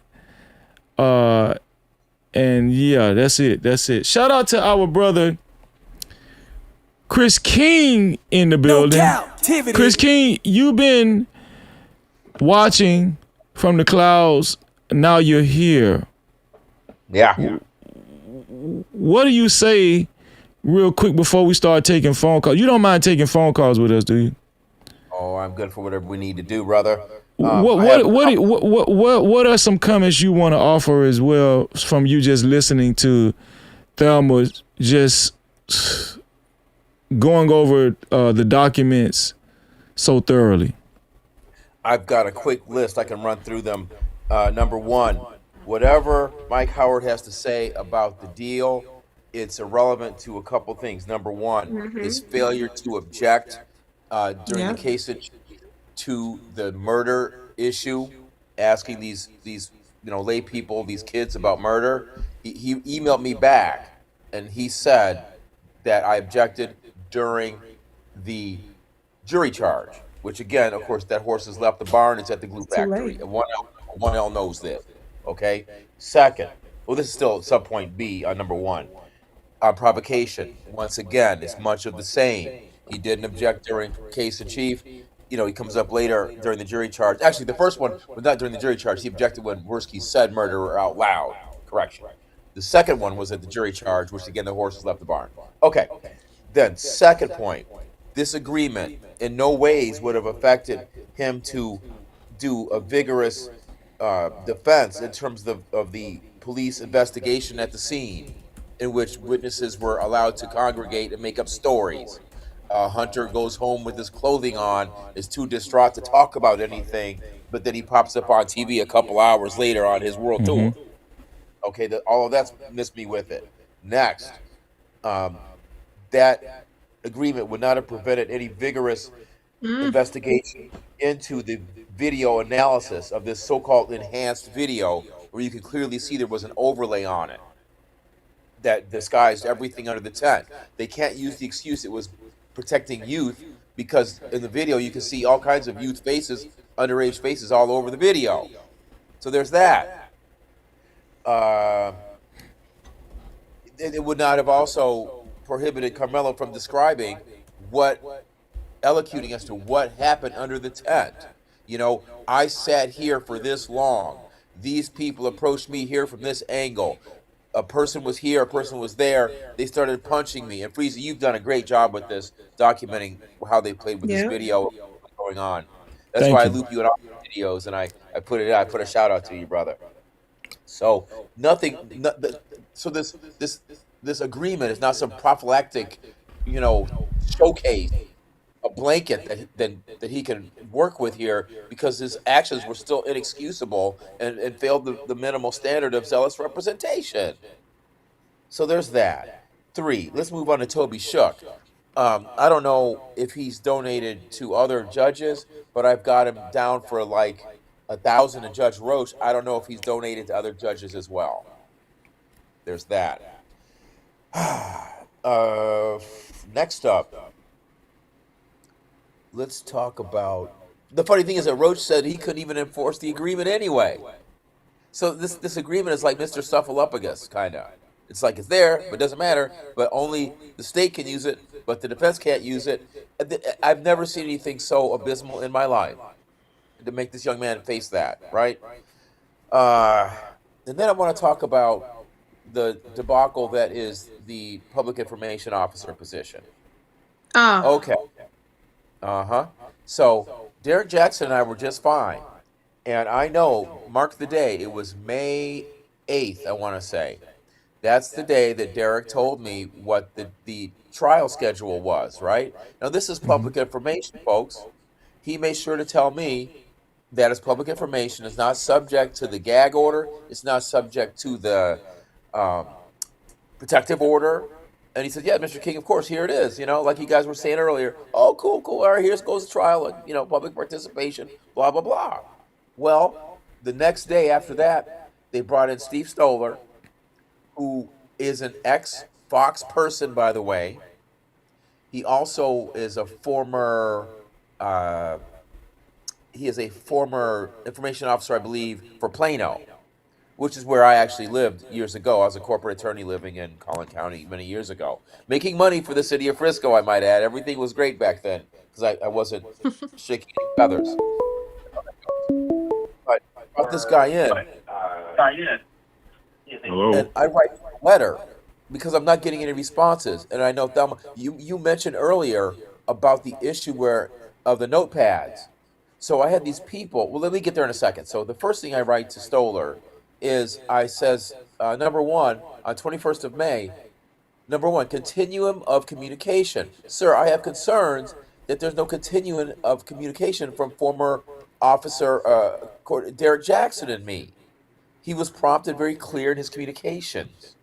To date, I have not heard from you, while other journalists say much the same, except for a couple. I said, I'm on a live panel with one of them right now, which is the only reason I have your email. Right? I move on to part two. Gmail addresses for public officials are eschewed. I said, speaking of your email address, I have concerns about a public information officer having a Gmail address. And then I cite to number. Thank you. Right? This is common sense stuff, right? So then I cite to some stories in the Texas Tribune, other key reasons about why you never do this, including public record compliance, data security and privacy, perception of impropriety, litigation risks, all of that. Then I went into the Daily Mail. Now this is where Judge Roach, let me loop this in with Judge Roach and how he got up to say that social media got it wrong. And he uses this one example to malign social media. He uses the example of saying that, oh, I didn't know the Metcalf family. He ignores the fact that there were other statements about him stepping down from the bench because of targeted harassment from Carmelo Anthony supporters. He ignores that. That was wrong. He ignores the Daily Mail that I pointed out. Daily Mail said that Austin Metcalf unalived in Hunter's arms. That's a lie. But you allowed the Daily Mail to come in. You had no problem with that, did you, Your Honor? Right? None but facts here, Kingcast. Number four, y'all remember the sanctions hearing that was scheduled for June 29th? Yes, there was. There was a sanction hearing scheduled for June 29th because what's-her-face, Dallas lady, and other people were talking all this stuff online about how they were going to harass Carmelo supporters. They were going to come out, and Dallas lady's son was going to drive his, he's got a Supra, I guess, and he was going to drive this Supra around and could put the smoke thing you put through the intake manifold and put smoke out, color smoke around, and then smoke the bitches out in the parking Oh, lot. wow. All these are videos are on my TikTok. You scroll through, I got them all. So then she went on to say, "Oh, I carry too," and she went on to say, "Oh, mind you, this woman has doxed students. She put the whole list of the boys and girls track teams on her page without redacting any of it because she was trying to prove the point of that the Metcalfs were on the track team." So anyway, That's crazy. Yeah, and right after you finish that point, we got a couple of callers. So okay, I will move on to it. I'm almost done. Cool. Okay. Keep moving. So I think that the whole point I'm getting to is that I think that the sanctions hearing was around that time because it was concerning that and people were going off about that. But then all of a sudden, the sanctions hearing disappeared from the calendar. It's like it never happened, right? But we heard it was there, folks. And the last thing I had was defining access for the general public because I talked about the fact that I've been told that we can't have notepads. So I want to know, can we have notepads? So I write this guy, because people are harassing me online saying, you're not even going to be able to take notepads in there, kick ass. And I'm just sitting here like, is that right? So I'm glad you echoed that issue, counselor, because we're sitting out here in the dark. They want us to be in the dark because we're darkies. A darkies stay in the dark. Nigga, get your place. Right? I'm not having it. So you have that piece. There's so much more we could go into, but I think that's kind of my recap of what I saw just now and what I've been thinking about in this last half hour. Right? It never stops. So, yeah, I'll take questions or work questions with you guys. Let me ask something real quick. Can you tell the people how it would never be a time where a state prosecutor can dictate how a defense puts on their fucking case? Yeah. I mean, what is this boogeyman that's in the closet for Karmelo? No matter what it is, it can't possibly trump what we saw on that video and the fact that he was there. That everybody lied about the fact that he was there first. I feel like they got him alone. They monkeyed with it. He should have signed a power of attorney for his family to be there with him or something. Have somebody with him as the next person to work to get information, to filter this information between him and his lawyers. They just strung him up. Listen, I've been saying this because, and I don't care how this person feels, Alexander really, Dominique? yes, Huh? the way that he walked this family into darkness, a real advocate is in those rooms. They let you do your job, but they also is the checks and balances when there are questions that need to be answered, and they know how to have those conversations without impeding. This right here, I've never seen no shit like this. To the degree.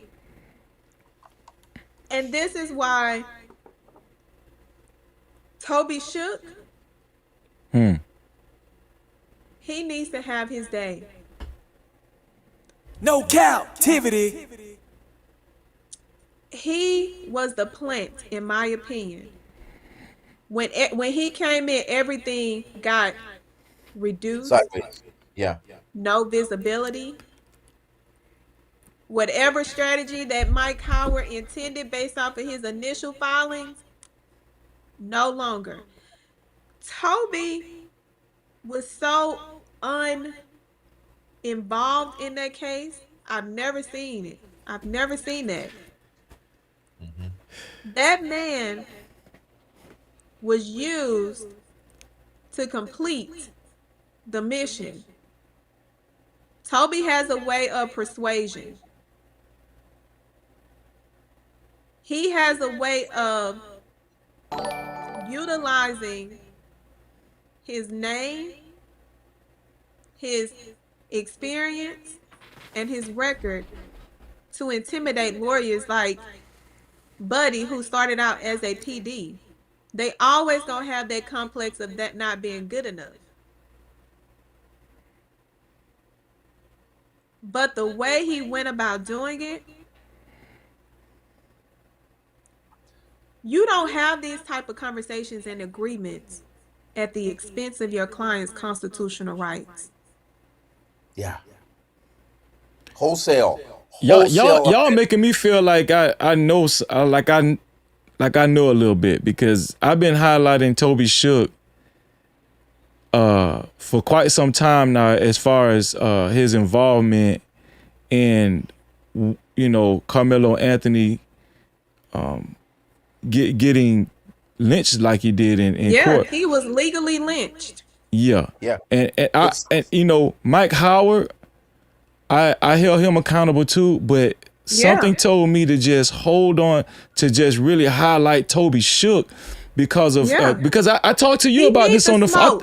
I talked to both of y'all on the phone. I talked to them on the phone about this, and Chris, as far as Toby Shook's connection, right, to him being a prosecutor and him having a firm with Bill Worski, right? It just something didn't sit well with me about Toby Shook. And then I asked Thelma today, because I wasn't really sure, when it comes down to the second chair, I always felt like the second chair, when it came down to, like, you know, preparation for the trial, second chair is supposed to do like most of the lead work or something like that, or, you know, and it just didn't sit well with me about Toby Shook, man. I've been highlighting his name for a while now. Yeah. So somebody out there. Somebody put Toby Crook in the chat. I'm sorry. Go ahead. If somebody out there, keep doing the work that a couple of us started. See if he's donated to anybody else other than Judge Roach. I put him in one of my videos about the $1,000 he gave up. I think I put that in my Pat Fallon video, where I loop him in with that $1,000. See if he's given to other judges. That's one thing. Another thing on Shook, I can't verify, but I heard that he approached the family. It's so not long after Mike Howard took over, I heard that Toby Shook approached the family kind of independently. I can't verify this. I don't know. Back to Dominique Alexander, I really don't know there. But what I can tell you is that I approached the family with another lawyer back in November or December to try to get some eyes on this team that he had. But something happened and it just never happened. And way back then, I was even going online telling people, look, we need Ben Crump in here. So we need somebody who is big, black, and powerful. Okay? And I think, you know, sometimes people get disillusioned with the belief, like, you've got this white jury. You've got to have this white lawyer to appeal to this white jury. And it's like, no. If I were to pick my dream team for this, it would be like a white woman and a black man. Mm-hmm. That's what you go with, right? Because there are certain things, like even him saying he put his hands on me. That doesn't mean that he just like said hello like James the Butler. It means this fool put his hands on me. And you need to understand what that's a fact. That's a fact. Shout out to Lakeisha Keisha. Let's go ahead and take a phone call. 404, thank you for being patient. 469, we coming to you. 404, what's your name? Where you from? And if you have a question, go ahead and shoot. Or if you just have a statement, go ahead. Oh yeah, my name is George. Yeah, I'm still kind of on that Pat Fallon. I'm thinking that his son was up under that tent. And he may have been one of those guys that jumped from up. And that's why, who let the cat out of the bag for me was Elon Musk, when he interjected himself into this case. The richest man on earth interjected himself into a local small town Texas case of a little 17-year-old kid. I was wondering, well, why would the richest man on earth be interjecting himself into small town Texas case? with two. You said two Elon kids. Musk interjected himself? Oh yeah, he made a few tweets, but he got quiet real quick. Okay. He did about two or three Yeah. tweets, and then somebody higher up told him to back up, and he stopped. You know what I'm saying? All of a sudden, and he didn't say no. He didn't tweet nothing no more. And like I said, Fallon, I believe his son may have been up under that tent, and he may have been a part of that crowd that jumped on Carmelo. Yeah, I did see a post about that, Carmelo. about Fallon's son being up under the tent. Yeah. That's why he was attacked the judge, and had the judge dox the judge, and the judge had to hide and all that, and so I figured that he had a lot to say, but he wouldn't mention that his son was slated to be under that tent. His son was slated to be there that day. Okay. I mean that's factual. Well, you know what I mean? All you got to do is look at the roster. Did you want to say something to that, Chris? Or Oh, yes, I do. Everybody go to my YouTube or my page and look for my Pat Fallon video, because I go right at him.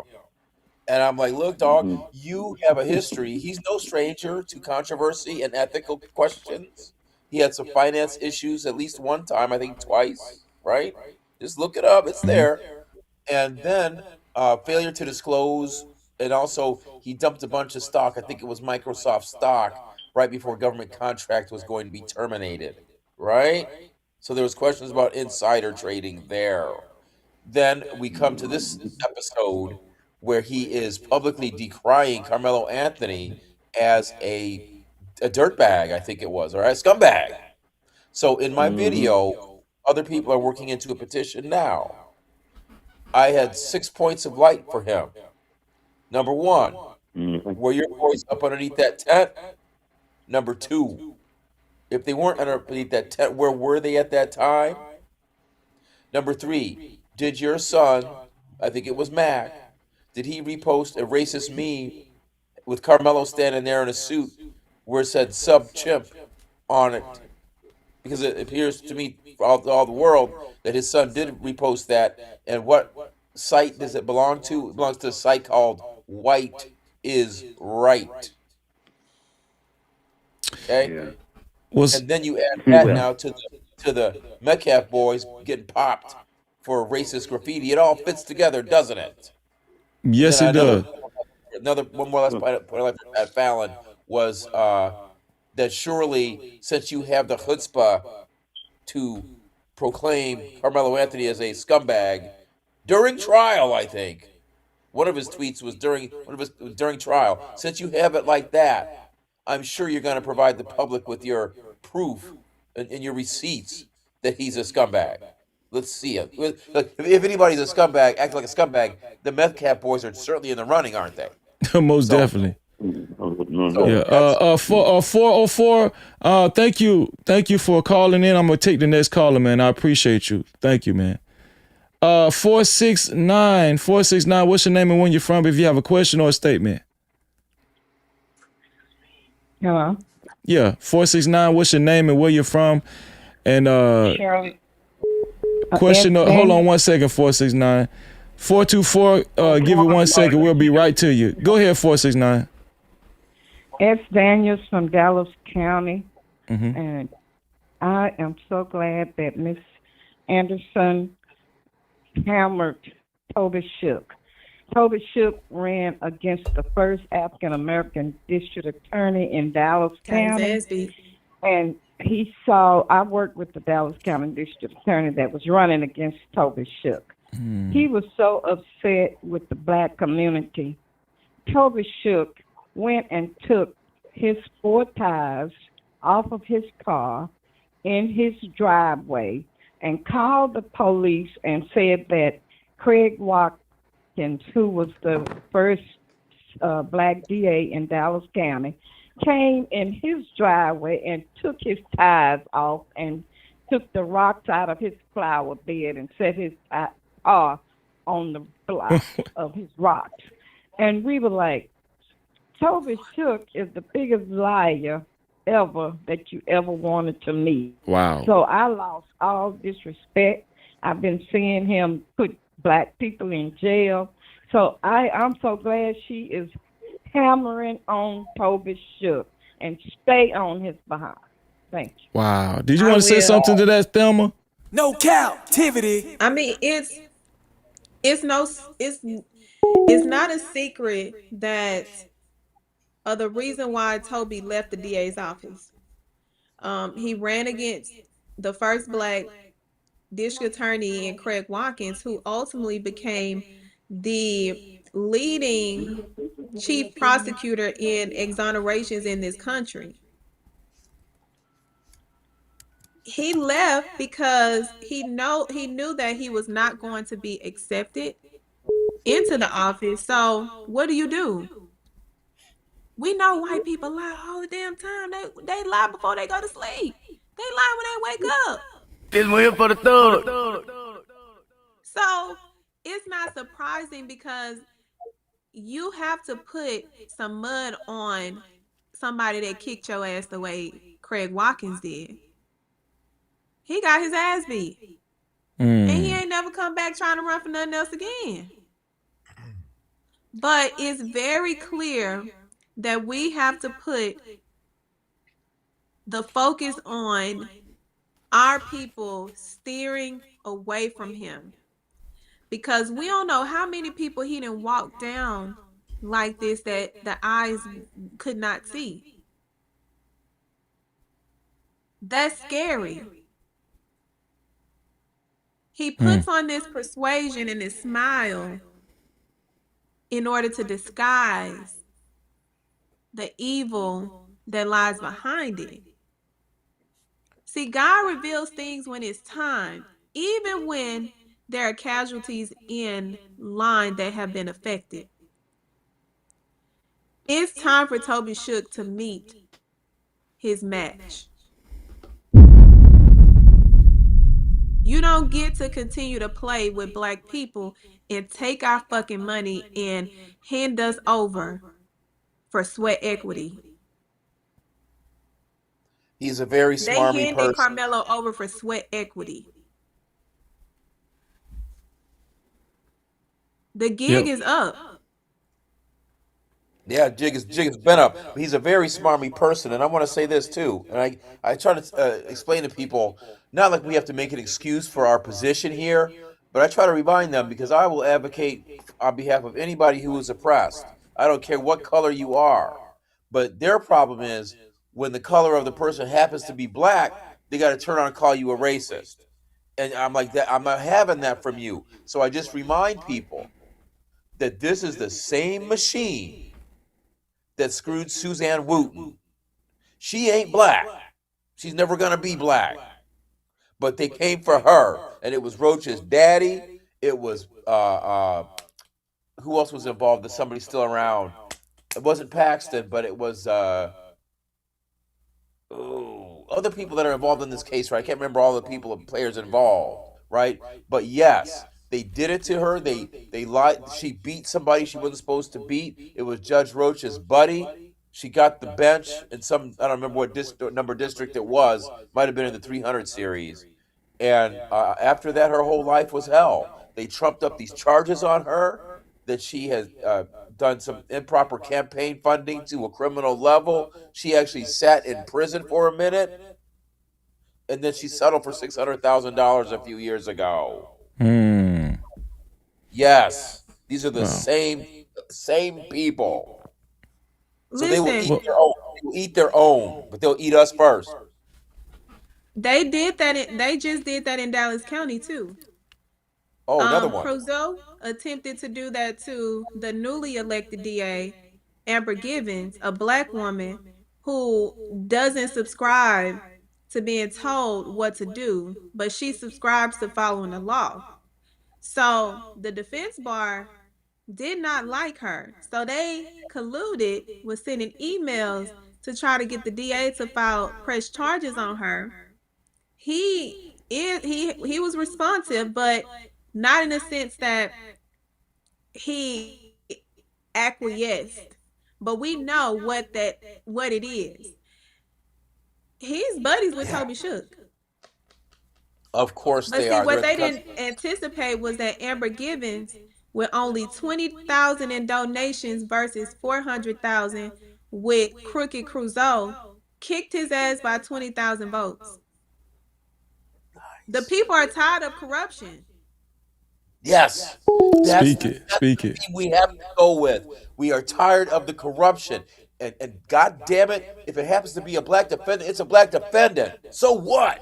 If it's you That's right. tomorrow, if it's you tomorrow, I'll come help you too. But don't you gaslight us into this? You're racist because it happens to be a black defendant right now.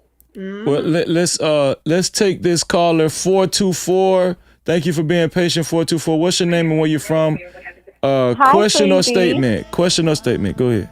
I have a question for Thelma and King. I called a couple weeks ago, Freezy. I'm in LA. Yeah, I remember you. What's your name and where you from again? Nikki, I'm in Los Angeles. Okay, great. Thank you for calling in. Go ahead, Nikki. I have a question for Thelma and King Cash. First of all, I want to thank you, Freezy, for covering this. You've been doing your thing. Thank you, Thelma. You've been doing your thing too. Thank you, Thank you, Christopher. So my question is, okay, I'm in LA, so that should let y'all know, like, this is something that's different. This is crazy. Like, I heard you read the motion and stuff. This is some sick, disgraceful stuff. Like, how do we fight corruption like these people? Like, we're talking about a judge, a DA, prosecutors, and then it's like, Mike, you're coming back like with this affidavit, and you want people to feel some type of way, but it's like, you could have stopped this. Like, you let them fry him. So it's like, how do we move forward? Like, we know it's clear as day that Karmelo was innocent. This was self-defense. It's like, how do we know? Like, we this don't even need an appeal at this point. Like, it needs to be a retrial. This needs to be tried right. This needs to be done the right way. So it's like, hold on one second, Nika. Hold on one second. We're coming right to you. 402. We're coming. I'm sorry, Nika. Go ahead. I had to put that call on. It's okay. And it's like, shouldn't this be granted just on the strength of this motion and what they did to him? They basically framed him. What do you say to Nika's question? I'm gonna let Thelma go first, and then Chris, you can tackle it. I always say that it's easy to convict. It's hard to unconvict. So you have to be very conscious of who you vote into office. A lot of people disregard the prosecutor, the district attorney's race, these judges' races. If we stop disregarding and actually putting belt to ass and focus on these races, you can attempt to bridge the gap that is so wide, but it puts a dent into the continuation of what we see on a day-to-day basis. Second thing is, I've always told people to do this, and it has always saved me. If you're in a state that is a one-party state, consent. Record all them motherfuckers every goddamn time. Record they ass until they get tired of they ass being recorded, because let me tell you something. It has never failed me. Never. Every time one of them motherfuckers want to say something, I said, would it surprise you if you found out that I have audio of you saying something else and we are in a legal proceeding and it can become a part of the record? They scatter like fucking roaches. You gotta and that's what I want to say yourself. sorry about that. I kind of want to touch on that too, because I know y'all got callers. It's like, he knew that clearly the plan, this little, hanky-panky plan that y'all had wasn't working. He was supposed to go back and be frying them. Like, it's like, you seen it wasn't going right. You see that the plan that y'all had, quote unquote, it wasn't going through. And it's just like, and you had the audacity not to even put nothing on record. I'm gonna let Chris. Yeah. Go ahead. You can. Did you want to say? No, it's okay. I know y'all got more callers. They are comfortable in their environment. This is how they thrive. Well, I wanted. White go people ahead, don't Thelma. create a paper trail. That's how they thrive. We keep receipts. That's why they hate us. We gonna receipt they ass to death. White people don't keep receipts. That's a fact. Real quick, Chris, go ahead. Two things on this point. I'm only going to focus on this limited case right here, but there's a larger issue too. What should happen in this case is the people who were involved in this setup, you need to come clean and elocute and help Karmelo get a habeas and get him, if they're going to retry him, whatever. But, you need to do that, okay? Number two, and I cannot stress this enough, people. Anybody who really knows me, not these McCaffians sitting out here talking all their crap. If anybody looks at my body of work and knows me, I am down for the common person. I've done that all my life. I'm always going to be that way. So just think in your minds, hey, if someone's coming for me, I'm going to want King Cast and his people to investigate, right? Mm-hmm. So in that spirit, in that highest spirit, please, if you know anything about this case, or you know someone who does, and you think it's important, please have them contact the legal team immediately. Then you can BCC whatever, all right? If you tell me it's secret, it stays secret. If you tell me you want it out there, I'll put it out there. It's on you. But please, do not let this happen to Carmelo Anthony any more than it has, because tomorrow it could be you. Mm-hmm. Thank you for that. Thank you for that, Chris. Nika, I'm going to take the next caller, and that was a great question. Thank you guys so much. You guys are doing good. Thank you. Thank you. 402, thank you for calling in. What's your name? Where you from? Question or statement? Salute, Breezy. What's up, man? Salute. What's going on? Man, it's this illest, man. I'm a content creator, free Karmelo myself, man. I'm trying to spread the word myself, but man, just a quick statement though, man. A wise man once told me, man, that once one white boy hates you, they all hate you. And that's what we've seen in Collin County. So with that being said, man, they've been putting it in our face. I just want you to think about this here, man. I'm from a little small town in Louisiana, right? And they put Duck Dynasty on TV. I was always taught, man, don't never go across that bridge over there to West Monroe. Don't go over there. And you know what, man? They put it right in front of our face on national TV, Duck Dynasty, man, which was pretty much the Klan. So now you come back, 10, 15 years later, we got cases like this coming up.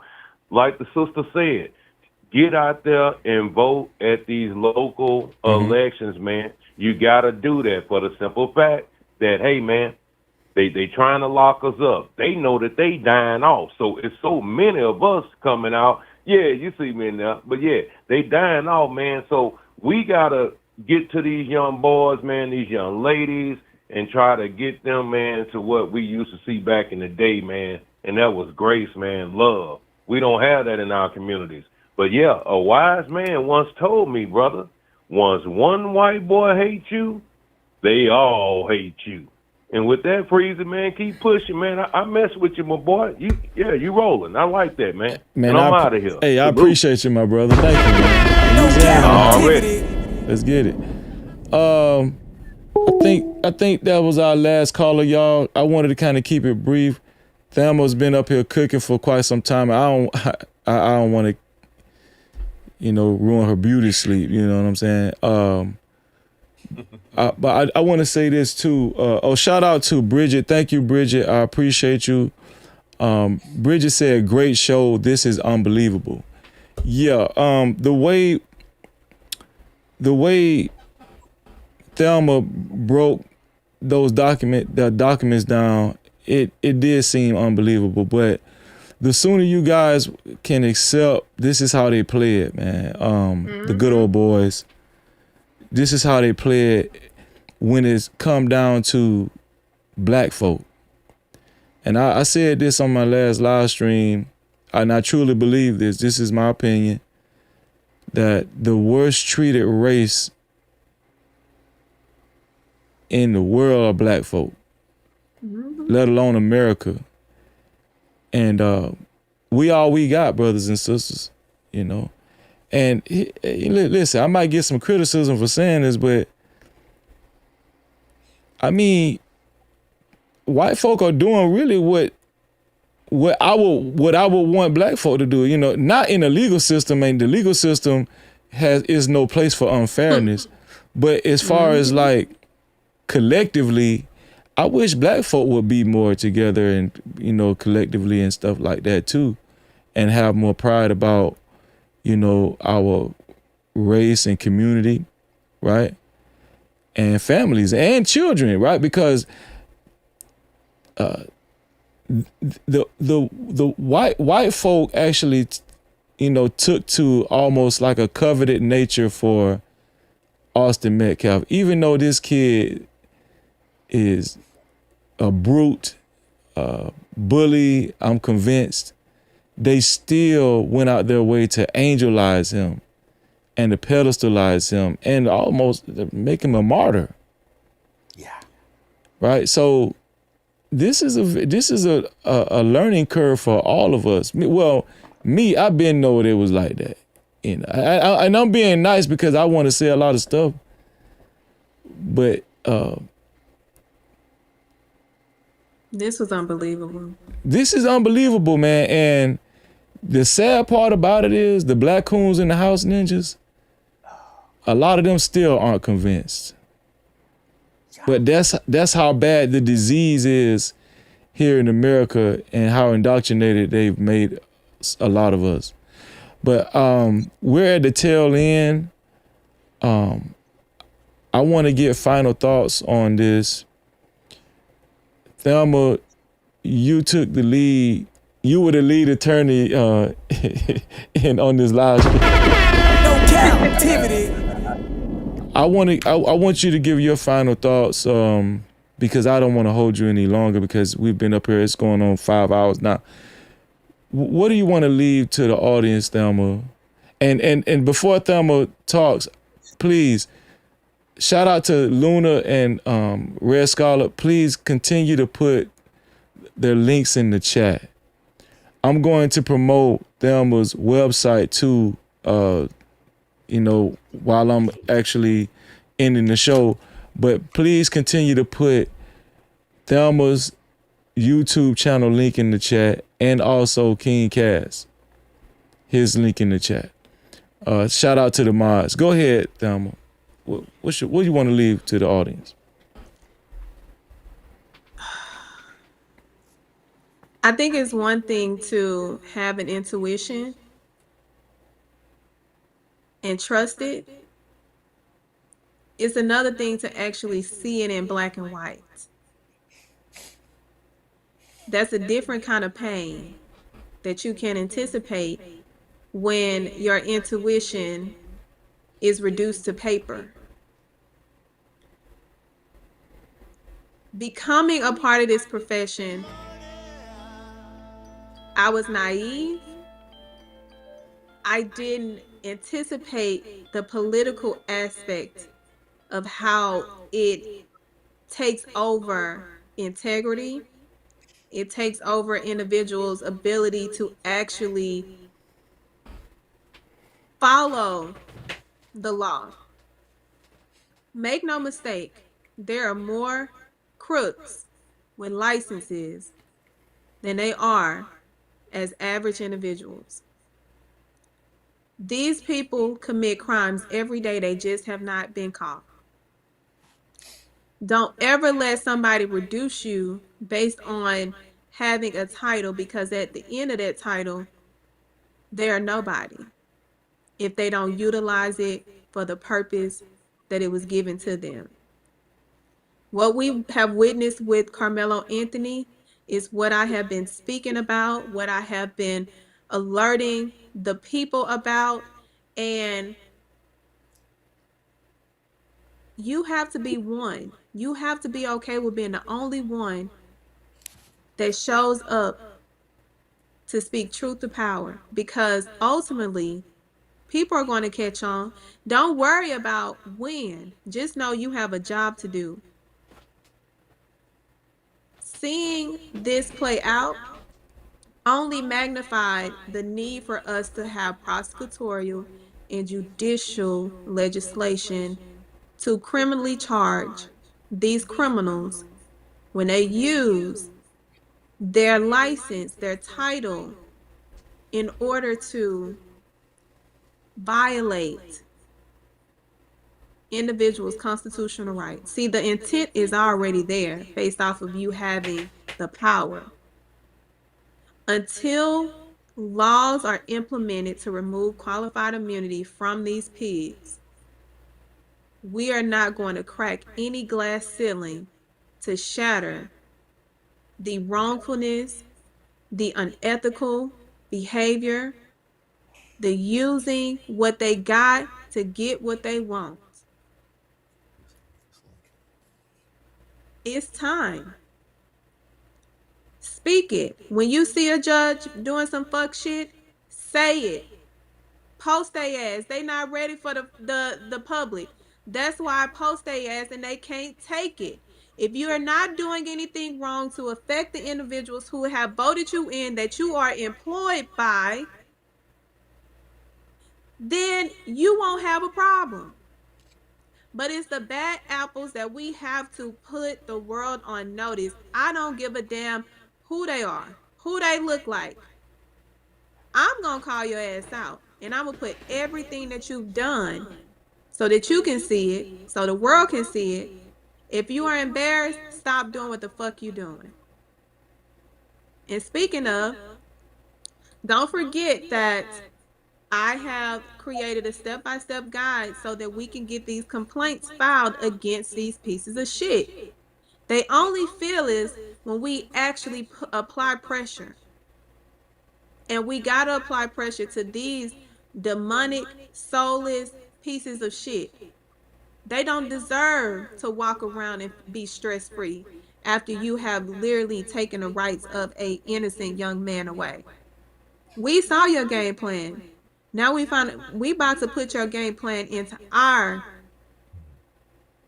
lane, and you don't want to be in our lane. You don't want to be in the black person lane because we ain't gonna stop. We ain't gonna put our hands on you, but we definitely gonna make you feel us. So at the end of the day, make sure you are not being complicit, complacent in the demise of us at the hands of these pigs. Shout out to them. No Cap-tivity. And I want to say this.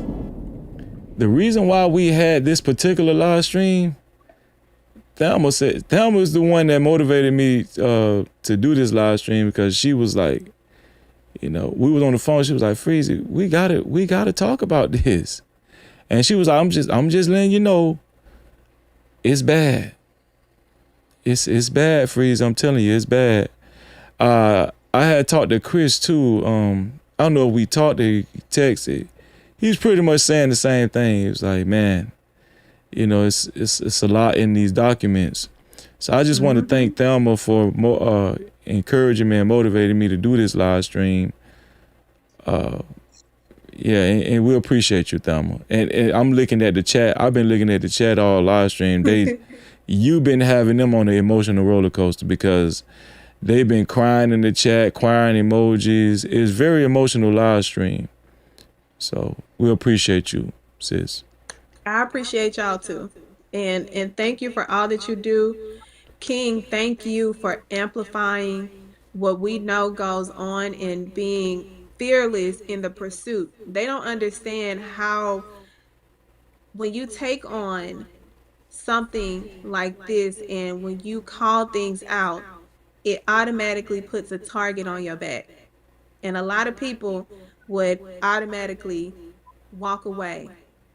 But I appreciate you for being one that don't fold. It speaks truth to power and put your experience where the paper is. Shout out to our sister, No man. Cap-tivity. Yes, ma'am. Chris, I'm gonna give you the floor now for your final thoughts. And Thelma, you're welcome to go ahead and exit it, you know, because I know. Okay. Yeah. No, don't go nowhere. You can't go nowhere yet. Oh, okay. I'll give you your props first, though, ladies first. So it was an honor to finally meet you formally last week on that live, I think it was, and get to know Yeah. who you were and all that, because there's so much going on at TikTok, which is really ground central for what we're doing. I think TikTok are the innovators, the leaders are there, but Mhm. I'm working to coordinate people from other walks too. I've got some people I've tied together who have a good website for Carmelo and working that right now, so we can all Yes. as one. So, because I walk in at both realms, the YouTube, the Facebook, and the TikTok, got to bring us all together. So that's the thing right there. You know, like back in the days when you had Snick over here, and whatever I'm talking about, Yep. that 4 years, right? So all right, there's that piece. But again, I want to thank you. And I saw what you were going through earlier. We've all cried over clients before, but the mother in you, I mean, I don't know if your mother yet, but the woman in you, the nurturer in you, the lawyer in you, we all felt that, right? There was like the building shook. That's a bad word, but the building moved.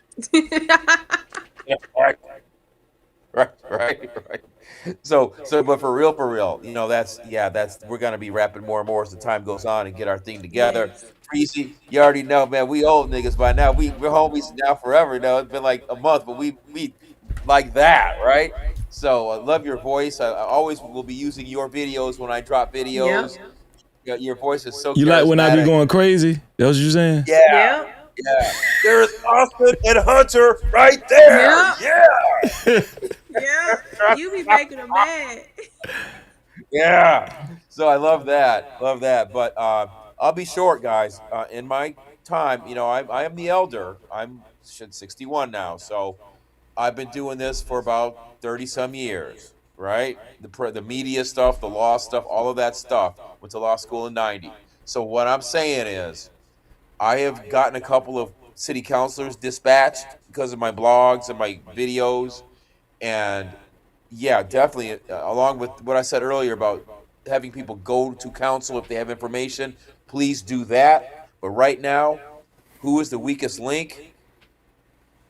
Pat Fallon. Mm-hmm. So go to my pages, please. It's not hard to find my Pat Fallon videos. They happened about 3 or 4 days ago on my YouTube and on my Facebook. Not hard to find. In the last 40, you'll see them right there. Go find those links, and if you're on TikTok, find my Pat Fallon link over there. Go get those links. Then you tell two friends, and they tell two friends, and we start rolling it because there's gonna be petitions and everything. Okay, we're going to hold that man accountable. We're going to hold that man accountable. Yes. He works for us. So he better get to work. That's all I got. They all Oh work man. for us. Shout out to Thelma and shout out to King Cass. The Public Opinion Court is where you can find her on all social media platforms, Thelma. The Public Yeah, Opinion on all Court. social media platforms. And just to update those who are trying to get access to the bar complaint step-by-step guide, I do have to update it because with this motion for new trial, I need to go in. Well, I've already done. I just have to add it to modify it based off of what we have inside of the motion for new trial that adds even more reason as to why these violations have occurred, and it will require them to have to investigate. It is this right here. We're not sleeping on this. So it will be up and active by noon tomorrow at the BYOB firm, where you can go into the shop area and download it, or you can go on any one of my platforms. It's going to be in the bio on Linktree. The more of us that file these templates, and they are already templates that is going to be ready for you to file. You don't have to do anything if you don't want to. The more of us that file, the more eyes and the more it's going to require these people to put belt to ass on facilitating complaints, because we can't just allow the family to file complaints. We got to do it so that they hear us. The more is the more they're going to pay attention, because they're like, damn, all these fucking complaints filing in. What the fuck is going on? Yeah, we want that kind of pressure. They can get to this through your link tree, you're saying? Yeah, on my link tree that's on my bio on all my social media platforms, or they can go directly to the BYOB firm and go to the shop section of the website, and it's right there with their despicable faces on it. Thelma, I'm gonna make you leave now because you need to get you some sleep. Before she goes, can I have a prompt? We can hear the prompt. Belt the ass. Yeah, belt the No Cap-tivity. Pop that ass. All right, y'all. Until next time, until we have to put belt to ass on somebody else, y'all know y'all gonna see me. All right, Thelma. We're gonna be in Bye, touch. y'all. Okay. Chris, you seem like a night owl, Chris. Like you Oh, I'm done, man. I got a whole day. I'll be on the road tomorrow. I'm about done, man. But it's all good. Okay. When you're up, or a couple other people I really follow, when you're up, I definitely make the effort. So I didn't even finish my dinner because I knew you were up. So it's all good. Breezy, anytime. Well, Chris, man, thank you, man. I appreciate you. Those were powerful final thoughts. They've been putting your link in the chat like crazy. I'm watching the mods. Shout out to all the mods, man. Malika, Red Scholar, Luna. Thank y'all, man. Appreciate y'all. And of course, you know we're gonna keep in touch, King. You know this is an ongoing fight. Oh yeah. Chris King, ladies and gentlemen. No Cap-tivity. Listen, man. We got Mike at 2.8. We got Mike at 2.8. Where we gonna go now? We're gonna go to Toby Shook.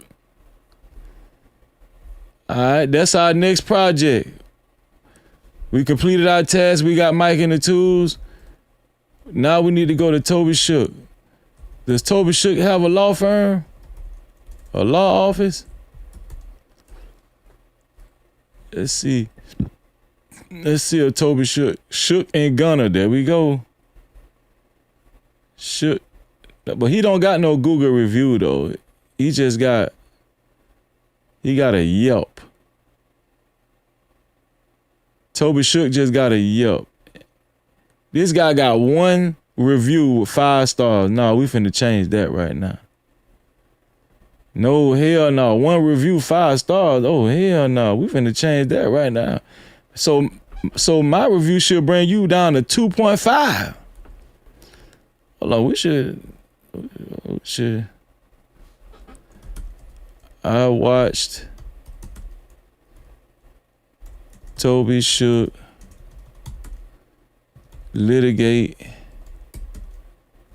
a recent trial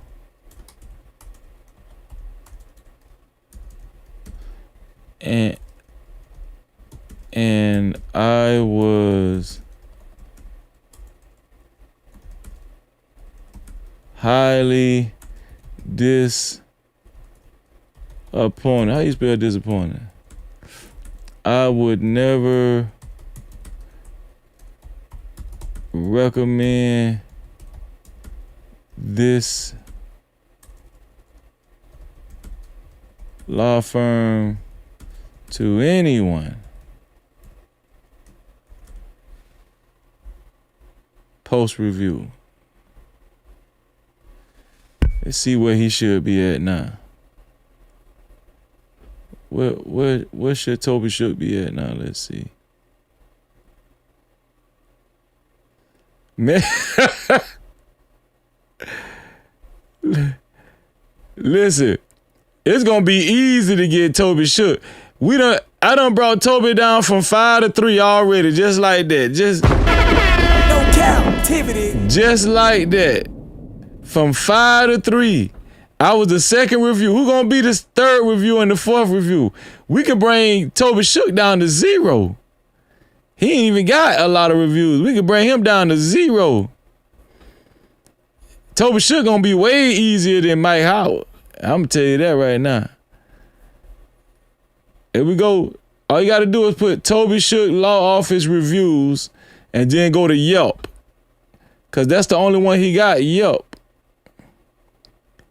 He's not listed on the Google reviews for some reason. So go to Yelp, y'all. Go to Yelp. And we need to go to Yelp for Mike Howard too, but we're gonna take care of Toby Shook. We're gonna knock Toby Shook out. Toby Shook ain't gonna take no time. He ain't gonna take no time. That's gonna be easy right there. All we need is about 10 reviews. We can sink him underwater. We can make him want to quit law. Let me see.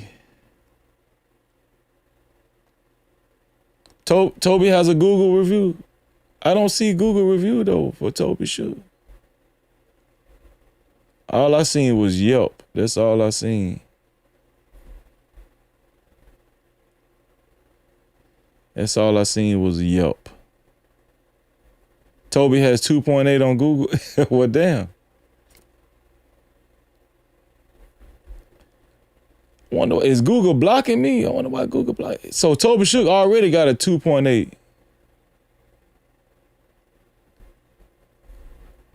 Oh, let me see. Google review. Toby Shook Google review. They must be blocking me for real because I can't see it. You say go to his website. Let me see.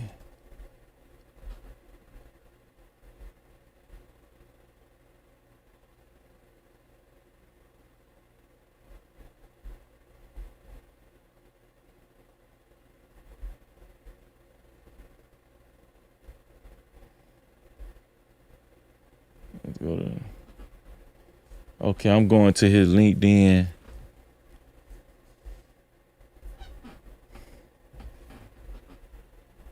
His LinkedIn. Where is his business at?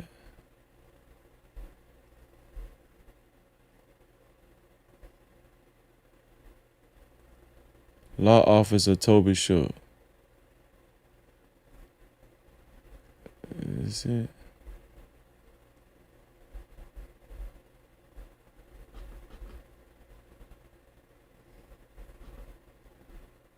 Okay, let's get out of LinkedIn.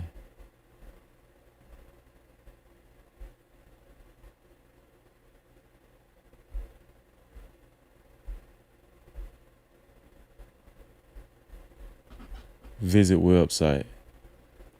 Man, this man ain't even got no damn website. Man, who hiring this dude? This one here for the thug. Who hired Toby Shook? What y'all said, Yellow Beezy? Yellow Beezy hired Toby Shook. This man even got a website? I just clicked on the website. It said this site can't be reached.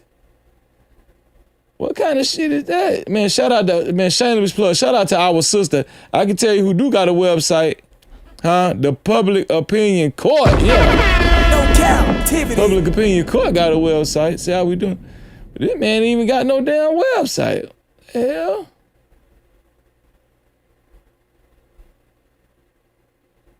Man, this man ain't even got no website, man.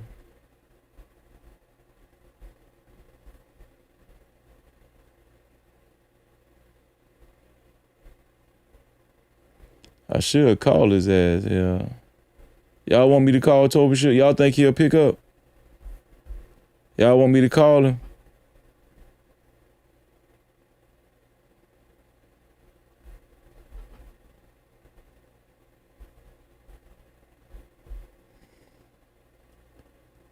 Yeah, man ain't got no damn website.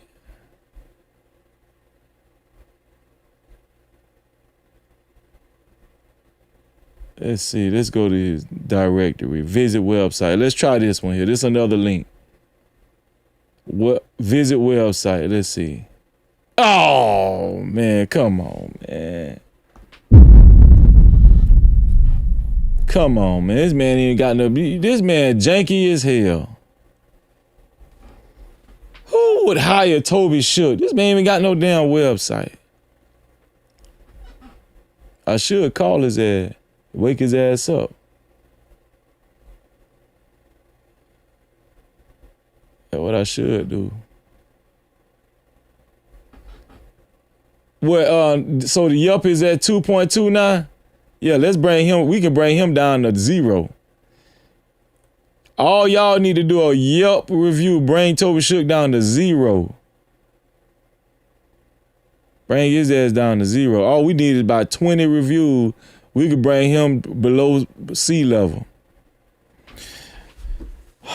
Man, I'm finna get up out. Hold on, man. Let's see. We gotta do the benediction, y'all. We got a few more minutes. We're gonna do the benediction. Y'all hanging out with me. Shout out to Bridget again for the $10 PayPal. She said, great show. This is unbelievable. Once again, shout out to Scarlett Morgana, been holding on to the sponsorship. $75 to become a co-sponsor or official sponsor of tonight's show. Thanks to Scarlett Morgani. Thank you, sis. We appreciate you on that.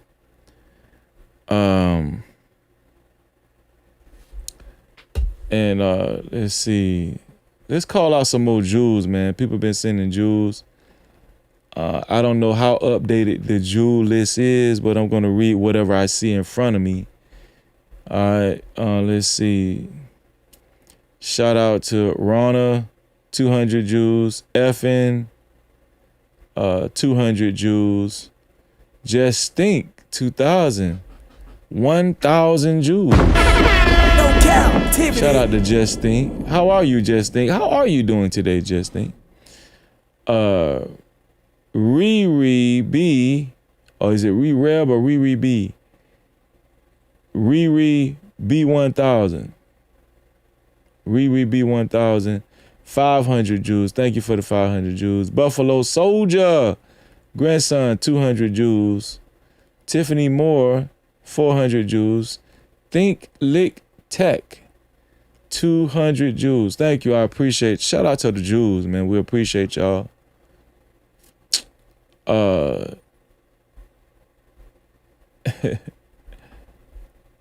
Where y'all got Toby Shook at now, man?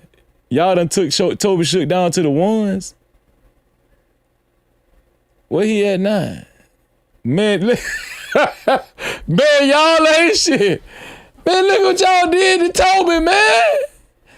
Man, y'all got Toby with 1.7. I'm at the 1.7. Boy, y'all. Man, 4 more reviews. He finna be in the zeros. Shook and Gunner. I know Gunner showed nothing mad at Shook. Man, Gunner cussing Shook out right now. Gunner drunk and messed around and went on Yup and said, man, hold on, 1.7. We were just at 5. What the hell Shook got going on?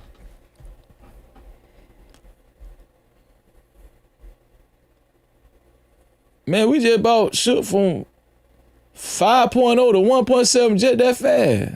The power of blackness. No captivity. Let's see. Let's do the benediction, y'all. Hold on, let me see.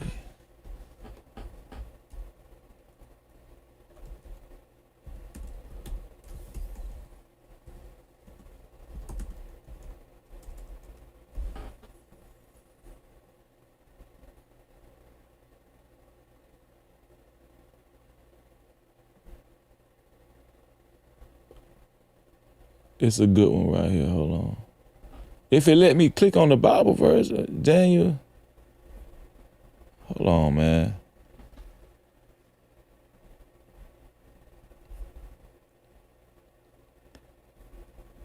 Y'all, before I started this live stream, we had a very bad storm in Central Florida.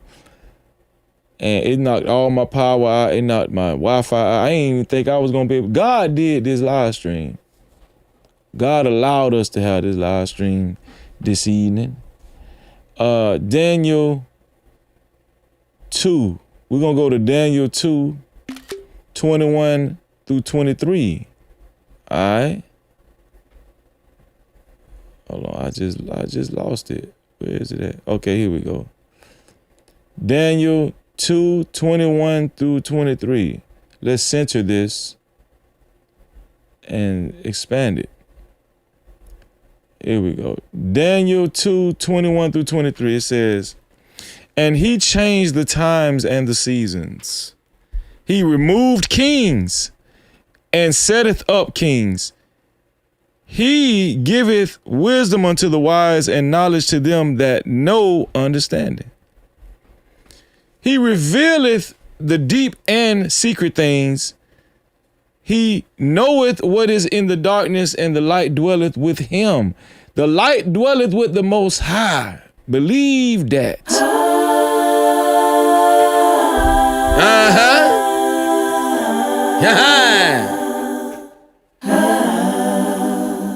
He knoweth what is in the darkness, and the light dwelleth with him. I thank thee and praise thee, O thou God of my fathers, who hast given me wisdom and might, and hast made known unto me now what we desired of thee. For thou hast now made known unto us the king's matter. No captivity. What is the king's matter? To do God's will. God will reveal everything we need to know. All we got to do is do right by him. If we don't do right by the Most High, you won't get the benefits that you are expecting. But when we make an effort to do right by the Most High and study and learn what God wants us to do and how to please him, guess what?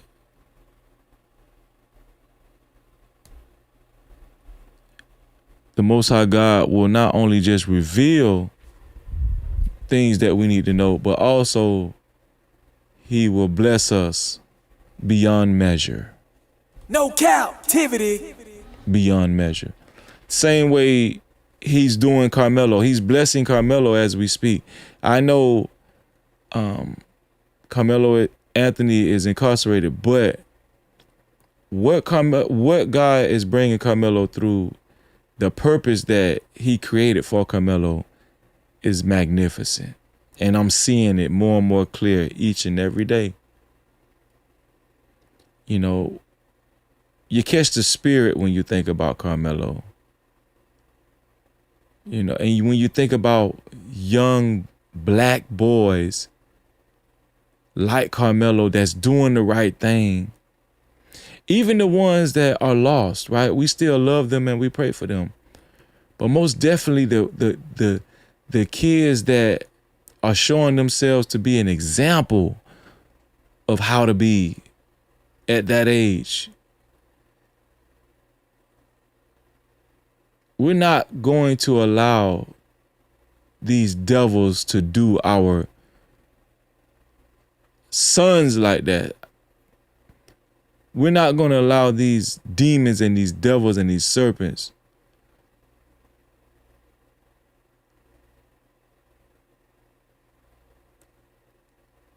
to abuse our kids in our community this way, especially when our kids are doing the right thing and doing great things and saving lives at that. Nah. In America, they say we only 13%. We can't afford to lose kids like Carmelo Anthony. We know the Black Coons and the House Ninjas don't care, but real brothers and sisters like y'all that's watching this show and in the chat, most definitely, we got to band together and we got to stick together and support and keep sounding the alarm and let them know we ain't going nowhere. We're not going nowhere, man. Shout out to the Public Opinion Court, man, for that heartfelt breakdown she gave. Right? She was a blessing tonight, and I felt every word, every tear. And I'm telling you, listen, when I tell y'all I was fighting so hard to hold back my tears, you know, because I wanted to be up here. I wanted to be strong for her as a man, as her brother. You know what I'm saying? I just wanted to, you know, because I wanted that image to be out there was, because I'm crying. I wanted to cry too, but I was like, I can't cry right now because I need to let my sister have it, and I'm here for her. And we here, all the men, we here for y'all sisters, and we here for the kids. Real men in our community. You know what I'm saying? Real men in our community. We would never make fun of Karmelo Anthony. We would never slander Karmelo Anthony during this difficult, challenging time at all. For that matter, at all, we would never do that. Real men in the community. Shout out to the real men, man.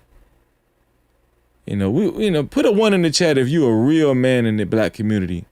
Put a 1 in the chat. What a real man. Put a 1 in the chat if you're a real man, black man in the black community. I want to see y'all presence right now. I want to feel y'all presence, man. No pause. All right. Let me put my 1 in the chat. Let me put my 1 in the chat. Where y'all at, man? Don't hesitate. If you know you're a real man in the black community, put a 1 in the chat. The sisters need to feel our presence, man. The sisters and the kids, they need to see this. They need to see us. That's the problem. Don't be afraid to stand up as a man in your community. Your community. This your community. These your kids. The way it used to be, our kids just wasn't ours in our own household. It take a village to raise a child, right? Shout out to the real men, man.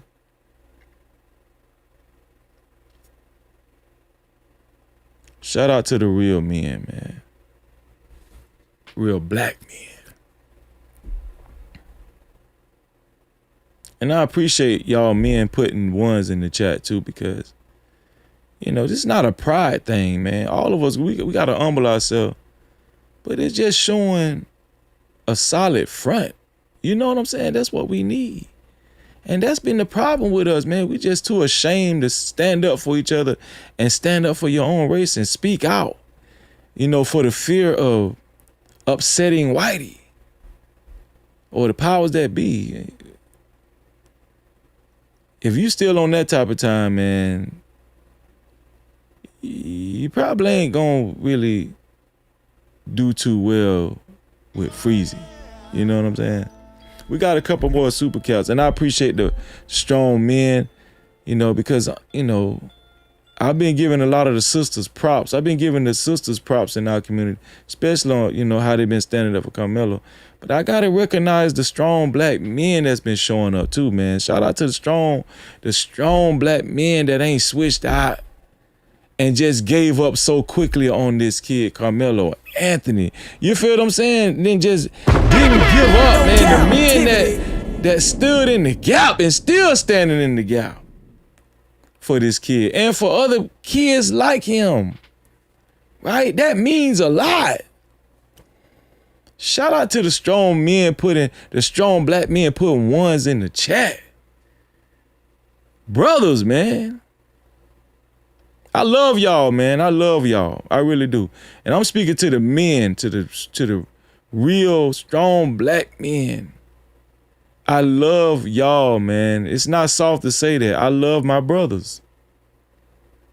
I love y'all, man. I love my sisters too. My sisters know I love them. All right. And the sisters in the chat saying we love y'all black men.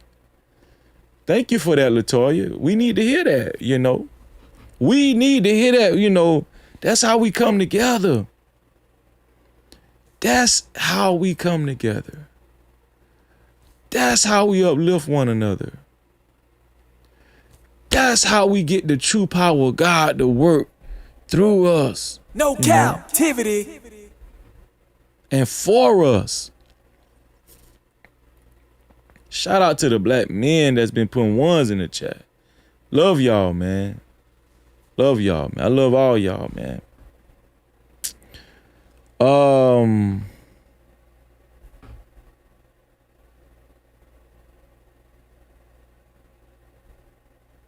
is beautiful, man. It's beautiful.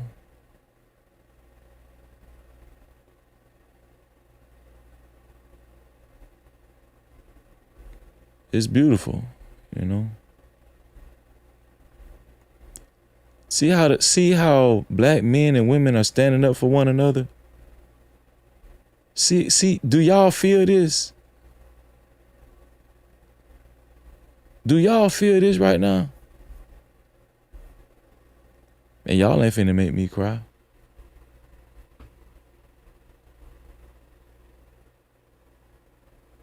I'm not finna let it go. I've been fighting it all live stream.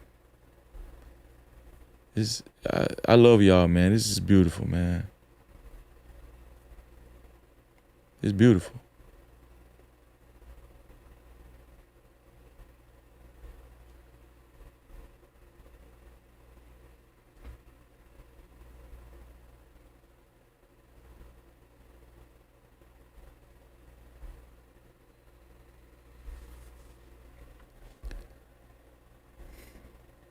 I ain't gonna do it. I'm not gonna do it. I'm not. Hold on, y'all. I'm not. No, hold on.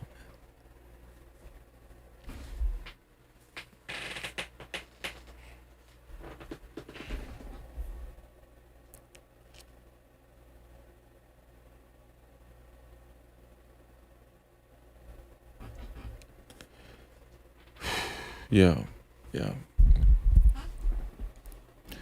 Listen, man, I just need y'all to know every Saturday, 3:30 p.m. Eastern time, we have Bible study, 3:30 p.m. Eastern time in our Discord. If one of the mods, could you put the Discord link in the chat so people can join?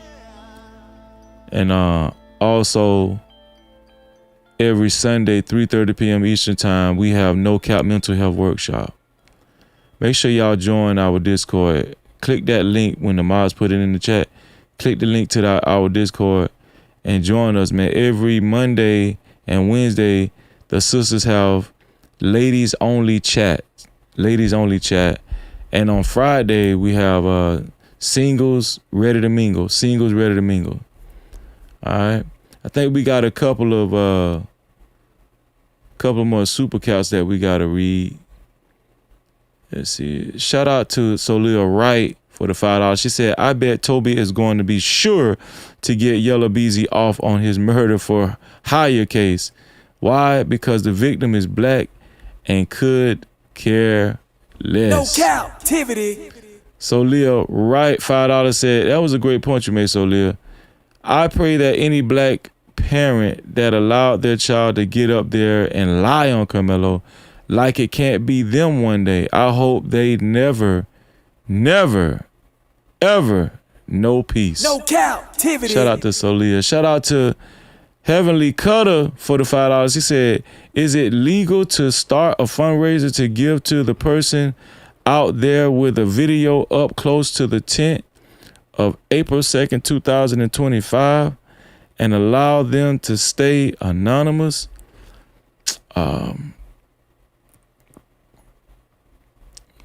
Probably not, man. No Cap-tivity. Probably not. We want to encourage people to come forward. Shout out to you, Heavenly Cutter. Heavenly Cutter came back again. $2 said, one in my city in Cricket, Collin County. No man. Cap-tivity. Luna Wolf, thank you, Luna. Luna is such a sweetheart. It's my sister. $5 from Luna said, love you, Freezy, and all the good men. No Cap-tivity. Love you too, sis, and love all the sisters out there watching. We love y'all, man. All the sisters. And listen, I want to say this too.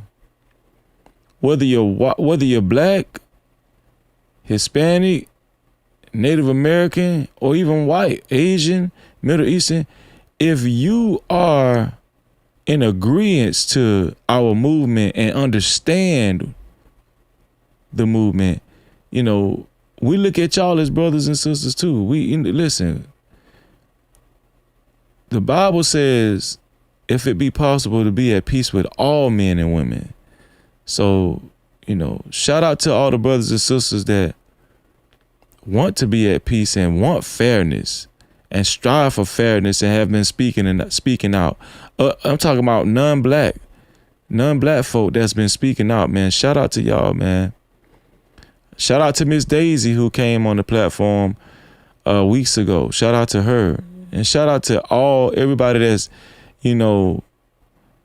contributed, in any type of way, especially, by Super Cash Cows or PayPals, jewels, memberships. Also, being guests on the show. All the brothers and sisters that seen the video, we can't forget about them.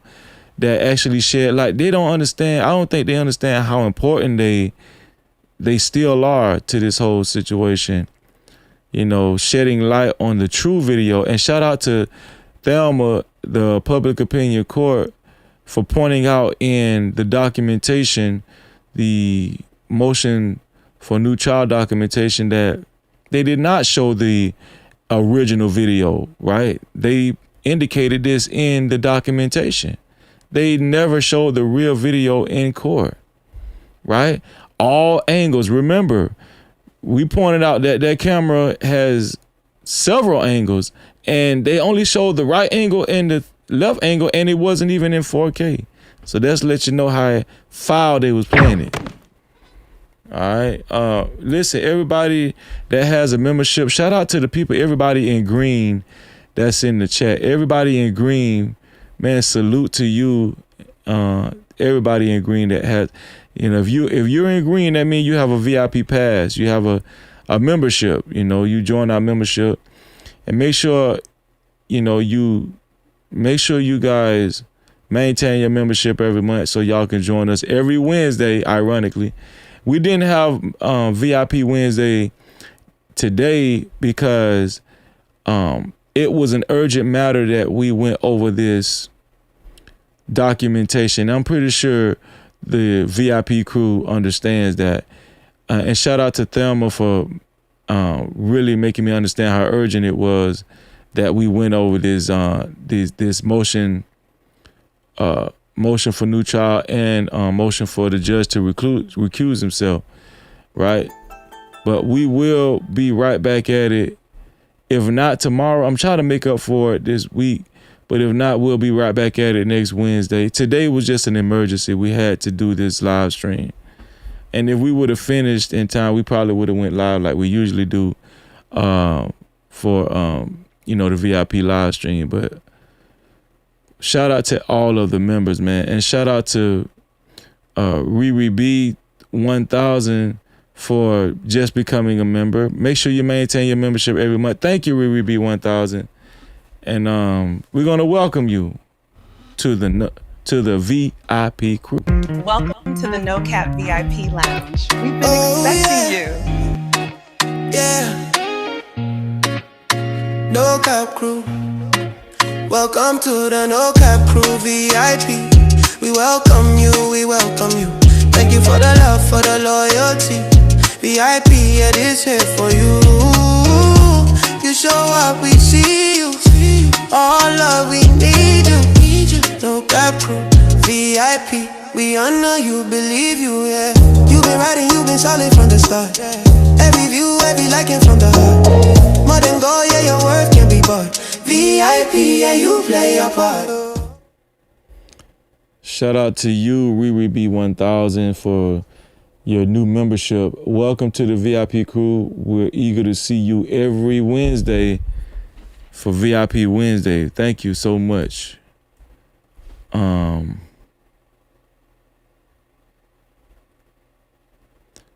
I thought somebody else just became a member, but maybe I was seeing things.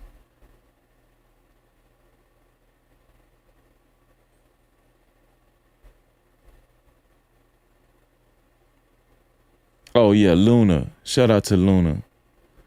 Let's highlight Luna right there. Luna celebrating 2 months. She said, movie night tomorrow in the Discord. I will be hosting at 4 p.m. Eastern time. Listen, Shout out to our sister Luna. No Cap-tivity. Movie night. Thank you for announcing that, Luna. So if you guys are interested in attending movie night, hosted by our sister Luna Wolf, 4 p.m. Eastern time in the Discord. Make sure you guys click that Discord link if you haven't became a Discord member, join our Discord yet. And for those of you who are Discord members, make sure, you know, if you're interested, I'm pretty sure she's going to have a few people in there. Movie night tomorrow in the Discord. She will be hosting it at 4 p.m. Eastern time. 4 p.m. I might even stick my head in there if I'm not too busy. I might stick my head in there too, Luna. Shout out to Luna, man. Shout out to Luna.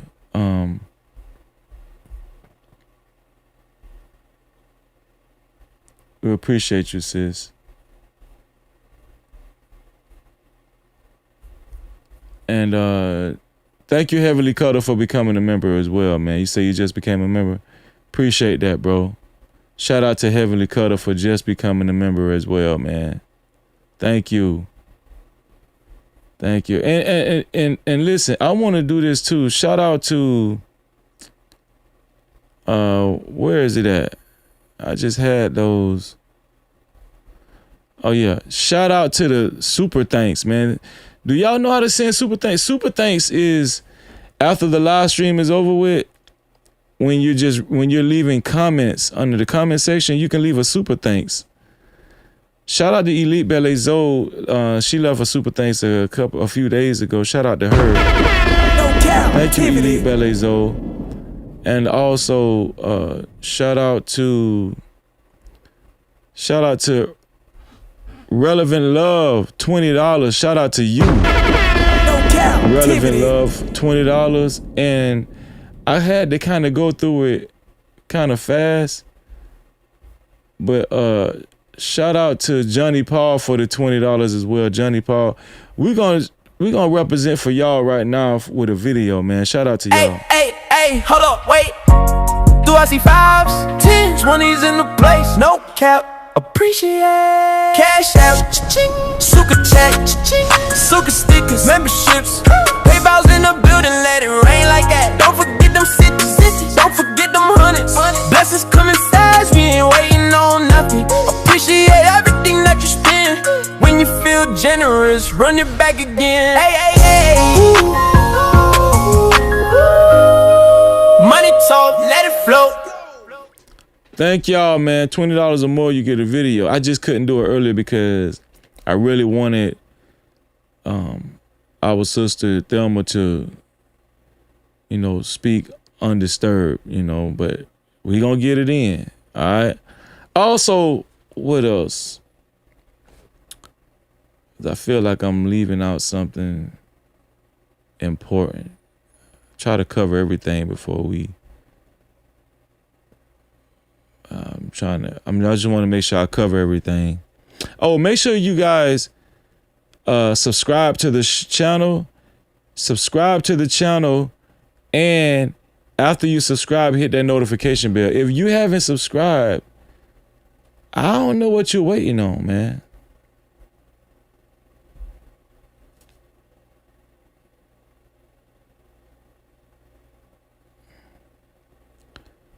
I don't know what y'all waiting on. Let me see.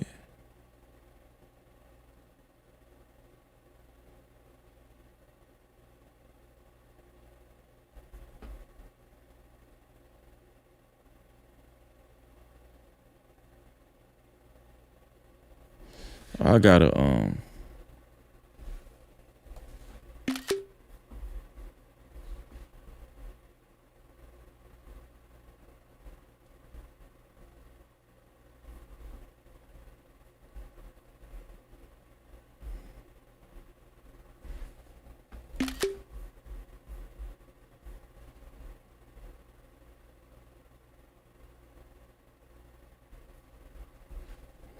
Oh, that's why I did that. Well, let me do this right here.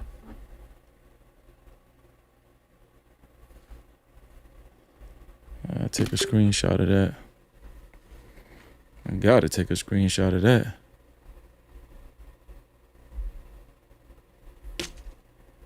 Okay.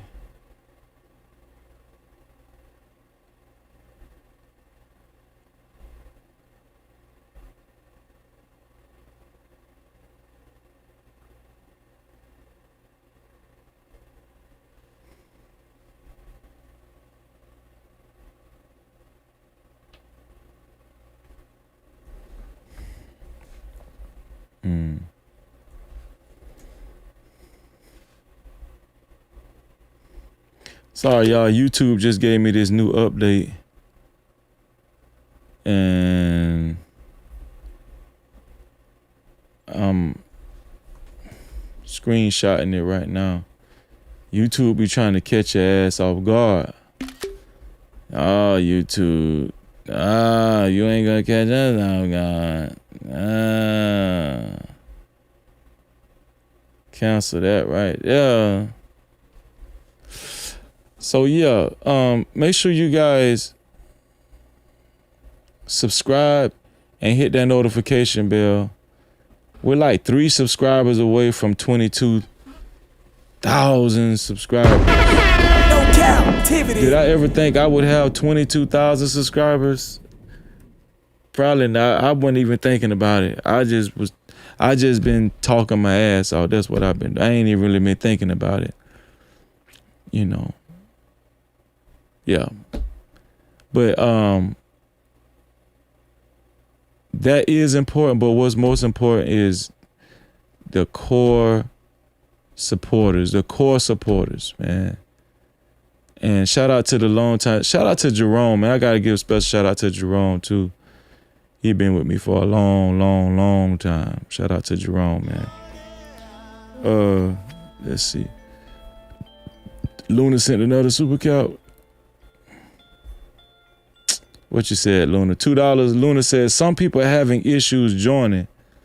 Yeah, I'm gonna have to look. I'm gonna have to look into that. But always remember, if you have an iPhone, and you want to join our membership, you got to do it from desktop mode. If you got an iPhone, you got to do it from desktop mode and not your regular YouTube app. That's just the way it's set up. Dang, Scarlett, you almost got away, Scarlett, but Miss Pooh, I see you, Miss Pooh. I see your pictures. I ain't gonna tell them what you're holding in your hand, Miss Pooh. I ain't gonna tell them what you're holding in your hand, Miss Pooh. Cause I'm looking at your profile picture on this here Cash App. They're like, man, you could have hung together in them streets. But shout out to Miss Pooh. Miss Pooh has taken over the sponsorship with a total of $100. Shout out to Miss Pooh, man. No Cap-tivity. You get a video too, Miss Pooh. You already know that. She said today's show, great job, bro. Great job. Thank you, Miss Pooh. Thank you. I appreciate it. I don't want no problem, Miss Pooh. I don't want no problem with you. I want no problem. But shout out to Miss Pooh. Miss Pooh took over the sponsorship. She is the official sponsor of tonight's show. Shout out to Miss Pooh. We're gonna represent. You already know that, huh? Let's go. And shout out to Scarlett, man. Scarlett held the sponsorship for quite some time. Shout out to you, Scarlett. We appreciate you. Let's represent for Miss Pooh. Do as he fast. 10s, 20s in the place. No cap. Appreciate. Cash app. Super chat. Super stickers. Memberships. PayPal's in the building later. I ain't like that. Don't forget the 50s. Don't forget them 100s. Blessings coming fast. We ain't waiting on nothing. Appreciate everything that you spend when you feel generous. Run it back again. Cash app.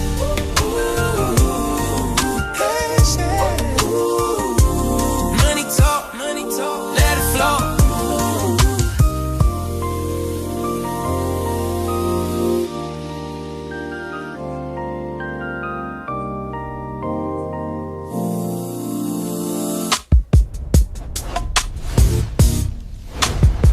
Miss Pooh, $100. Sponsorship. Thank you, Miss Pooh. We appreciate you. Thank you so much. And the celebration ain't over with. Miss Pooh looks like she's going to be our official sponsor of tonight's show with a total of $100. And y'all know how we do it. Wanna be a baller, shot collar, 20th place on the Impala. Holla, get a leg tonight. Push a roll, I got paper, I can hit the highway. Making money to fly away. But there's gotta be a better way, yeah. It's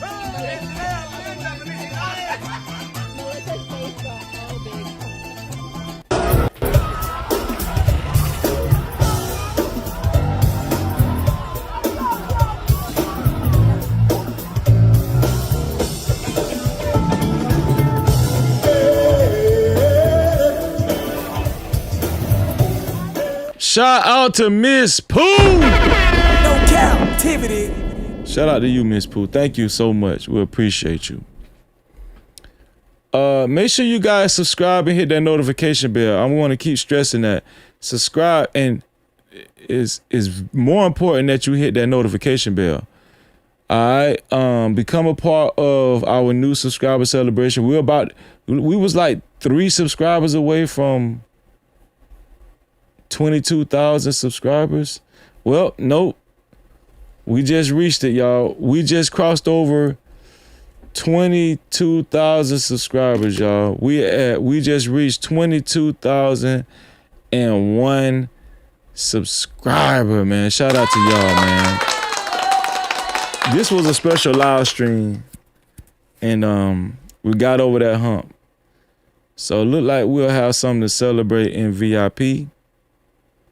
We're definitely gonna celebrate this in the VIP on VIP Wednesday. We appreciate y'all, and we're gonna continue to grow and climb. But more importantly, we're gonna continue to fight for our brothers and sisters, man. No Cap-tivity. All right. It's looking up for our young brother Karmelo Anthony. What y'all are witnessing is that prayer really does work. When 2 or more join together, man, it get powerful out here in these spiritual streets. All right, so let's just stay together, stay prayed up together. Let's be in agreement, especially with this Karmelo Anthony situation. Let's also be in agreement that, you know, when we all pray in our individual spaces, that the Most High God heals us from whatever we're going through and delivers us and blesses us. And we want to thank God too. We want to thank God for everything he's done. We just want to thank God for his magnificent power and for who he is. And we want to thank God for the God of David, you know, Abraham, Isaac, Jacob, Jesus the Christ. You know, we want to thank God, man. That's what we want to do. We want to remain thankful, because it ain't, you know, what we do have, including our ability. Listen, man, it don't gotta be like that. And God blessed us, man. We gotta count what we do have instead of dwelling in what we don't. Okay? While we in the land of the living. Okay, and we're gonna remain strong for one another. All right, I love y'all, man. Let's remain strong.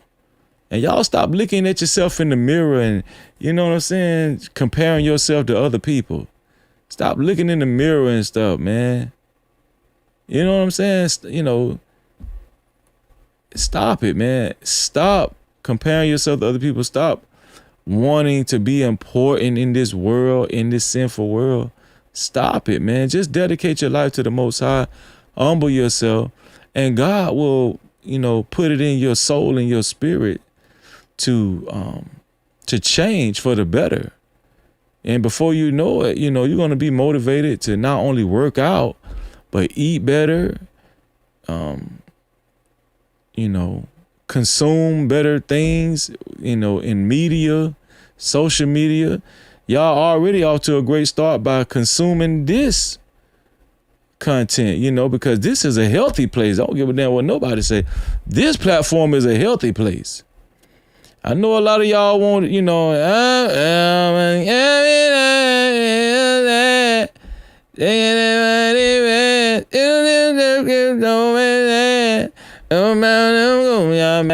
You are a product of your environment. I know y'all, some of y'all want to get that, but you know, this y'all get that, you know, spiritual food and that, you know, this is a good place. It's a healthy place for y'all. When y'all come on social media, just mark this platform down as one of y'all healthy places y'all go. And God, I truly believe God led y'all here. All right. So listen, man. I love y'all. I appreciate y'all. And am I forgetting something? We should be back tomorrow, man. And prayers go out to Nolan Wells' family too. Nolan Wells. We can't forget about Nolan Wells, man. We can't. I think we're gonna touch on that tomorrow. Nolan Wells as well, man. We're gonna continue. We're gonna stay on the ASS. Man, listen, man. I love y'all, and y'all know what I always say. To free yourself, you must heal yourself. And until the next time, we are out of here. I love y'all, man. Let's get it.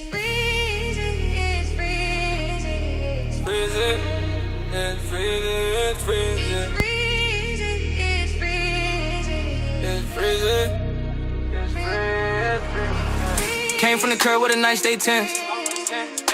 Graduated from the streets, no bars, no fence. No captivity, mindset breaking every chain. Taught by the pressure, never taught by the fame. Head full of topics, but my mind stay clear. Move with a purpose, I ain't moving in fear. No captivity, I don't fall for a trend. I don't sell my soul just to fit in with them. YouTube streets cold, yeah, I seen how it go. Clicks over character, everybody for sure. But I keep it real even when views get thin. No captivity, I'm free when I speak. Graduated from the streets to the digital streets. No captivity, I ain't locked in a lane. Move the algorithm when they type in my name. Captivity, stay on my grind every day. Clear mind, no chains. I don't drift, don't fake. Captivity, even when the lights get dim. I don't chase the fame. I make truth trend. I make truth trend. I make truth trend. From crack sidewalks to the platform grind. Turn pain into present, made purpose from time. No captivity, I don't beg for the crown. I build from the bottom, let the message go around. They want a character, I'm giving them me. Real over viral, that's the code I keep. No captivity, I ain't stuck in the past. I move with conviction, make the vision last. Algorithm watching every word I deliver, but I won't dilute what's making me different. No captivity, I won't trade my name. They say it out loud, but I don't chase the fame. No captivity, I'm free when I speak. Graduated from the streets to the digital streets. No captivity, I ain't locked in a lane. Move the algorithm when they type in my name. Captivity, stay on my grind every day. Clear mind, no chains. I don't tread, don't fake. Captivity, even when the lights get dim. I don't chase the fame, I make true trend. They say my name, but I'm staying the same. No captivity, I won't bend for the game. Cold in these YouTube streets, I still stand tall. No captivity, I was never meant to crawl. No captivity. That's the flag that I wave from the streets to the screen, still real, still break. Captivity, every chain I outgrew. If they say my name, they know what I do. Captivity. What phrase it, what phrase it, what phrase it, what phrase it, what phrase it. No captivity. What phrase it, what phrase it, what phrase it, what phrase it, what phrase it.